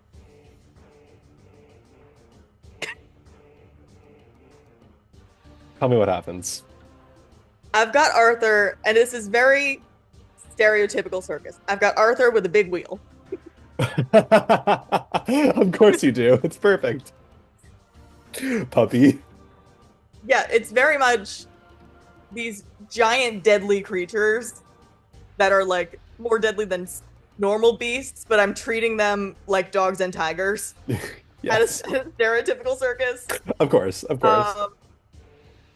So I am calling out Arthur with his big fucking wheel that then I don't even know how I can verbally describe this, but he's basically doing the thing where he's like a bear and he's walking on top of it and he's going along the wheel, and I've got Wisp going in. Arielle, you're about to kill this person? You're gonna crush her? No, but I'm going to use that as a distraction. Okay. I was about to say. No, but Ariadne's like leaning forward, like, do it. Do it. I really want to see what a crushed skull looks like. That's crazy. Right now. I mean, tempting. This person tried messing with my fucking pack of animals. So yeah, I've got Arthur and Wisp drawing attention to basically the opposite side of wherever I'm tracking this person. And I'm going to try to get them with the whip, like around the ankle. Okay. I want you to give me an attack roll with advantage then. Okay. Here we go. As Arthur is on top of the wheel that is spinning around, Ariana, you feel Brooke's like arm is like around your wrist. It just tightens like, it's so dangerous. It's already so dangerous on its own. It will be okay. Not for the person that is about to be attacked, but it will be okay for us, which is what matters. Okay. What? As V. It's a 21. Oh yeah, that hits. As you find purchase finally upon an ankle, as just in time for him to unclench. As the puppet reappears upon Claudius's hand. God, I think I broke a tooth. As V, you grab this person by the ankle with your whip, tug, and immediately the invisibility spell ends, and you watch someone tumble to the ground. Ariadne. It is another familiar face. As Ophelia Dimlight is laying in the dust, a myriad of little gadgets from her pockets spilling out onto the sand. Immediately, the audience picks up on this and immediately starts booing at Ophelia as she looks up at you with a fearful look in her eyes. V, please don't stick any of your beasts on me. It's just a shrug, and Eve grabs the back of their shirt and drags her backstage. Please tell me that somebody threw a tomato. Please, just give me this one thing. It lands directly, it hits her right in the forehead. Um, Surprising that dexterity from this audience member as Birds go after it. kicking and screaming as she is pulled out, not into the dugout, but towards the little like roped off part of the ring that would like theoretically lead into the audience as Eve pulls her into the lobby for her to never be seen again. Um, as Arthur, with one last amble, boom, boom, boom, lands on the ground, leaps down from the wheel, and I'm going to need one more performance check with advantage from UV. Do performance is the difficult part. Yeah. Oh, actually, not too shabby. Hold on. And Ari, you're on 18. deck. 18. V. Arthur lands right behind you as Wisp sort of like blinks into existence right at your feet, and the birds all land on your shoulders and the top of your head, and everyone applauds. You can get a sense that there's more applause for you being able to seamlessly handle what they think is a really shitty heckler in the middle of a performance. Um, it might not be the most dazzling thing in the world compared to something like what they saw at the beginning of the show, but you got through your act. It in pieces. Your animals, your beasts are fine, and you just got rid of another saboteur. And for that, there is applause, and a lot of it. As Claudius, you listen to this cacophony of jubilation around you, as Imp just sitting on your hand just looks at V. You're welcome. Yeah, there are two very like grateful birds that just land on Claudius's other shoulder. Stop eating my birds. No. Reaches into puppet's indeterminable deep throat to grab the bird out. It's like a fucking bag of holding it. Just keep it going. Very traumatized children next to Claudius. Shoving your hand into the throat. This is a reference to something. I can't name what it is exactly at this moment. Anyway. Sorry. The image of Claudius is going full like on him besetting me. Okay. Let's step back. Let's step out of character. Okay. So it's 11:45 p.m. I'm sure you've all noticed. So I'm going to ask you this right now. I think at the pace that we are going, it is going to be another hour, give or take. Okay. Do we want to continue, or would we rather put a pause and make this we wrap this up at another date? I can keep going. Be with either. I personally, only because I have work at 9 and have to get up at 7, would like if it were like another like if it were till midnight or a little past, it'd be one thing, but another hour I don't think I have in me for tonight. Which is fair. Is there anyone else who's like not feeling, who would rather maybe reconsider? I would just request we're done by 1 at the latest. What we are done at 1 at the latest. I can promise that. Great. Okay. In that case, I'm going to pause the recording real quick. As V, you step into the dugout. First reaction? Face in Arthur's fur and feathers. Just like, holy fuck. Okay. Yeah, you take a breath. Everybody gets all the treats. Yeah, Freyr is sitting there. He's like ruffling Arthur's fur. Hey, saw what happened out there. Are you all right? They got that dog and pony bitch out of there. Yeah, I think I didn't give her any commands. So Eve is dealing with it on her own terms. Oh. Is Ariadne there right now? You're in the booth, yeah. Oh, okay, I wanted to know what she's gonna do so bad. I think you would be coming down at this point. Okay, word.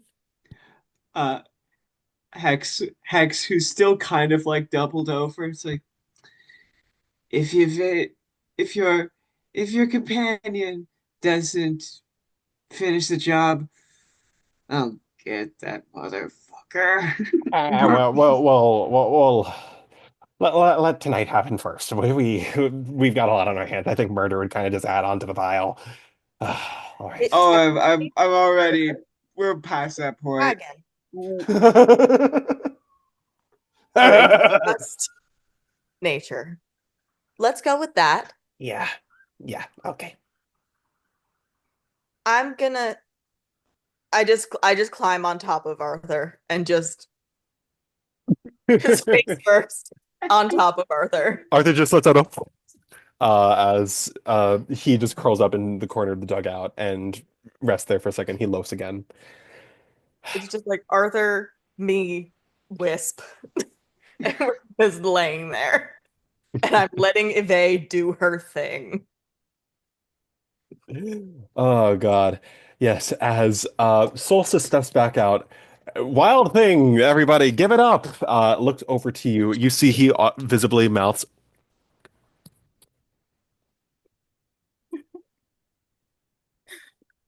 As Ariadne, you make your way downstairs, step through the door to the dugout, and Freyr turns to you.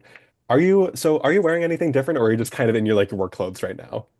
Well, because Ariadne's work clothes are her, like I said, it's her genuine attempt at being circusy, wearing dark colors. Hmm. Um, so she's got on, it's already pretty, I wouldn't say it's flashy, but it's nice. It's not, you know, somebody who's not trying to stand out. It's, a lot of blues and blacks, but it's very like rich blues and very, very deep blacks that kind of contrast with each other. And it's like really ruffled and sort of like almost Mexican sort of inspired, I would say, this dress is. Because a lot of like Ariadne's like visual imagery is supposed to come from like sugar skulls and stuff.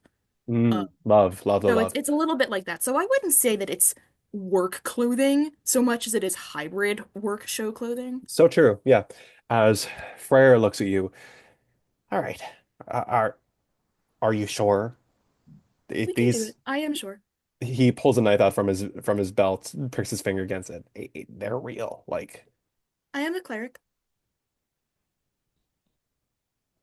okay. All right. Muscles are actually quite easy to put together. I would be more worried if you hit my spine, but you're not going to hit my spine because I'm not going to have my back turned towards you. And so that it will be fine. I'll do my best. Is Yeah. V still there? V is still there, yeah. Vellith, what is your dragon going to do to the woman that she dragged away? Nature will take its course. Oh, wonderful. Can I see the result of it when it is finished? Knock yourself out. Knock yourself out. Yeah. Hell yes. I always knew I liked you. And What? Wait, what did Hex say? I always knew I liked you. I'm glad to hear that. I like you too. all right. Solstice looks around. Okay, so we have a wonderful pair of performers to follow very soon. Um, mm, please hold everyone. Solstice. Um, Claudius, you are hit with a message in your head. Go out there and vamp, please, just for a few minutes. As Solstice ducks into the dugout. Where is Celia? What's going on? I suppose the jig is up. She is not here. She Does she know what did she know when was she here at half hour? Where is she? No, her and Etis have both been gone for the entire performance. We are sorry. We didn't want you to know. And none of you. Okay. Fuck. Do you have a what's I have to call up Celia now. Freyr, do you know? Freyr ear flickers, looks over to the side at Ariadne. Solstice looks between the two of you. It will be okay. Mm.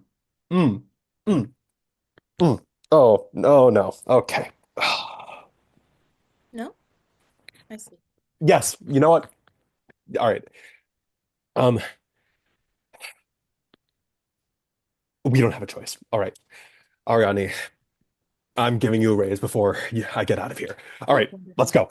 As and as Solstice is jogging back out there, we're gonna touch base with everyone in the party real quick, starting with Ariadne.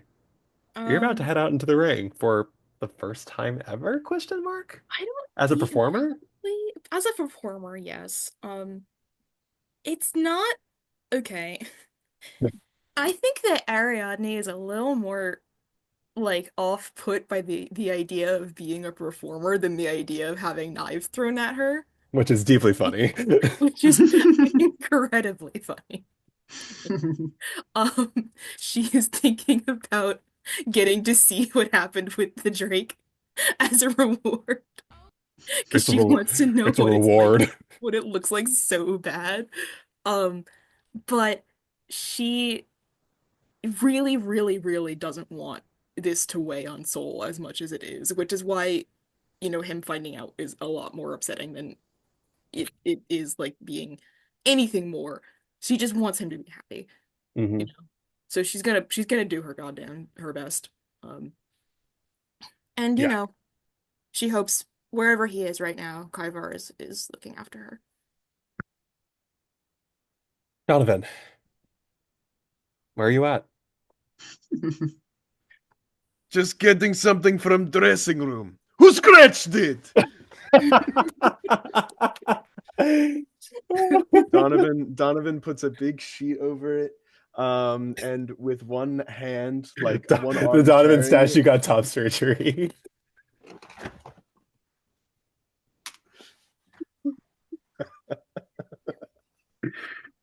Sorry. Anyway.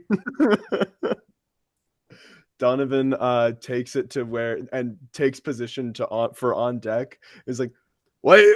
What is going on? I should have ordered. V, you did not tell me that you have so much jumping and Arthur was so prevalent in your act. I feel bad. I don't want to take away from your act by having thing in my act. I don't want to copy you. That is not as cool. No, very much. I want to see you lift this owlbear. Arthur just lets out a. I don't have to. I would be honored to see you lift this owlbear. Okay. All Like, right. I'm not letting you out of this. All right. We're gonna... Brooke can't use enlarge reduce. That is all. V, while we're over with you, how are you doing, girl? Mind is in about 7 places at once. She's not letting Donovan out of this. She is still concentrating on Hunter's Mark and waiting to see if it cuts off early. You know what? I think at a certain point it actually does. V, why is your brow furrowed like that? What are you doing? We have like a stagehand that can go clean the lobby. V, you look so much more relaxed now. What yet, what happened? Ariane's like, I'll check it later. Preferably before the audience leaves. I always get stuck with cleaning duty. Yeah, you're gonna need a mop. Yeah. Oh god. Okay, I've given up any hope on actually checking in with these characters. She's doing fine. V's a vegetarian, not her animals. Yeah. Yeah. Claudius, as you're out here in the middle, letting Imp, you are doing like 10% of the banter while Imp is again carrying this for like the minute that you have to vamp while Solstice is out there. You do hear the occasional like, oh brother, like as you're doing it. But beyond what's going on with this one over here, where are you at? How are you feeling? I mean, being in the exact situation that he's in now is his worst fucking nightmare for his anxiety. But he knows Imp has got this covered. So he's letting Imp take the reins. Definitely, mind is still fixated on where are the people we haven't found yet. And just that's been nagging at the back of their mind. Other than that, just paranoid about who else is here that shouldn't be. Hex, how are you doing? They are definitely shaken that the form that uh they've never shown that form to anyone else other than Soul, and now they just did it in front of a huge audience of people. And it's not a form that they exactly like to show off. It was a very intimate thing that they did. Uh uh but also it's just uh the 5 con is getting to them and they're just Oh yeah, this hasn't been reeling. revealed, I don't think, but 5? Happy 5 of them. I had a feeling something was going on, but 5 of them is crazy. yep. We don't have to say is their hit points. Um, but they are very satisfied with their performance, and like a thing on their mind is like, I hope so liked it. And finally, Mallory. In your office, away from the chaos, the carnival of it all, where's your head at? I think she's just examining this gemstone still, like realizing what it is. Um, and it's how I'm imagining it, and correct me if I'm wrong, I'm imagining this is like basically like a scroll, like this if this is Dimension Door.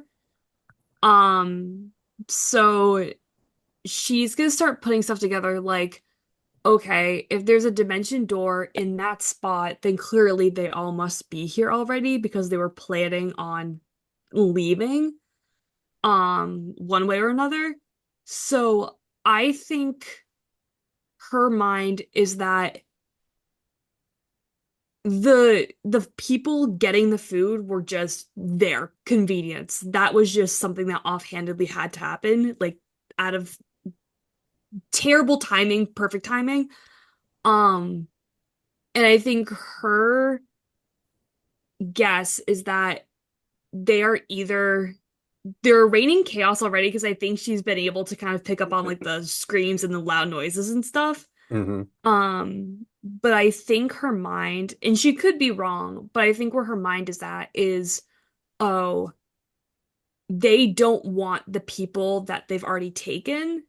They want somebody else or something else, or they want to escape, something like that. So I think she's going to start making her way towards where the poster was, just to make sure there isn't anything else fishy going on, either where it was tacked up, around, ignoring the dead body that's now on the floor.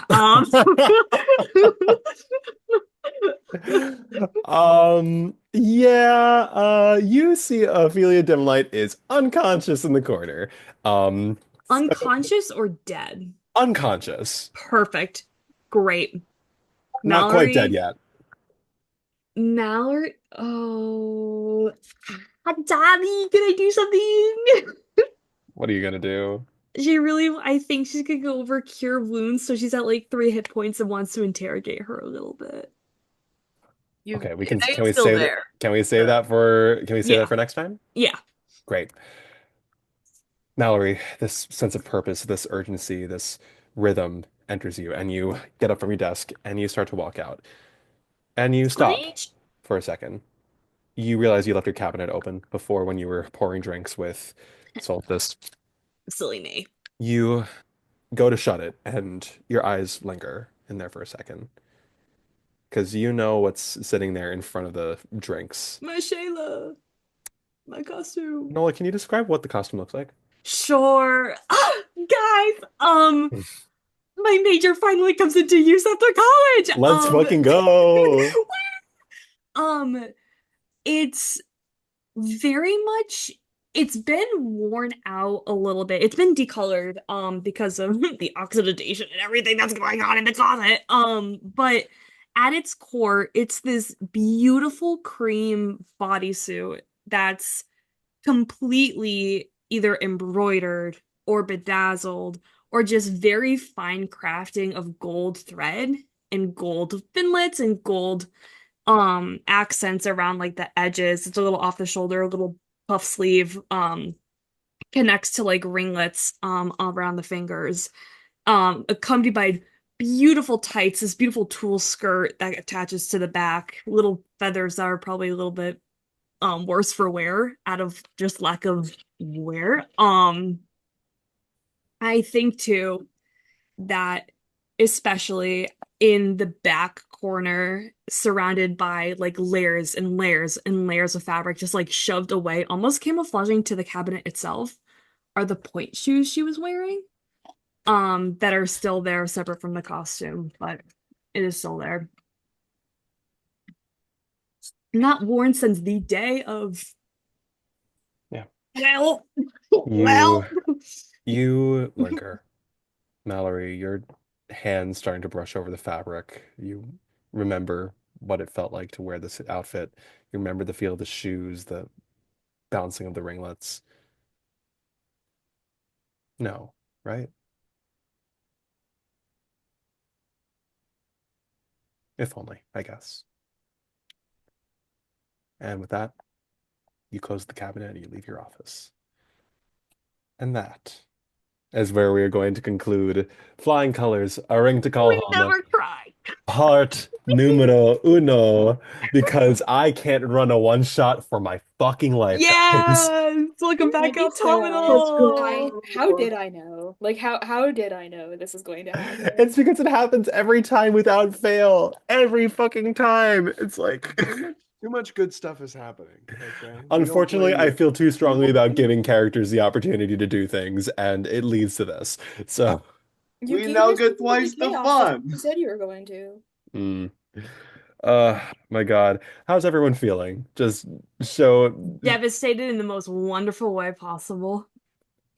I'm vibing. I'm loving this. I'm so happy. I haven't played D&D in months. Are you really not? I'm not in any games that it's been even longer. I've hardly been in any games that are regularly scheduled. God. But this was the best and most delightful return into D&D I could have Yeah, had. So I cannot stress enough. Thank you guys so much because I'm honestly so delighted that this can be a multi-shot and we could just like really spend our time, like dedicate our time to this story and these characters because I'm in love with every single one of them and this has been the most fun 5 hours of D&D that I've had in a very long time. Genuinely, thank you so much. This has been so much fun. I'm going to send a when to meet as soon as I can. So I'm gonna get that to you guys tonight. So if you can fill it out like tonight, by all means do so. If you can't, that's okay. But I just want to say I love you guys so much. Thank you so much again. And I'm so excited for part 2, y'all. All right. Have a good night, y'all. Wait, don't forget to stop the recording before the session ends. The recording ends when you end the session. Okay, bye. Nola